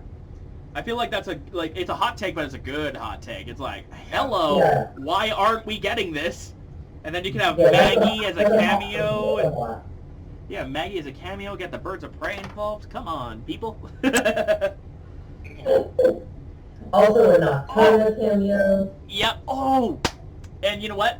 Again, going back to Hideo Kojima. This Arkham Knight. All roads lead back to Kojima. But that's just because. Kojima is That's the final shape of the universe. But We that's can't say because that's because Kojima did something in Metal Gear Solid 2 that I think would be fucking perfect. So Judge knows what I'm talking about, but for those who don't, Metal Gear Solid 2, I believe it's called Sons of Liberty, is the subtitle. The demo and all of the trailers had Solid Snake in it, and you were playing as Solid Snake in the game. Solid Snake is only playable for about 20 minutes of the game. The rest of the game, you're playing as Raiden. Yeah. And not just Oh, playing... geez, cyborg boy. But here's the thing, he's not edgy cyborg boy. He starts off literally stark naked trying to sneak out of a base, like, just going. And people did not like that, but I think it would have been a fantastic thing to pull a Metal Gear Solid 2 on fucking Arkham Knight. It's called Batman Arkham Knight, you only see the bits of the Batman, and then in the first 10 minutes, Batman is unveiled, and now you're actually playing as Batwoman out of left field. Honestly, also a hot take, I love the naked Raidens part of Metal Gear Solid 2. I love Kojima's utter animosity towards fandom and his refusal to play by their game. Oh, you want a sequel to Metal Gear Solid 2? Here! Enjoy! Have fun! Indeed. Love it, love it. Okay, I think we're on my hot take because Matty had. Basically, we all want Hideo Kojima to direct a Batman game. Yo, could you That is imagine what though? you're saying. Like, yes. okay, Yes. who here? Also, Suda 51 should do a Batman. No, that's too much. I would love it. I would buy the fuck out of it. But oh boy. Okay, note to self. On top of things that make Judge Judge sweat in a good way. 1. Lady Shiva. 2. Lady Shiva done right. 3. Studio 51 made Batman movie. 4. Lady Shiva in a bikini. I mean, what? 251 says no more Batman. Suda 51's Batman game would be the Joker dressed as the Batman, doing all of the Batman stuff, but just as the Joker. Yeah. Well, that sounds fucking hilarious. Oh, but back to, again, the whole Kojima thing. I think that would actually be genuinely really cool to see, like, because who here, everybody here is kind of familiar with the Final Fantasy art director's take on Batman and a couple of other characters, right? Yeah. Yep. Mech, not Batman. I like it, but yep. Well, look, man, it's so ridiculous I can't help but love it. But I don't know, like... But especially the Batman one, it just looks so dumb, but in a good way. Like, he straight up turned Batman into a Final Fantasy boss, and I love it. But a Hideo Kojima directed Batman game would be hella subversive, or just a DC game made by Hideo Kojima. Like, imagine if he did imagine if, like, because Hideo Kojima is weird, he would probably pick like The Question, or Johnny Thunder, or some random ass character that nobody's ever really heard of, and just be like, I like this faceless detective guy. Here you go. Okay, so I would love Hideo Kojima to do a Green Arrow game. As long as Green Arrow isn't asshole Green Arrow, I'm in. But anyway, what is your hot take rate? Because this hot take was already Matty's hot take. Yeah. And the hot take that I really enjoy. The hot take I have for the Arkhamverse is the hot take I have for it's hard because I have a couple of takes, but I don't know if they're necessarily hot. Oh, but I do have one that I think would have been interesting. I think it would have been rather interesting to see. And that would be, I think that after Batman gets exposed and his secret identity is out and whatever, that somebody kills him, like directly at the end of the game. Like, you don't get to do this whole Nightfall sequence or whatever. Somebody kills Bruce. And, I honestly thought the Nightfall sequence should have been Dick Grayson or someone. Well, kinda, maybe. But my point is that the only thing is that I don't know who should kill him. But as a crazy hot to make this hot take as crazy as possible, I would actually have Jason Todd kill Bruce at the end. That is a spicy take. That's a toasty take? That is toasty. Wow. Yeah. Having the villain actually kill the hero at the end of the game and having it be the hero's son shooting him in cold blood after he's out into the world, that is an ending. Yeah. Well, and here's how I would do that. Like, I like all of the things that happen here, like that happen once Scarecrow gets all fear-gassed and he gets knocked out by them and all that. Jason, and once you 120% the game, you go to initiate the Nightfall protocol, but Jason stops you. And Jason, and we have this moment where Jason's like, no, you, my friend, don't get to walk away from this. And then you have this father-son argument which spills over, and in anger, Jason shoots and kills Bruce. Yeah. And, absolutely. And then he realizes too, and then he realizes in the moment that he did a big bad, but like, you know, it's Jason Todd in his early days as Red Hood. He's gonna make bad decisions, and in this case, one of them should be killing Bruce. No, absolutely. Oh, actually, what would make this even spicier is if they're doing this on a rooftop sequence, and so Batman falls, he shoots Batman, and Batman falls to his death, lands on the ground, and we see Jason just leaves, and the next thing we see is police markings putting around Batman's body, just like any other murder crime scene. And the detectives are all around. Jim Gordon gives his passing to his good friend, and then we see the street, and the street that Batman's parents are killed on. Oh, you want him to die, to finally die in Crime Alley. Yes. I want him to fall top. It's like, okay, we're just on a generic rooftop. It's a completely normal scene. Jason shoots him, he falls to death, falls in the alleyway, and the alleyway is actually Crime Alley. Yes. I love it. I love that little addition, but yeah, my take is that Jason should have killed Bruce at the end of Arkham Knight. Yeah, that's a toasty tweet. That's a toasty tweet. But what about the audiences watching at home? Write down in the comments what you think each of our takes are. Indeed, and if you've got any takes that you think are toasty, actually, I think I could change that to toasty takes, because that's alliteration. I love toasty takes. So, yeah, so I want you to write down your toasty takes in the comment section below. Honey demands it.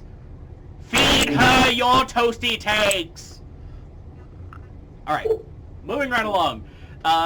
Before we get into the next point, I just want to say that I was really happy with this particular cast because of, well, it's Arkham.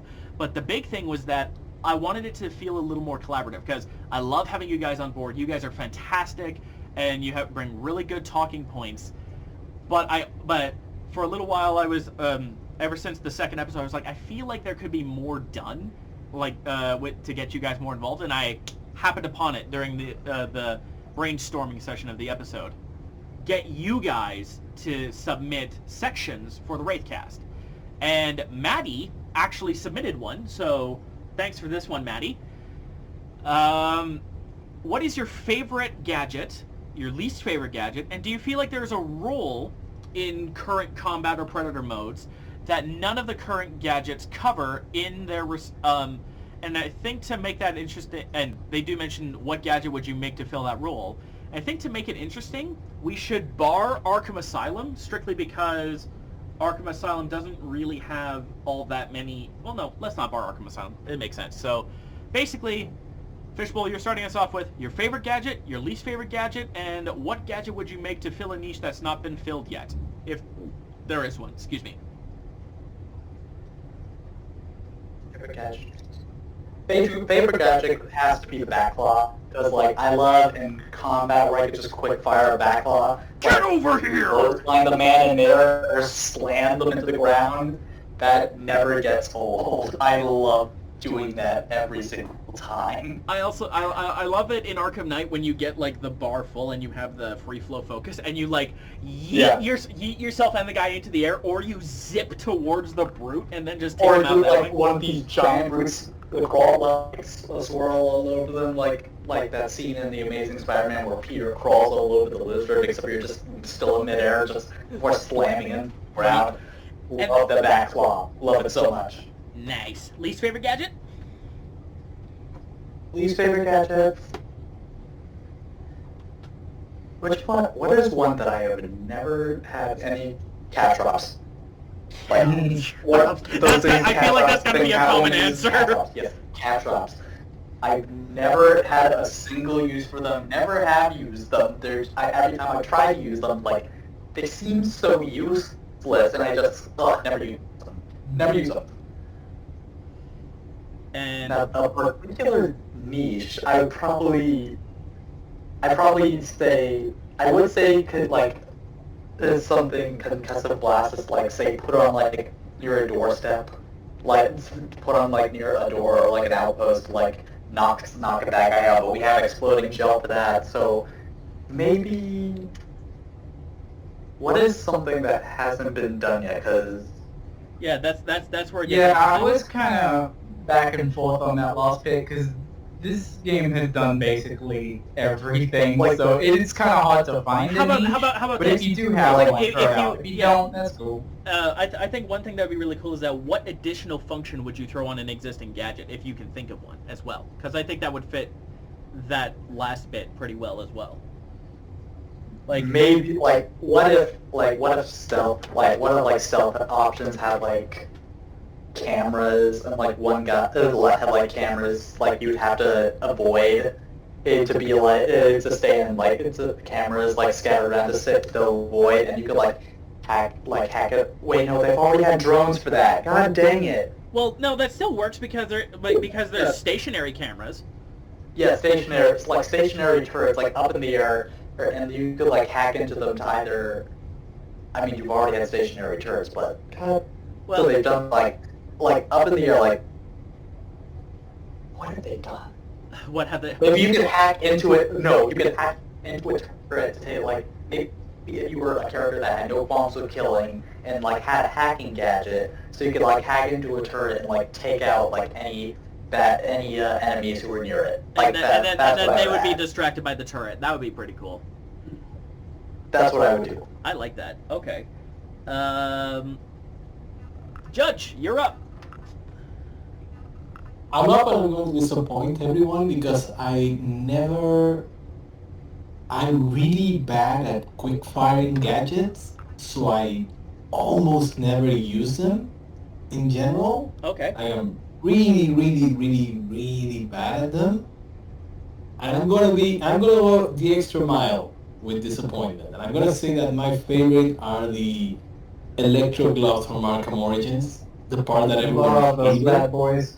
And everyone hated them, and everyone said, "Oh, they're the easy mode button and whatever." Easy mode. Well, sometimes I just want to punch someone with the power of lightning, man. Also, you get to do cool shit that you can't do normally, like countering stun batons and shield attacks. Come on, that's awesome. I get that they didn't.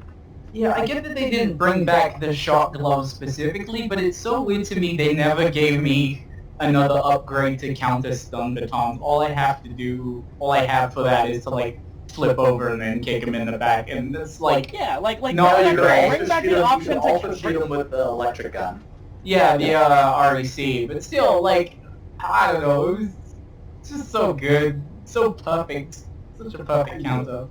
I enjoy them a lot, and it's like also, I like everything that has the kind of, here's your moveset, and here's an enhanced version of your moveset. Here's the overpowered version.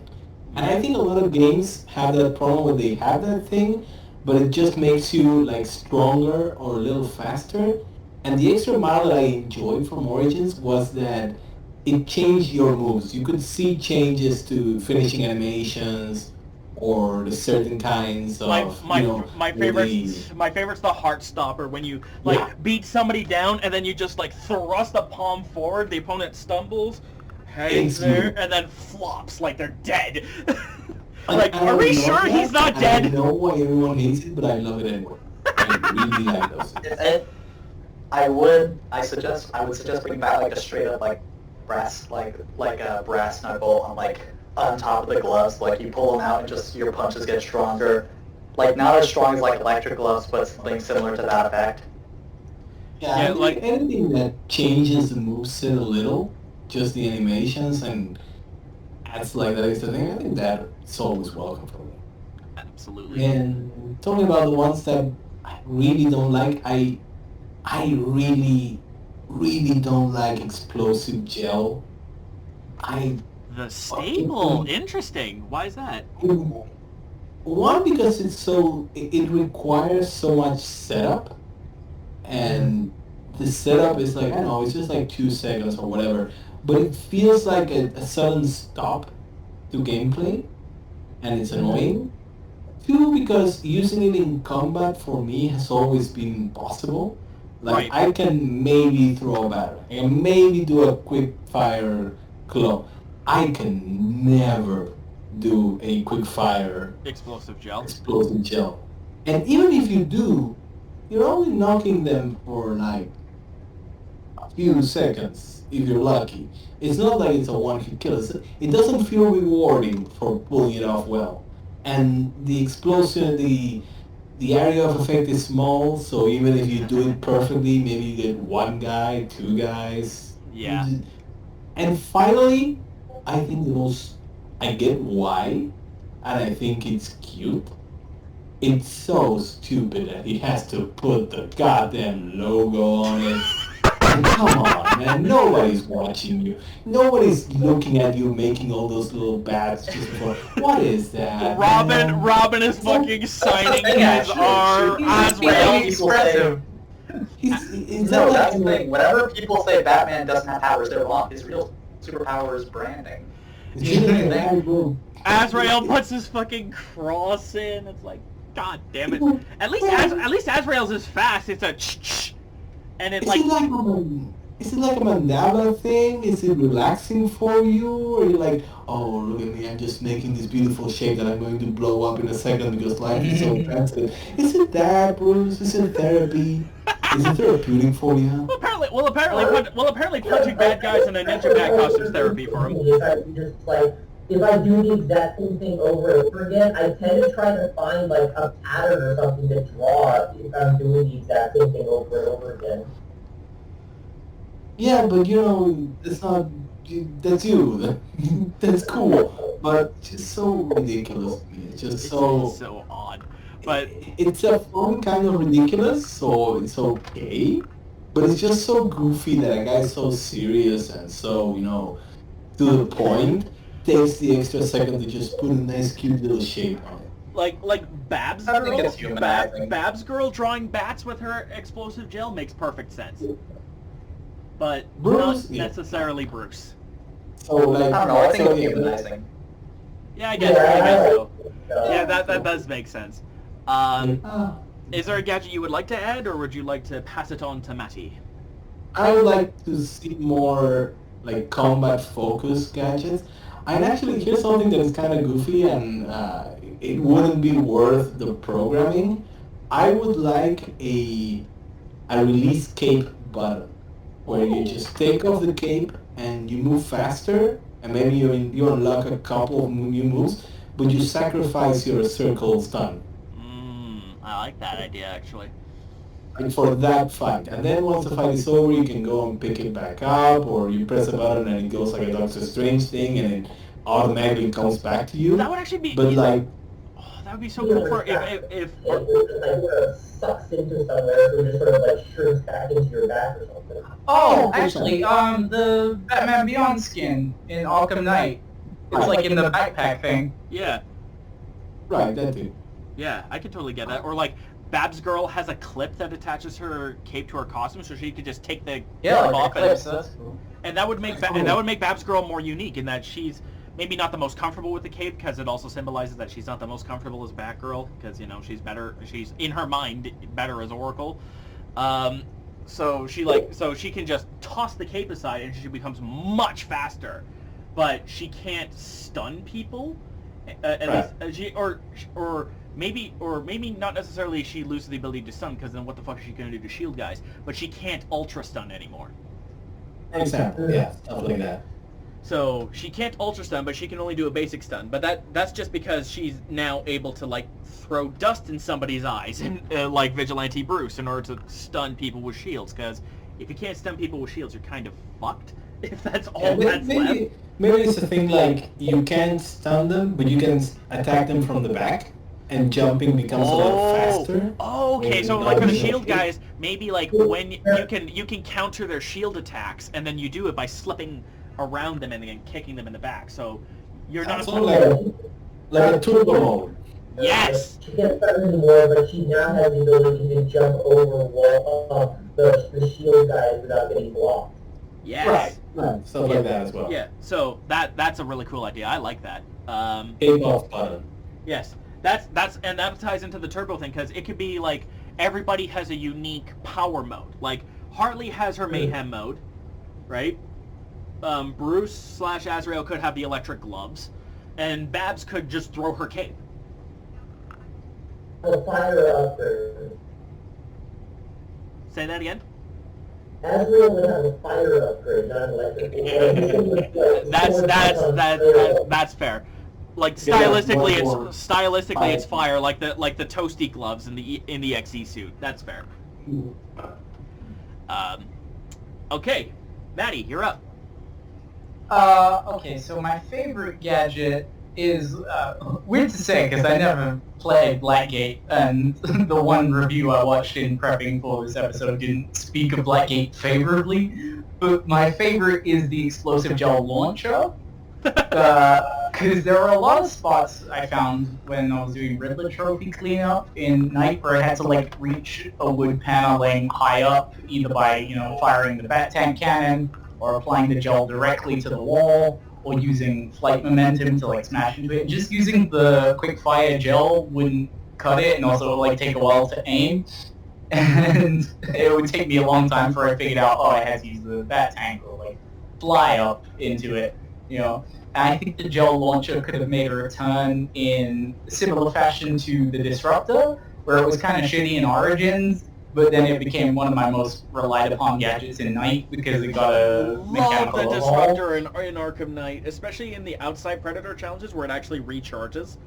Yeah, and then it could be used, like, I don't know, for new puzzles to remove stronger wall types, or like the really big late game turrets you can only destroy with the Disruptor or the Bat Tank Cannon could like drop, used to drop, I don't know, things held up by cranes in front of entryways and stealth sections, so you can like trap enemies. It could be, like Judge said, a more effective explosive gel that has a wider radius and stuns for longer, I'm Something like that. I'm going to talk about that explosive gel later, because Arkham Origins is very nice to you if you use the explosive gel at just the right time. But I'll explain that.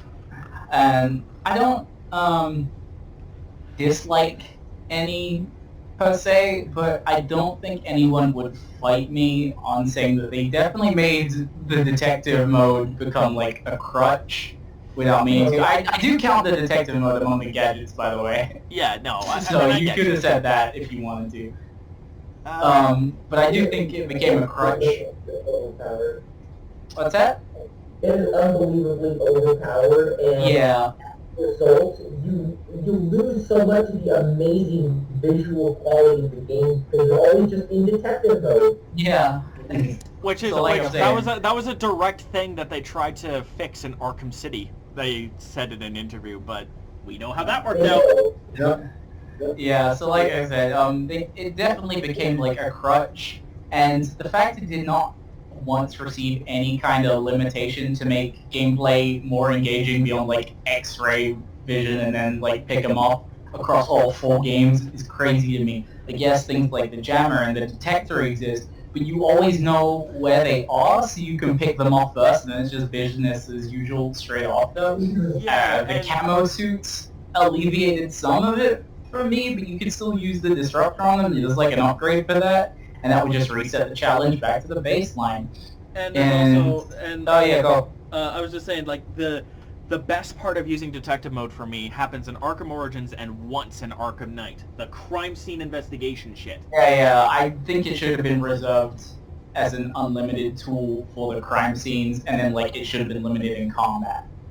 Or yeah, like in a predator situation, maybe you've got a battery that you can use or something like that. Yeah, that's why I had some like options, like just some ideas. So like a better choice would have been having it up for only a short time, or only making interactables visible but not enemies, or again to Or you can tag enemies in detect, like how Spider-Man does it. Is that you can tag. Yeah, the tag visor mod. Yeah. Yeah, so that you can tag enemies, but you can only tag a certain amount of enemies. So if you Mm. find an enemy that seems to be in a pretty tough spot, then maybe you can tag them that way. And there's like, Yeah. well, now I know where the medics are, or I know where. And yeah. Oh, sorry. No. I'm done. No, I still haven't gone yet, and also Wraith hasn't gone yet. Yeah. No, I meant like was Brian done with because he was talking and I cut him off. Yeah, So I got a little bit more. Yeah, I'm done. Oh yeah, so yeah, just to reference that boy Aqua again, who did some like great Arkham videos. His fix was that instead of detective mode, it's a sonar mode where it picks up sound but not X-ray. So like the footsteps make like circles, so you can see like the radius of sound. So you can see the enemies as they move, but you see your movements loudest of all, because obviously that's the sound closest to your cal, so you pick that up the best. And it like distorts your vision when you move. So you have to remain still for it to be effective, and it's like very situational. Kind of like what the concentration mode in Arkham Origins is supposed to be. Something like that, yeah. Which I always found funny that Bruce's concentration can be jammed by a backpack in that game. Yeah. And I think for a role to fill, definitely bring back the Ultra Black Claw from Asylum and use that to remove shields and like maybe upgrade it to destroy shields late game. Really? I just hate those shields, my man. No, I hate those shields. I know. Anything that gets rid of them. Everybody hates the shields, but spoiler alert: my least favorite gadget is the Ultra Bat Claw. It's so goofy. All it is, it's literally just a single upgrade to the Bat Claw that never shows up anywhere else again. Well, it doesn't have to be like the Ultra Bat Claw specifically, but just more about like, I want a gadget that can remove shields. Maybe an upgraded Bat Claw could do that. You know what I mean? Yeah, I get you. So like maybe it's a Bat Claw upgrade that lets you take away those. Or like a combat upgrade for the Bat Claw slam, where instead of like clotheslining and then slamming it, removes the shield, and then that's like the move. Yeah. I totally get that. So my favorite gadget. First, honorable mention: explosive gel in Arkham Origins. If you have free flow focus, because I shit you not, this is probably the most busted the explosive gel has ever been. So if you're in times 12 and have the free flow focus where it's all warbly and like Batman turns into the Flash and he's going shoo, shoo, shoo, shoo, as he's hitting people, you set down an explosive gel and you have the right upgrade, and you detonate it, in the Panopticon stage with that, I was able to knock down every single enemy. Every single enemy without knocking any of them out with this. And I think it was like 12 to 15 guys. And they were all knocked out. And theoretically, if I wanted to, and just finish the fight there and not have to deal with and not milk it for points, I still would have the star left over to do the special combo ground takedown with the batarangs, and would have taken them all out instantly like that. Like, yeah, like the Arkham Origins gadgets are fucking bonkers in all the right ways. Ground's back claw takedown was so broken. Like this thing. My favorite my favorite of the gadgets is partially because we've been playing a lot of Arkham Origins, and I just finished Shiva Saturday using Vigilante Bruce as the base, but the Kujiki bombs are fucking busted. So they were an exclusive gadget in Arkham Origins, exclusive to Vigilante Bruce, and while it's almost impossible to get out in a combat situation, you can get them out in a round and do a version of the ground takedown, but with the shurikens. And these shurikens would hit standing opponents for damage and knock out any knockdown opponents. So it was really useful for that. But in Predator challenges, it literally makes you invisible while you got the pink mist going on. So you throw down this Kujiki bomb, you can run right up to in the face of a bad guy, and he won't see or hear you, and you can do a front silent takedown that way. And you have 3 of these fuckers per Predator challenge. So you literally have oh wait, I'm in a bad spot and these guys are probably gonna see me. Kujiki bomb. They don't see you. You either escape, and you just escape for free. It's like extra smoke bombs, but even more ridiculous, and I love it. Bruce, like, why did I stop using these? Exactly. It's like this is enough to make people think I'm invisible. Oh well. It's the same with the electric shock gloves. My least favorite, just because it's a weird one, because I like the idea and I like it all and whatnot, but I don't like what it represents. It's the glue grenade from the same game. Because the glue grenade is literally just the freeze blast. The only thing added to it is that it's glue so that they're not frozen, which means that you can hear the guys going, "Oh, what is this?" or "Oh God, help me!" You know? Add that little extra personality to it, which is part of the thing I really like about Arkham Origins, is that these people are scared of you.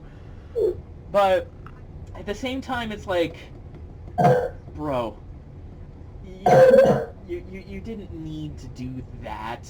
You didn't need to go that far to make this an Arkham City clone. As for you didn't have the Bukaki then. I'm really glad. Well, I'm glad that this is This is that show now. Well, I mean, to be fair, I've never has my channel been for kids, and I'm all good with like cursing and whatnot on most topics, especially the Arkhamverse. It's just that, it's just that I wasn't expecting to go there. Really crossed off the dock. That would be a hilarious idea if I could somehow put it on YouTube without getting in serious trouble. But there is a niche. Also, by the way, favorite gadget. One of the honorable mentions is the remote hacking device in Arkham Knight. So good. What I would add for the remote hacking device, though, is outside of Batgirl using it, maybe Batgirl, and I would like Batgirl in general to be a little bit quippier, because I like when she quips with the final silent takedown on a guy, so I just want a little more of that. So when Robin or Bruce use the remote hacking device, you'll get a dialogue thing. You'll get a thing saying that the connection is there, and then you hit it, but then it's Oracle doing the hacking, where Oracle's like, okay, got it. And then you can just download the codes, and then it's like, sweet. And then Oracle, when she's hacked into the drone, let's say, is like, sweet, sweet, I have control of the drone now. Just say when, or something like that. Just a nice way to kind of get Oracle more involved. Yeah. In the whole thing. And then if Babs is doing it, she's just saying it to herself, because she's the one who's doing that. I had 2 points I wanted to launch pad off some of your stuff. So like I said, I watched that boy Akko's video on Blackgate, and the way the hacking was done in that game was so good.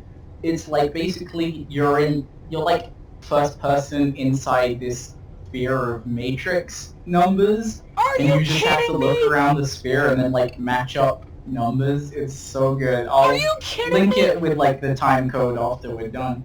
Bro! Like I can do when we were on the next story. And also about the quips, that's something that's an issue I have with all the other characters as well, because it's so weird to me that Nightwing of all characters doesn't quip in like the combat challenge now. Why does Nightwing like, not only talk Holly shit? gets the quips, and it's really sad to me. Selena's not talking shit, Dick's not talking shit, Jason doesn't talk shit outside of Jason would definitely talk shit. doesn't talk shit outside of his story.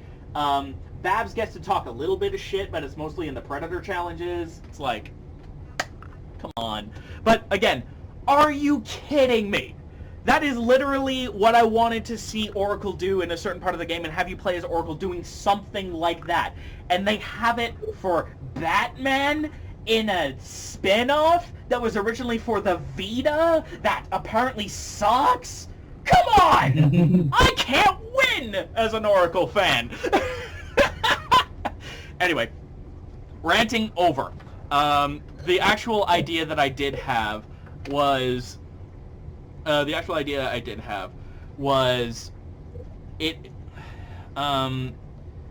is something I'd like to call...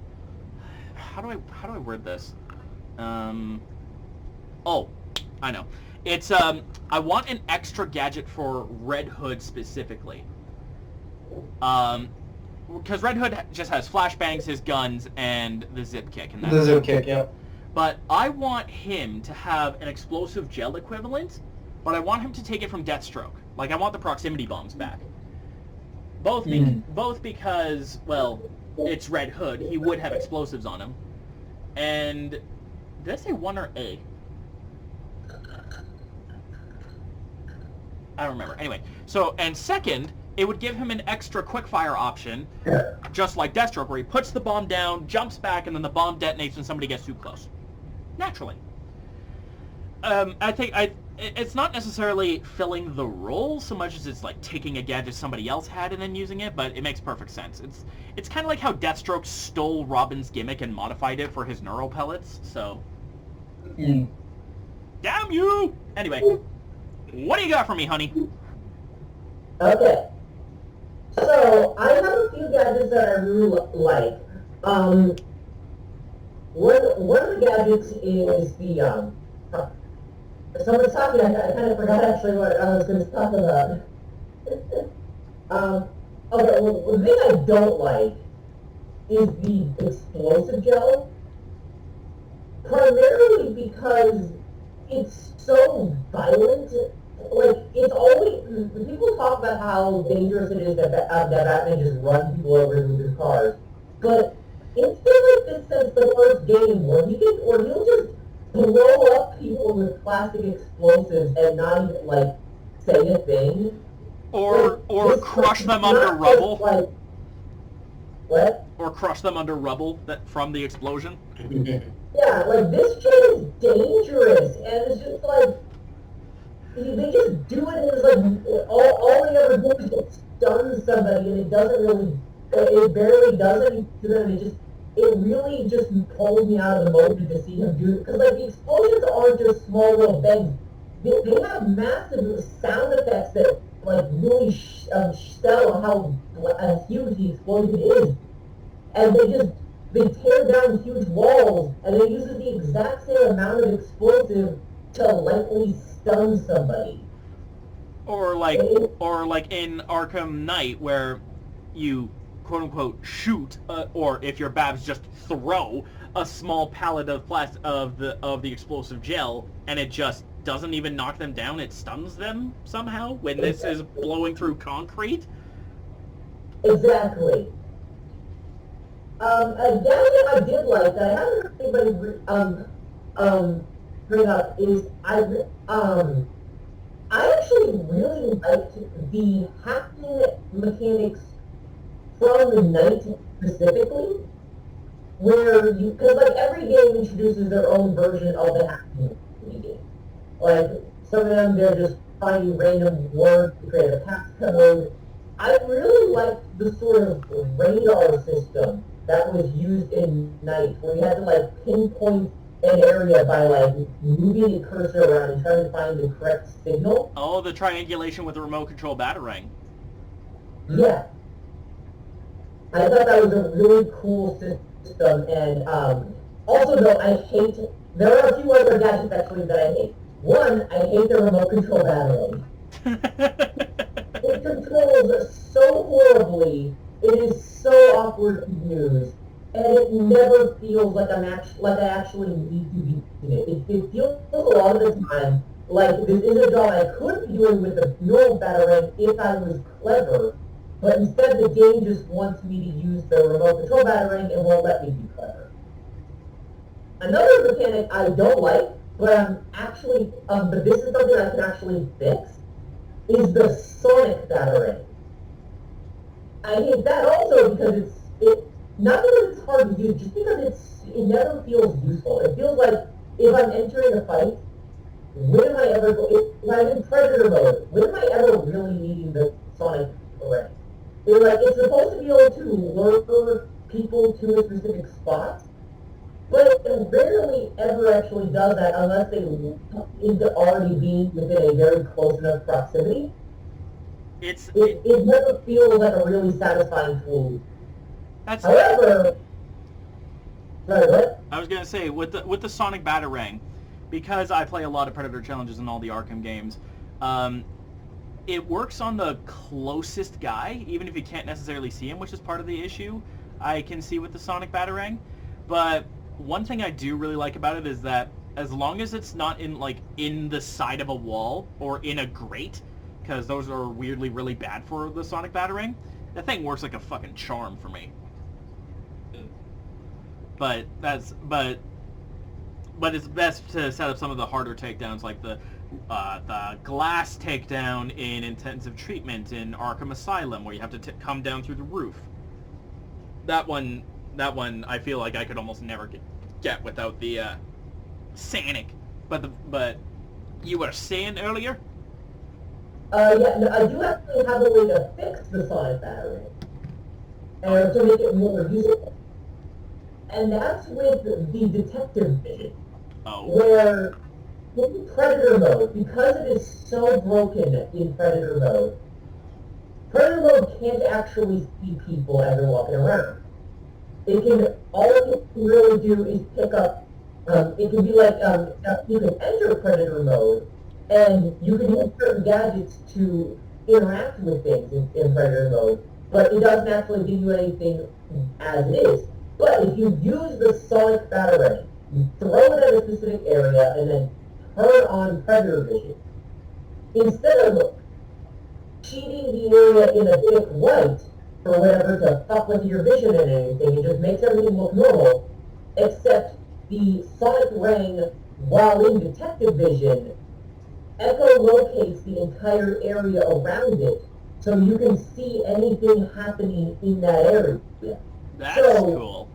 You have a lot, so you can use, so the batarang will give you like, okay, I've got 6 pieces of batarang in a fight, and while in detective vision, I can use the batarang to see hard to see areas without needing to change my vision, so it's similar to the idea you guys were saying, you can tag a specific enemy, but instead of knowing where a specific enemy is, I can keep an eye on that specific location.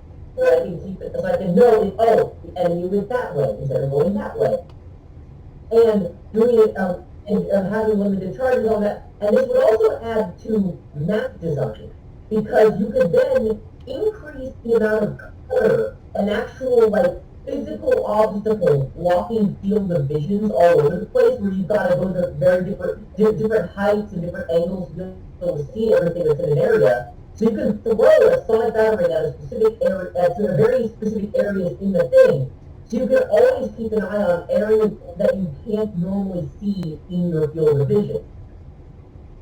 Right, because that way you can use the sonic battering as an echolocator. Sweet. I was actually curious. I thought it was going to be. I honestly thought that this was going to be more similar to the Arkham Knight voice synthesizer. But I like the idea of, like, if we're using detective mode to find sounds, then use the sonic batarang to bring back the original functionality. But a gadget that I would actually physically add to the game that I think is missing is I would remove the explosive gel as a combat mechanic entirely. And I would honestly just remove the explosive gel as a mechanic and find another way to destroy walls, like maybe a power glove that can just punch through a wall. But, and also, the primary thing I would do is I would create a net launcher. Ooh. That you can fire at an opponent, and it will permanently trap them in the net. They will stay grounded the entire time until another goon goes and unties them. Or, if they're a ninja or a knife minion, and you shoot the net at them, they will immediately just cut the net as if being shot at them. So they're basically immune to the net throw. You cannot use the net throw at those people. And so the net will either momentarily knock out one opponent and force another opponent to go and untie them. So you effectively remove two people from a fight for a short period. Or, I have something to... Oh, you had a third thing. Yeah, go. So it either removes two people from a fight by having one person being forced to untie another person, sort of similar to how the medic operates now in some fights, but anybody can do the role, so it makes the internet broken for the net launcher.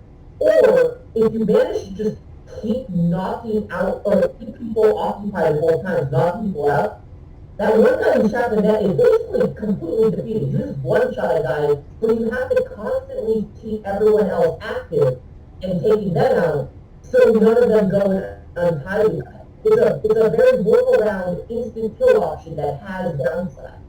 I was thinking to bounce off of that and make it like a variant of the, excuse my PS4 sounds because I'm reinstalling Predator Hunting Grounds because I love Predator and the net thing reminded me. But I would bounce it off the Sonic Batarang from Arkham Asylum, where you would like throw it and it would, you know, draw enemies to that area, but once enemies got close, you could detonate it with an electric shock, and that would take them out permanently, but you couldn't use the Sonic Batarang again in the combat encounter. So I was thinking the net launcher could be like that, where you use the net launcher, and it's like, it takes out one with upgrades 2 or 3 enemies, and then once you're done, like, once you've used it, like, that's it. You can't it's kind the of net like launcher anymore. It's kind of like how Robin can only use 3 snap flashes per combat round. Yeah, another something thing like that. you could do for the net launcher is you could create a command net where you could, similar to the explosive gel launcher, where you could shoot explosive gel and then explode it at a distance. You could, say you're in a predator mode and you aim your net launcher at a gargoyle and you shoot it at the gargoyle.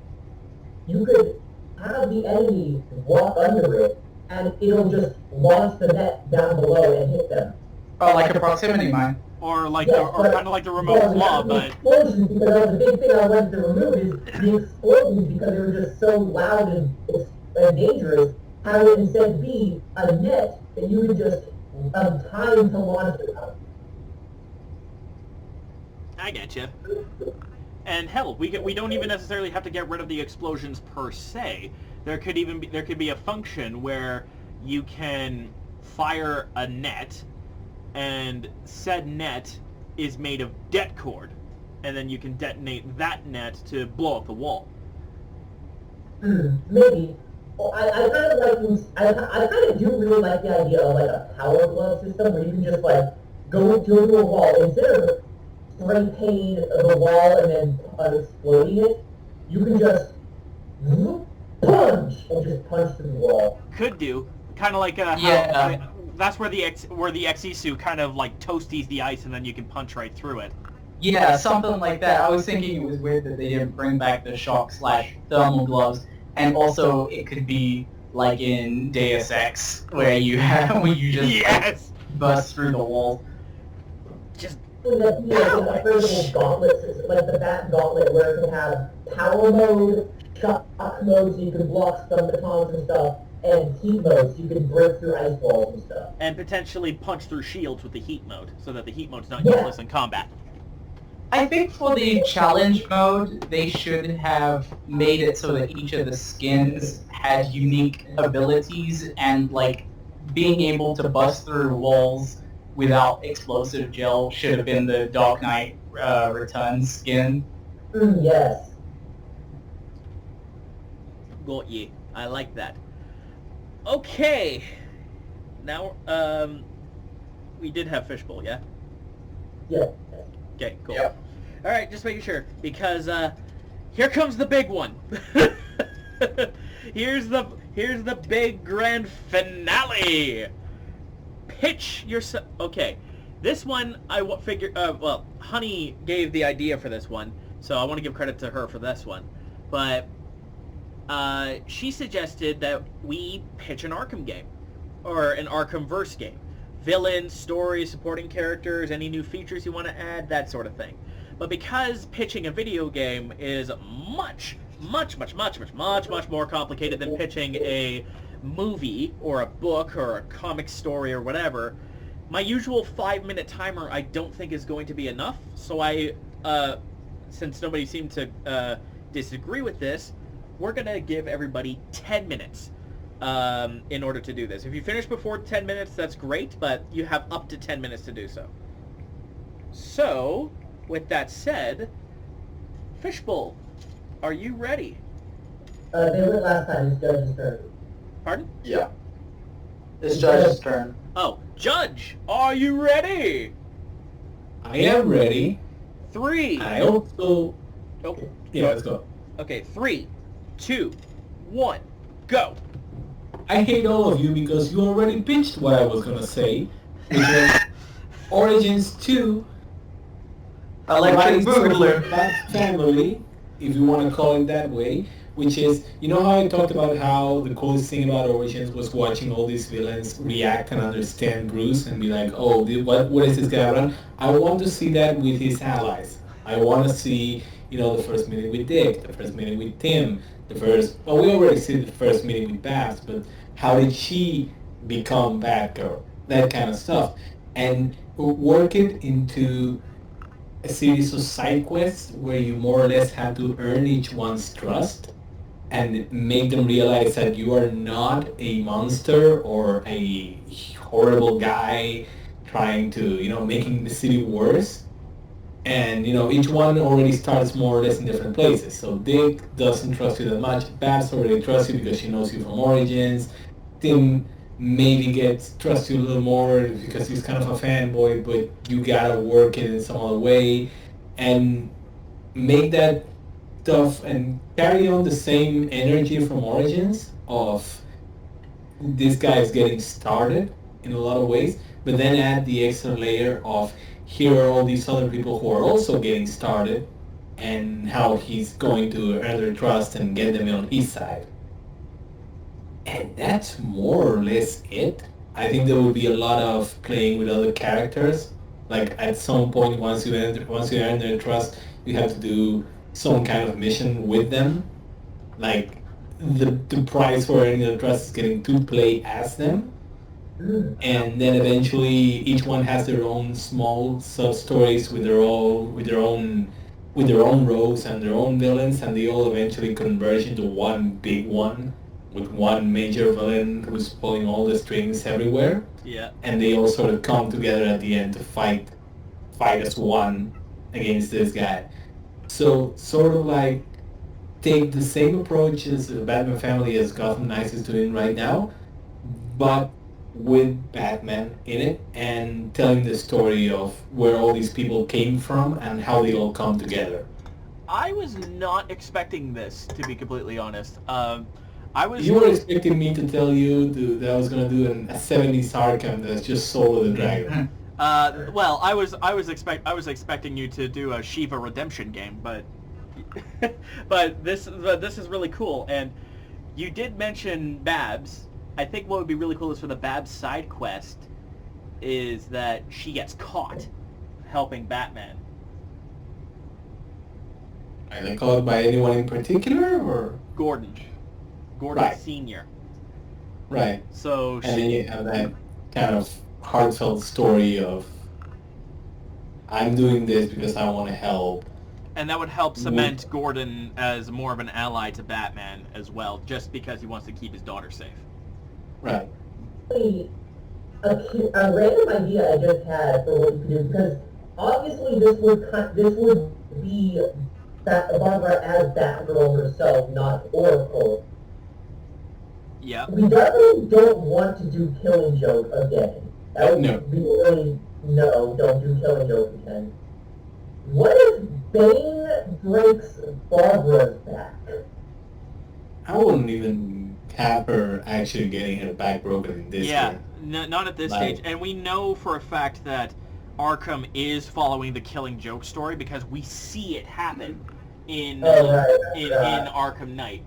But I will say I do kind of like the idea of Bane breaking Batgirl, even if it just kind of makes Bane, have this reputation and shtick as a bat breaker.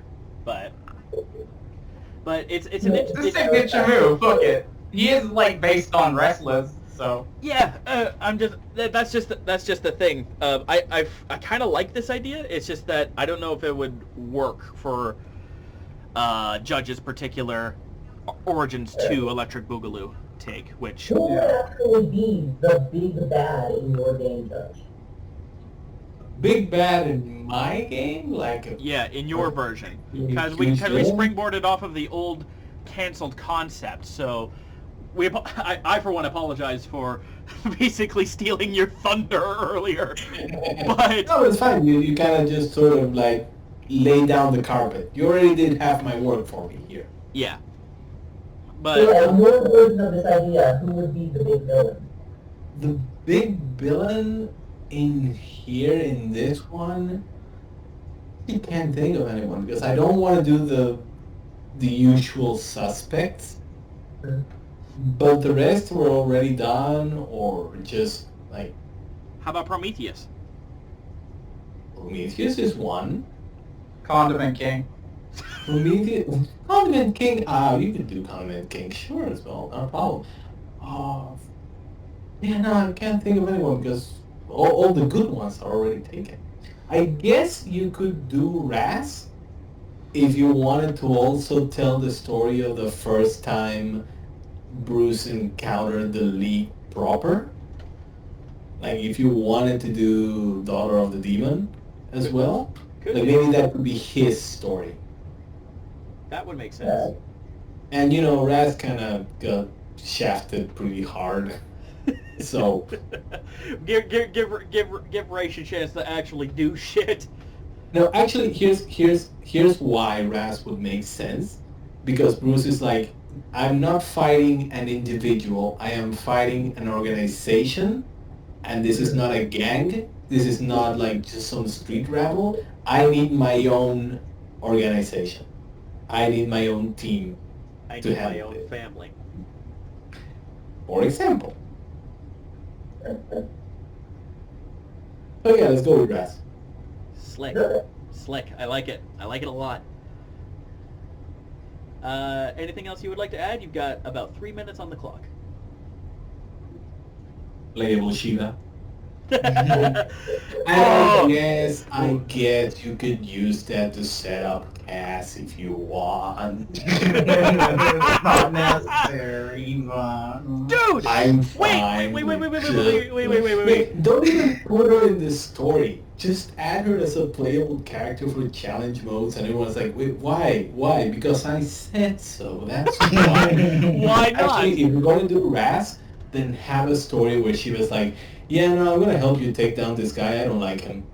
Yeah, see, this is where I was thinking this was gonna go. That part of the game at least would be like a Shiva quote unquote redemption arc. You know, get her away from the league and find her realize, wait a minute, I have way more fun just punching people than I have listening to the old grandpa over here. Also, it would be a great plot twist, like halfway in the middle, like this boss that we've already had one or two encounters with just sort of says, nah. Yeah, it starts out like a normal boss fight. She walks up to you, you find you can't push anybody. It's like, what's going on? What am I doing? And then she just goes, you're not my enemy. He is. Not this time. Not this time. Let's go beat up this dude. I love it. So, yeah, that's my pitch. I like it. I like it a lot. I apologize that we basically laid down the carpet for you, but I do like it. I apologize to everyone else who was going to do that pitch. All right. So, Matty, 3, So, 2, yeah, go. 1, go!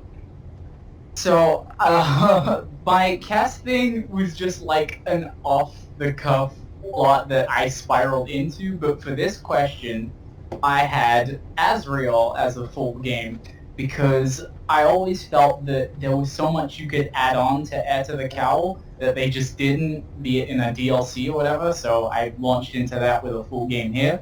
So we would open by replaying the Heir to the Cowl side mission in Arkham Knight as normal, just without the game interrupting you and forcing you to go do other stuff. And we would continue on from the Break the Sword ending, though I would still have the option to kill Batman for like a joke trophy called like everybody tries at least once, or an attempt was made, or A for effort, or something like that. Yeah. And instead of the camera focusing back to Bruce after they shake hands at the end of the mission, it would actually pan left and join Azrael in the elevator, and from there the game proper starts. So the plot is Azrael seeking vengeance against the Order, who fills the role of the primary antagonist, for manipulating him and, putting the chip in his brain. And the story is about Azrael fighting desperately to maintain his morals and not break his promise to Batman to never kill and to prove he's worthy of becoming Gotham's new protector. And it culminates in this highly emotional moment with Michael about to full-on decapitate the head of the Order with a sword he picked up in a dramatic cutscene. And you don't make the choice to not kill, but rather you button mash furiously to stop Azrael from going through with it. Oh, kind of like you're mashing in his mind. Don't do it! Don't do it! Don't do it! And supporting characters would include Oracle, who has been directed by Batman during the events of Arkham Knight, off to the side, to help him and also suddenly keep tabs on him. It would also bring in Batwoman, because I feel like they would work well together in the Arkhamverse. It sets up this thing of both trying to fill Batman's shoes in their own unique way, because I don't know, it rubbed me the wrong way when they had Batwoman and then it was like, no, Tim's gonna step up and fill her role, but I digress. And for additional stuff, I feel like the Arkham series is hit a pretty good place with their bonus features. There's not much I would change. I would keep challenge maps, but I would ditch the racing tracks, obviously, because Azrael doesn't have the Batmobile. That's just a lore thing. But I would also add an option to replay side missions and, like I said, the custom challenge maps where you can set what enemy types appear and whether they have weapons or not, and what type of challenge map it is, whether it's survival, flawless combo, time travel, and stuff like that.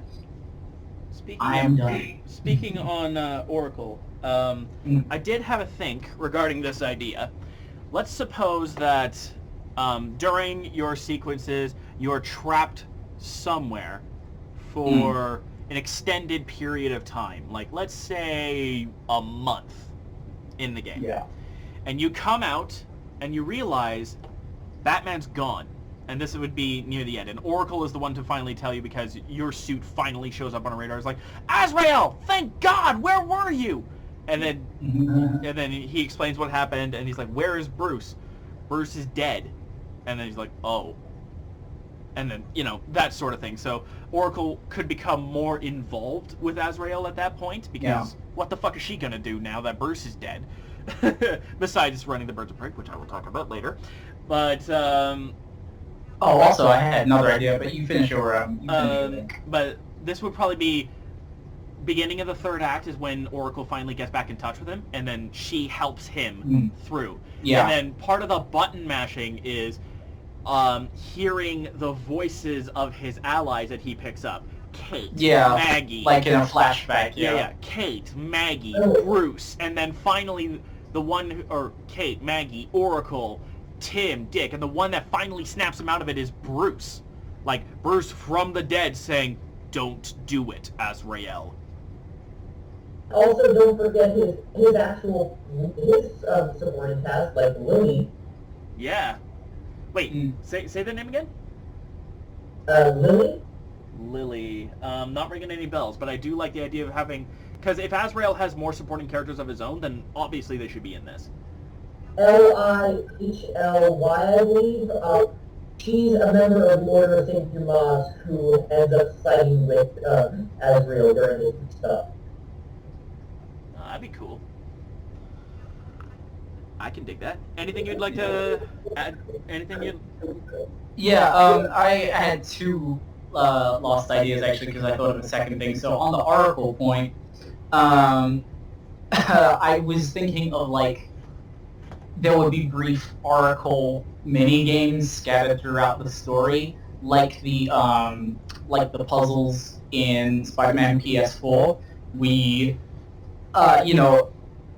The environment and Azrael and everything turns to, like, virtual wireframe environments, and it pans out to, like, the whole city, and you can, like, select sections of Gotham, so, like, I don't remember any of the places. Sheldon Park. In the Arkhamverse, I mean. Yeah. But, like, the different districts and the various places on the islands, and then you would, like, zoom in, and then you've got, like, the buildings of significance in the plot, and, like, you can zoom into those buildings, and then it's like you gotta play a little Watch Dogs-esque mini-game to, get into the security systems to help Azrael progress, and that gives you, like, a little bit of Oracle gameplay time as well. And the second thing was about when the button mash with the sword. I think it should end with Azrael just, like, putting his full weight into the swing, but then, like, the sword connects with the ground, and he repeats the line at the end of to the cowl, which was, how did it go again? It was like, I thought myself the instrument of God, not the tool of man, and then he breaks the sword one last time, the new one that he picked up. Yeah. That would be sick, and then that would give you ultimate closure, and then Yeah, the head that's Azrael like, gets arrested. that's like the climax, yeah. Slick. I like it a lot. I like it a lot. Anything you'd like to add? 3 minutes on the clock. Nah, pretty much got it. Okay. Whoo boy! My turn. 3, 2, 1. Birds of Prey. No. And I'm done. Kidding. Okay, so this would take place after Arkham Knight. This would take place after Arkham Knight, and probably after Tim and Babs have their wedding, or maybe it even starts right at that time. Starts with their wedding or their honeymoon or whichever. Babs is helping and whatnot, and she realizes there is trouble afoot. There are loose ends that Batman was not able to tie in the events of Arkham Knight before she went down. Before he went down and died. So she gets to call in her girls, Helena and Dinah. As she's calling them, though, it leads to a flashback sequence, and this acts as your tutorial to kind of just knock some rust off and figure out how these characters operate, at least at a base level. You play as Huntress first to get a feeling for her playstyle, and then you play as Dinah next in order to get a feel for her playstyle. And you go, and it then flashes forward to Babs, Dinah, and Helena in the clock tower discussing what's going on, and it turns out the calculator's back. And the calculator has taken into the Gotham underworld, which has been turned into turmoil because Riddler's gone, Joker's dead, Ivy's dead, there's huge holes to fill. So now the calculator's moving in and is beginning to take over. Now, the calculator is doing it in a three-pronged approach. He is buying muscle to go rob places, to do typical crime things. He is doing blackmail crime things that are involved, and he's getting in touch with some major assassins. So I think you can see where this is going. The gameplay is three-pronged. So we'll go in alphabetical order, so it just happens to be Babs. She's handling all the hacking things. So as you're playing as any of the characters that are actually free roaming, whether that's Helena or Dinah or anybody else, Dick, Tim, they could probably make playable cameo appearances. They can find these terminals where Calculator has taken control, and Oracle steps in, and then you get full gameplay sequences, which are like almost hacking combat sequences, for lack of a better term, or hacking Predator challenges, where you would go in, do the challenges, hack the thing, and now Calculator's blackmail is up for grabs, like in Arkham Origins, which would then lead to things like extortion files and whatnot.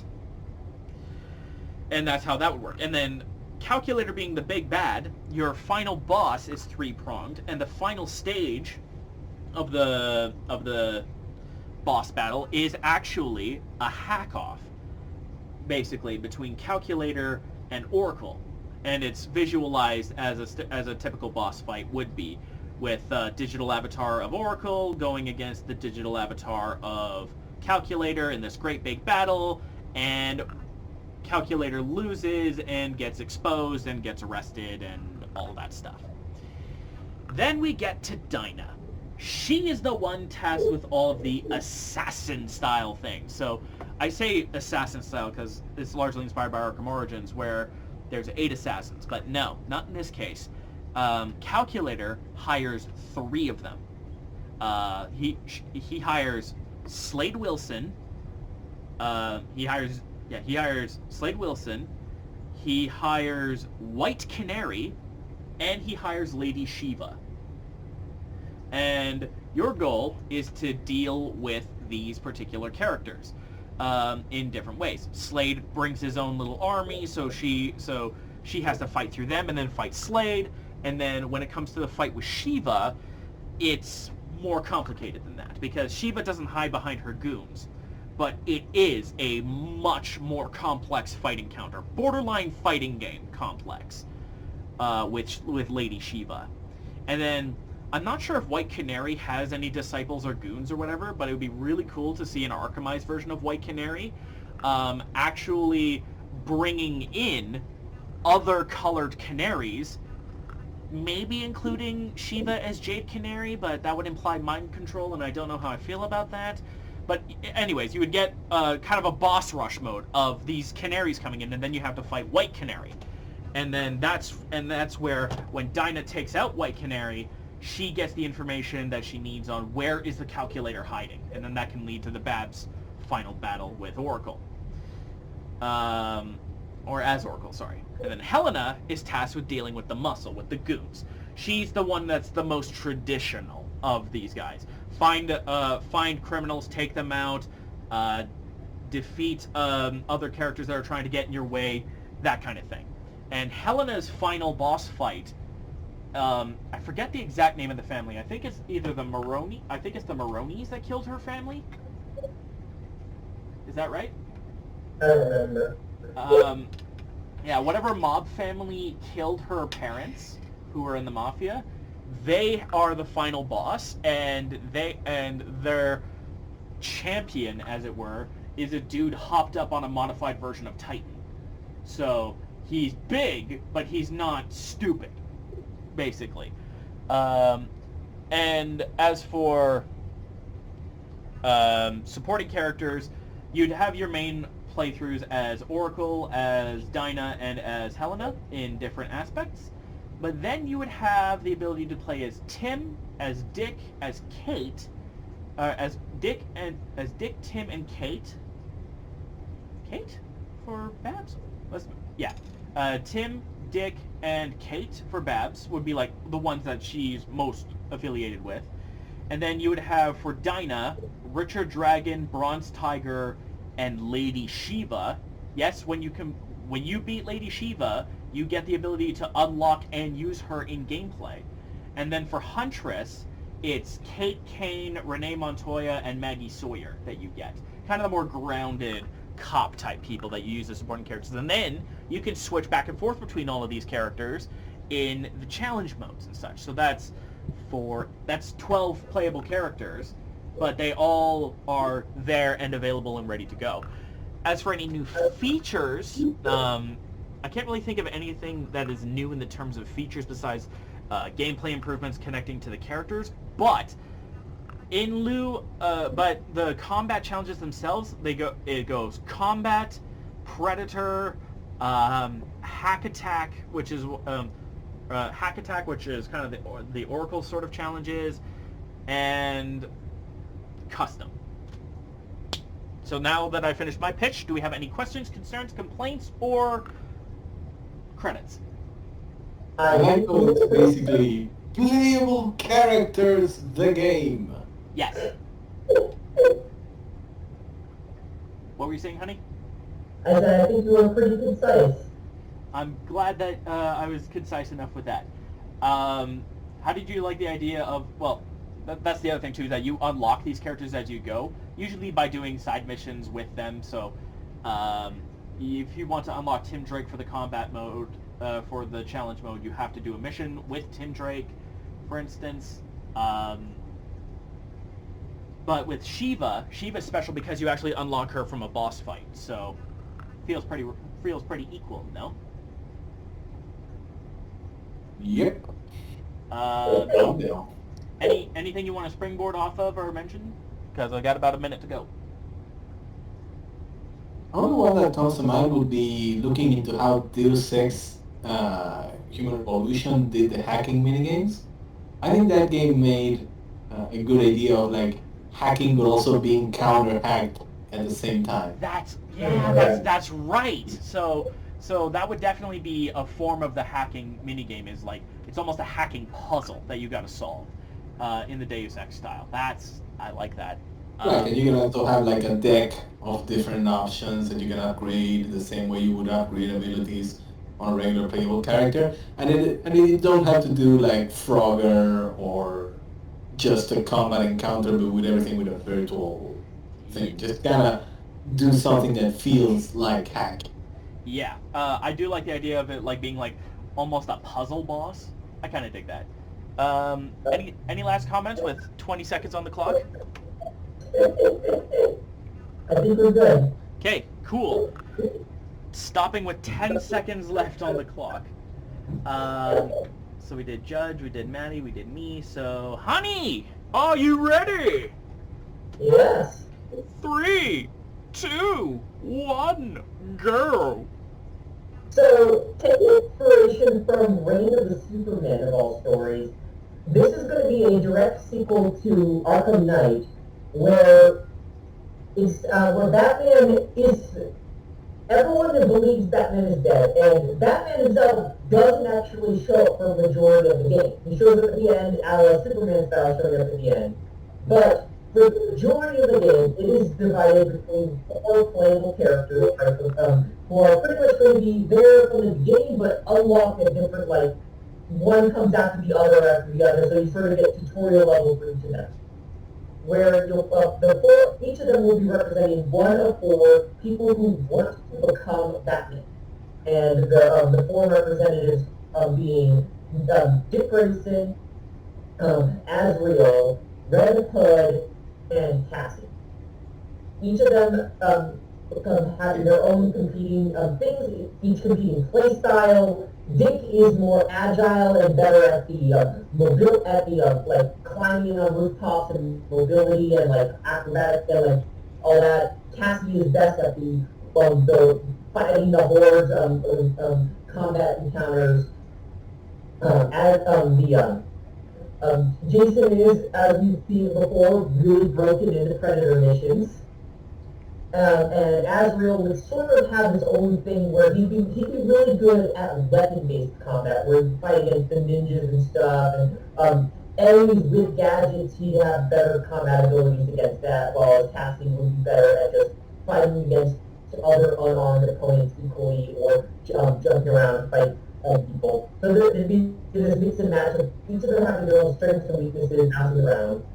And all of them are each trying to bring peace to Gotham in their own way, which ends up directly clashing with one another, with each of them having their own idea of what needs to happen. Not all of them are actually trying to be Batman. Like, Nightwing isn't actually, I am trying to be the next Batman, but rather, I am going to be the hero of Gotham, and that just happens to be what people think Batman is.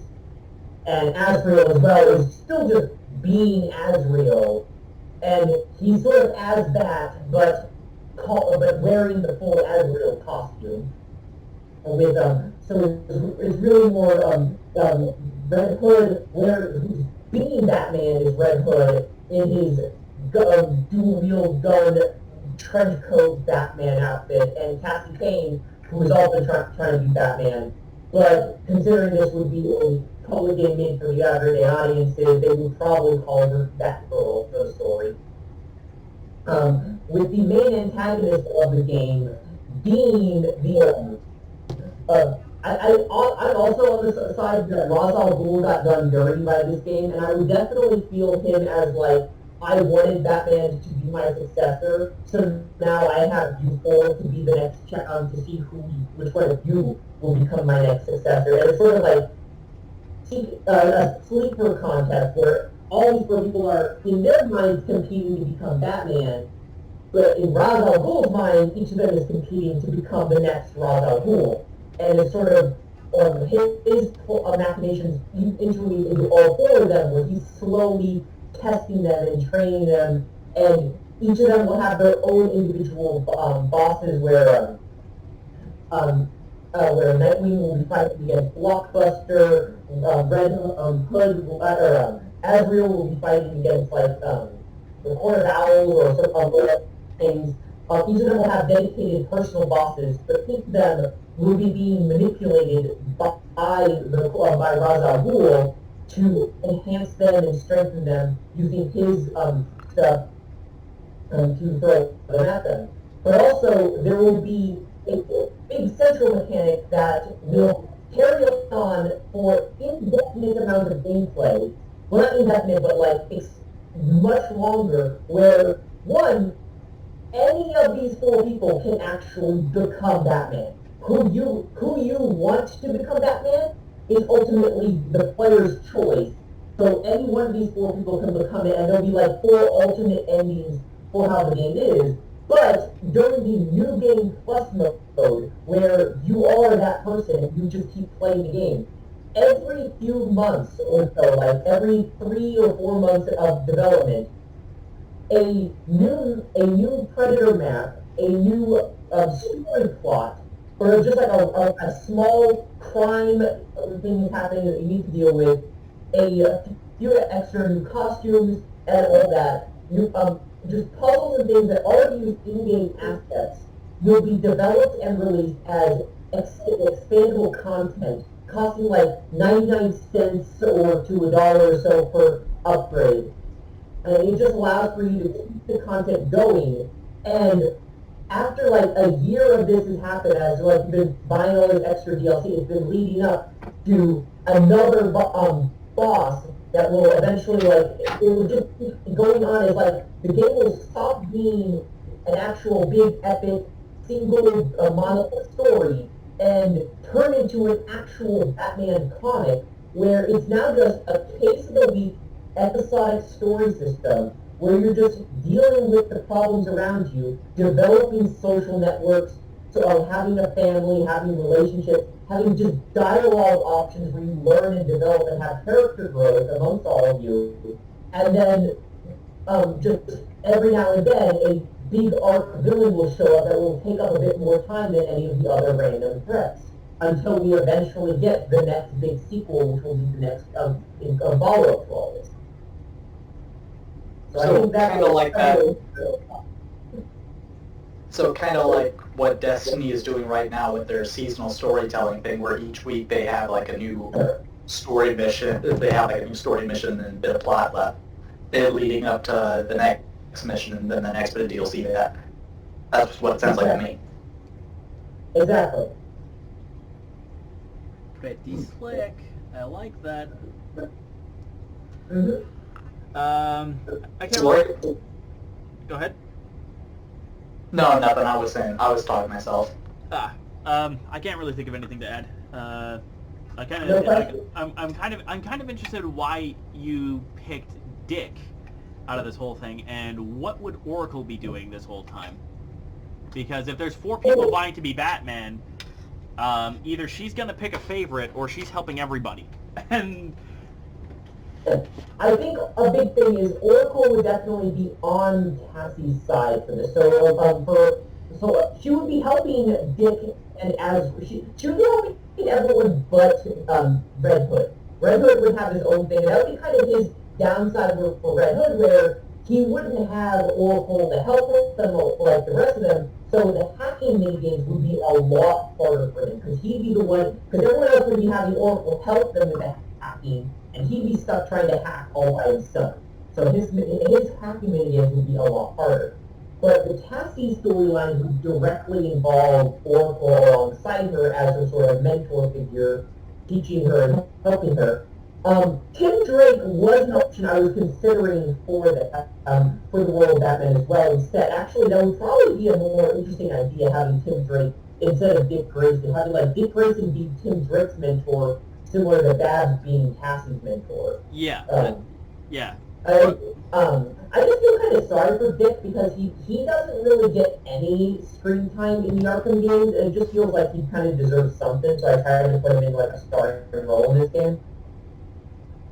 That's true. The only trouble really is that I don't think Dick's ever really wanted to be Batman in the comics. Like, he's only taken the cowl because he had to. So Yeah, he doesn't really want it. His relationship with Batman is a lot more complicated than it is on surface, primarily because this is way too complicated to just go over here. Just let no, he has wanted to be Batman, but he's wanted to be Batman in his own way. He's never wanted to follow to be the same type of Batman that Bruce was. So maybe that's what happens, is that Tim goes into this bat contest thing, and Dick is kind of nudging him to be a little bit different than Bruce. Yeah, Dick is like, okay, I considered this myself, but I figured, there are problems. Like, the Dick missions that he would be setting on Tim would basically be, this is what Bruce would do, and you should probably not do that. Yeah, that sort of thing. All right, if there's nothing to add. Well, Judge, do you have any input? Just that I really, really like the idea of the alternate endings, where each member of family can get a chance to shine. I call this one doing a cast ending. Be, I feel like that's something that would be extremely cool for that kind of game, and sort of leave everyone happy with their own. Like, I followed this particular member through this whole game, and your reward is getting to see them get that cow. I think that's a great idea. Thanks. What about you, Matty? I like it. I definitely love multiple ending games.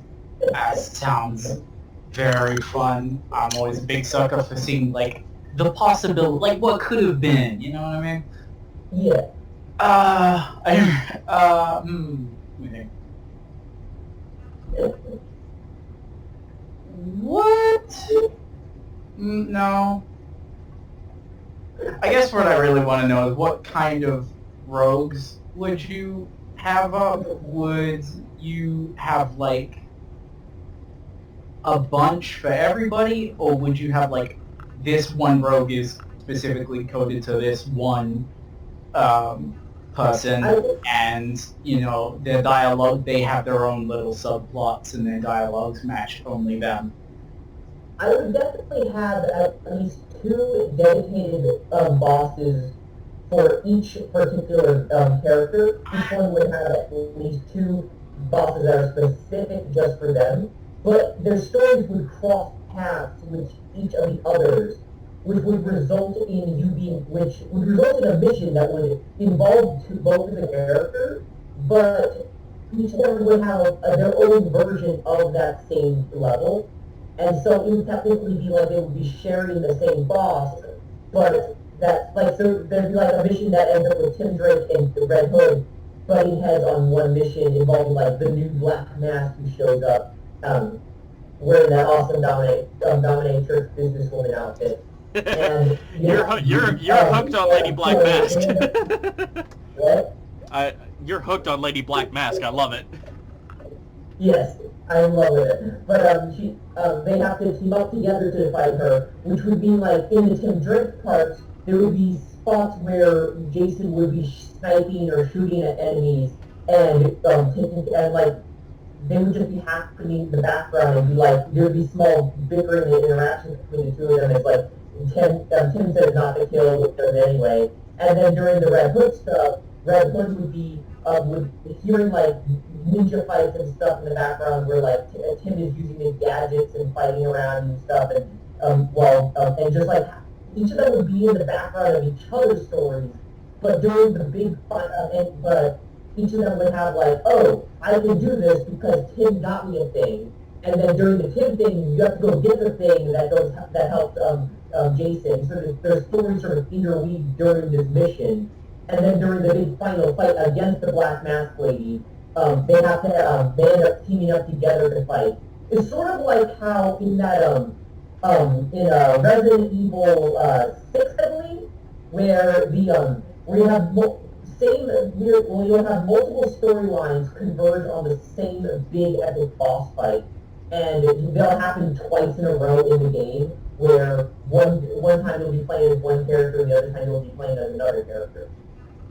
Sort of like that, except in this situation, the big problem with that game was you didn't really have control over when those types of things happen, so you would just end up being stuck. So instead, in this situation, you would choose which of the characters you wanted to play for these crossover missions, and that, but the crossover mission would only happen the one time for each of them. So it would encourage replayability. We could replay the same mission again as the other person, and it wouldn't require you to replay the entire game over again. You could just go, okay, you beat the game as Tim. Do you want to just continue, or would you like to go back and play as Red Hood that time?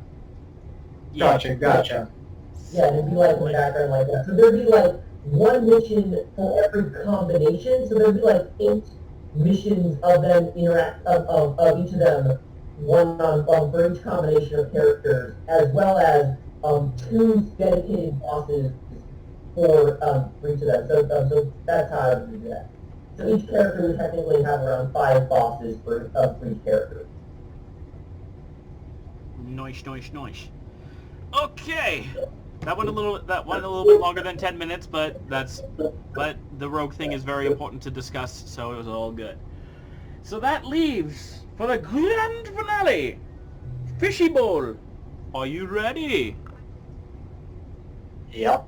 3, 2, 1, go! So my pitch is supposed to happen directly after night. Batman is dead.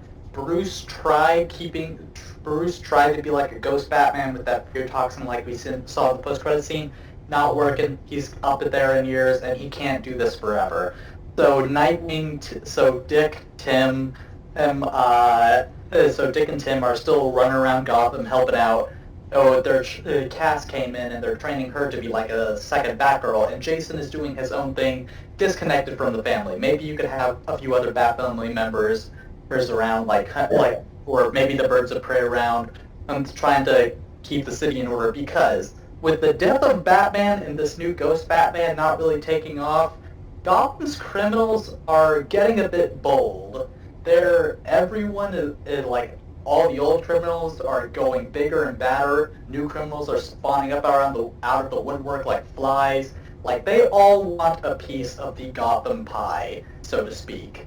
And for the first half, I'd say third of the game, it's like, it's the various Bat family members dealing with this giant gang war to see who controls Gotham, escalating with this, let's say, catastrophe or something. Not catastrophe, maybe like some building explodes or whatever. Doesn't matter. Anyway, and for the last 2/3 of the game, something new happens. A new Batman pops up. A better Batman. At least that's how he presents himself. A superior Batman with an army. And this new Batman basically turns Gotham into a bit of a city-state executing criminals like, and he and his goons are basically executing criminals, a la, the Punisher, real bad stuff. And now the rest of the game is like the Bat family trying to take down this new Batman and trying to figure out who he is in where did he get all of these resources, what's his big game. Turns out this new Batman is Azrael from the side mission at night, where if Azrael chose to try and kill Batman, and the Order of Saint Dumas controlling him, try and take over Gotham for themselves. And it ends with, I'd say it ends with a one-on-one confrontation between Cass, who would be the main protagonist of this game, trying to live up to the mantle of the Bat, versus Azrael. It's a one-on-one fight while the rest of the Bat family tries to take down the rest of the Order, and it ends with Cass officially becoming the new Batman. Sweet. That's my pitch. I like it. Query, I presume Oracle is helping everybody out. Yes, that goes without saying. Yeah. Everybody knows that I'm going to have at least one question about Oracle when it comes to these things. Cass's Batgirl going to be Batman, all of this stuff. Who are some examples of the new guys? And did you get the idea for Gotham becoming a city-state from Fear State / the Magistrate?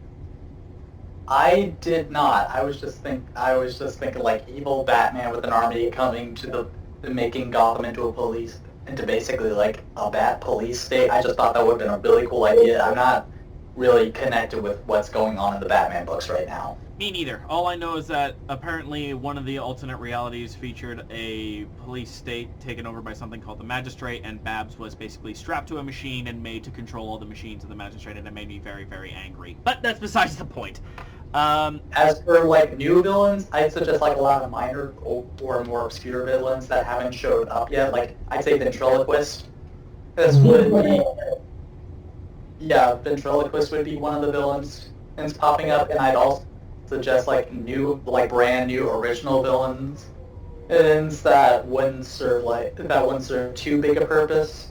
But maybe even get Blockbuster in there, or from Bloodhaven, trying to break into the Gotham crime and scene. Hey, that kind of stuff. There's no Apex Predator anymore, so might as well move in. Yeah, Joker and Batman are dead. It's time to move in. Yep. Trying to think, what else was there? Judge, did you have anything to comment on that? Really, it seems pretty solid, and I'm 100% down for playable Cass in anything. So yeah, that sounds about right. I do think it's kind of funny how so many of these pitches involve Azrael in some way. I know that too. Also, I think people I just remembered, instead of the Riddler trophies being there, because now with Batman gone, Riddler doesn't view anybody else as matching his superior genius intellect. They'll have Clue Master replace Riddler, and have for like the main side quest have Stephanie as the spoiler help out the player. Cool. I was about to say, because we've also had quite a bit of Cass in here, but no signs of Steph. So yeah. In the Tim Drake side of my storyline as well. Oh, cool. That's awesome. But Judge, I think we cut you off when you were saying something about the prevalence of Azrael in all of our stories. I think it's like we all want, most of the species want to see what happens next, and Azrael is such an obvious, everything about his story was setting up for that. So I think that's kind of the interesting thing, which is like, we're already, most of us seem to have already had enough Batman for like a lifetime. So it becomes, okay, what comes next, or what else do we have, or who else can we bring in? And I think that it kind of like speaks to the Arkham series as a whole, which is all these seeds and all these different things that have been planted over all these 6 games, if you want. And now trying to see what can be done with that. I think that's kind of cool. It's kind of neat. I'm very interested. Yeah, and part of that is I'm really curious to see what the hell they have planned for Suicide Squad Kills the Justice League specifically. Because if that's supposed to be the next sequel, where the fuck is everybody else? I'm very curious if we'll have I'm very curious how that will even play as like a full Suicide Squad game. Like, will we be bouncing between each of the individual characters? Will it be kind of like the Mass Effect series where you can just sort of command the different characters to do things? So you'll be playing as Rick Flag, where you'll have okay, I can bring Harley Quinn and Killer Croc on this mission. Yeah, I'm wondering about that. Oh, I remembered what I was going to ask about the Fishbowl thing. So we know the main bad guy is Azrael. Well, the Order of Saint Dumas. Well, but yeah, Azrael. Yeah, so Azrael is the figurehead of the big bads. Do we turn Azrael against the Order of Saint Dumas? That would be that would be a goal. Yes. Slick. Cool. And what kind of features would you add to spice things up a little bit, if anything? I try to focus more on the team combat that was introduced in Night. Maybe have a few more things for the team takedowns. Maybe incorporate a more team puzzle solving where you'd have to use each character's abilities in tandem to solve puzzles. It was I try to focus this more on the family aspect. I gotcha. And perhaps something similar to how we had the free roam out in Arkham City, how we were able to switch to Catwoman. Maybe we can even switch between the other characters there too, because that would be pretty sweet. Because I also had that in mind for my Bird of Prey concept, is that, well, you've got all these characters and you got a massive free roaming thing that you can do. Why not use them? Because apparently Arkham is allergic to letting anybody but Batman outside of the cave. Oh, absolutely. I would, for my game, I would have sort of how Grand Theft Auto 5, where you can just sort of pop out and play as a different character whenever you want. Exactly. And then you can just, and it would be pretty easy, because instead of just having to go to a cat and just wait for Selena to show up, you can literally just be like, okay, Helena, take over. And then you can even have little dialogues, Dinah goes to Helena, is like, okay, Helena, you take over. I'm gonna go grab a bite to eat, or something like that. Little kernels of personality, if you will. Anything else you want to quickly add, Fishbowl, while we have time?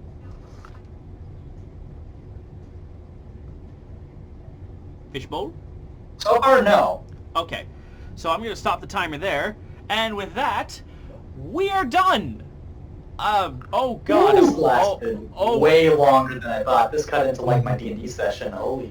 I was gonna say, oh god, I was about to say, yeah, I just looked at the recording session. It is 5 hours and 25 minutes as I'm looking at this right now. This is almost long enough to beat my session with Judge about Shiva, which probably means I'm going to have to sit down and have a chat with them again about this. Cool. So the Arkham cast was a real hit. I'm real glad that you guys decided to swing by for this one. This is probably going to go up, if I'm looking at this right, it'll probably go up in the next couple of days or so, but yeah, this is going to be a two-parter at this point. Well, I could split it into 2 parts, but I think it would be more fun if I just made it one giant part and then key-coded and then marked where the talking points were and then have them as like a table of contents, because I'm trying to get more into the nitty-gritty of YouTube stuff. Like, I'm going to be incorporating cards next year, for instance, so... yeah. So, any... Well, I should... Well, it was fun. Thanks for having me on here, guys, but I should be going since I'm very much late to my D&D session. Yep, no worries, I get you. Run! As for everybody else, who does not have a D&D session at the minute, any closing thoughts? Anything you want to suggest, or any, of those sorts of things? No, good. Judge, we're I good. think it's sort of like a closing thought in general. I think part of the problem of the Arkham series and why it sort of invites these kind of conversations is that it has its gameplay, and its gameplay is super solid, but it has sort of like a problem of moving away from that gameplay in favor of its characters sometimes. Like some boss fights, you don't see the character in the boss fight, you just see the gameplay. Like you can just change that character with someone else and it wouldn't really make much of a difference. So I think that, like, in general, the biggest thing about Arkham is that it could stand to go to show more personality on its characters through its gameplay. And I think that's kind of like one of the most important things for any video game in general, for this one in particular, which is a series that has such classic, recognizable characters. Like, you need to make a boss fight that feels like you are fighting Solomon Grundy, that feels like you're fighting Deathstroke, that feels like you are fighting this or that. And I think that's kind of like the biggest thing about Arkham to me that feels like a problem. Leaving aside all the other fanboy shit, which is a lot to leave aside. But I think that's kind of why it's so fun to have these kind of conversations, because you look at the basic gameplay skeleton and you say, okay, but how could we screw around with this in favor of showing personality? Yeah. Like, how can we stir the pot to make a Bab souffle or a Dick muffin, or that sounds really weird now that I say it out loud, or a Tim cake or something like that, instead of just having Bat muffin. Here you go. That's all you're gonna get. You want Nightwing? Here he is with blue icing. Here's Babs with red icing. That sort of thing. Right, exactly. I definitely feel the Arkham games, and it especially felt that way with Arkham Knight, that Arkham Knight definitely felt as it felt as big as the game as it is could ever be. It didn't really feel like you could make a sequel game, because they drained the well pretty much at that point. The gameplay felt as good as you could possibly get. Right. And I think that's part of the reason why Arkham Knight, it was very important for Arkham Knight to feel as final as it was, because it was supposed to be the end of the Batman story for Rocksteady. And I am all for ending a story when it's done, obviously, because you don't want to drag it out too long. But it leaves you to wonder, okay, well now you're doing this in the same universe but with the Suicide Squad. Well, what's your plan? You know what I mean? Yeah, definitely feel like they ran out of gameplay before they ran out of story. Yeah, which could be a bit of a pain in the ass, but that's why the Birds of Prey concept, the Honey's concept with the almost battle royale sort of element to it, sort of. Battle royale? Yeah, that's a good way to put it. And and shit, too tired to think. We should probably get going. All right. Thanks everybody for coming in. Thank you for watching. If you stuck all the way through to the end, you deserve a cookie. Now, don't forget to be awesome, my friends, and I'll see you guys on the other side.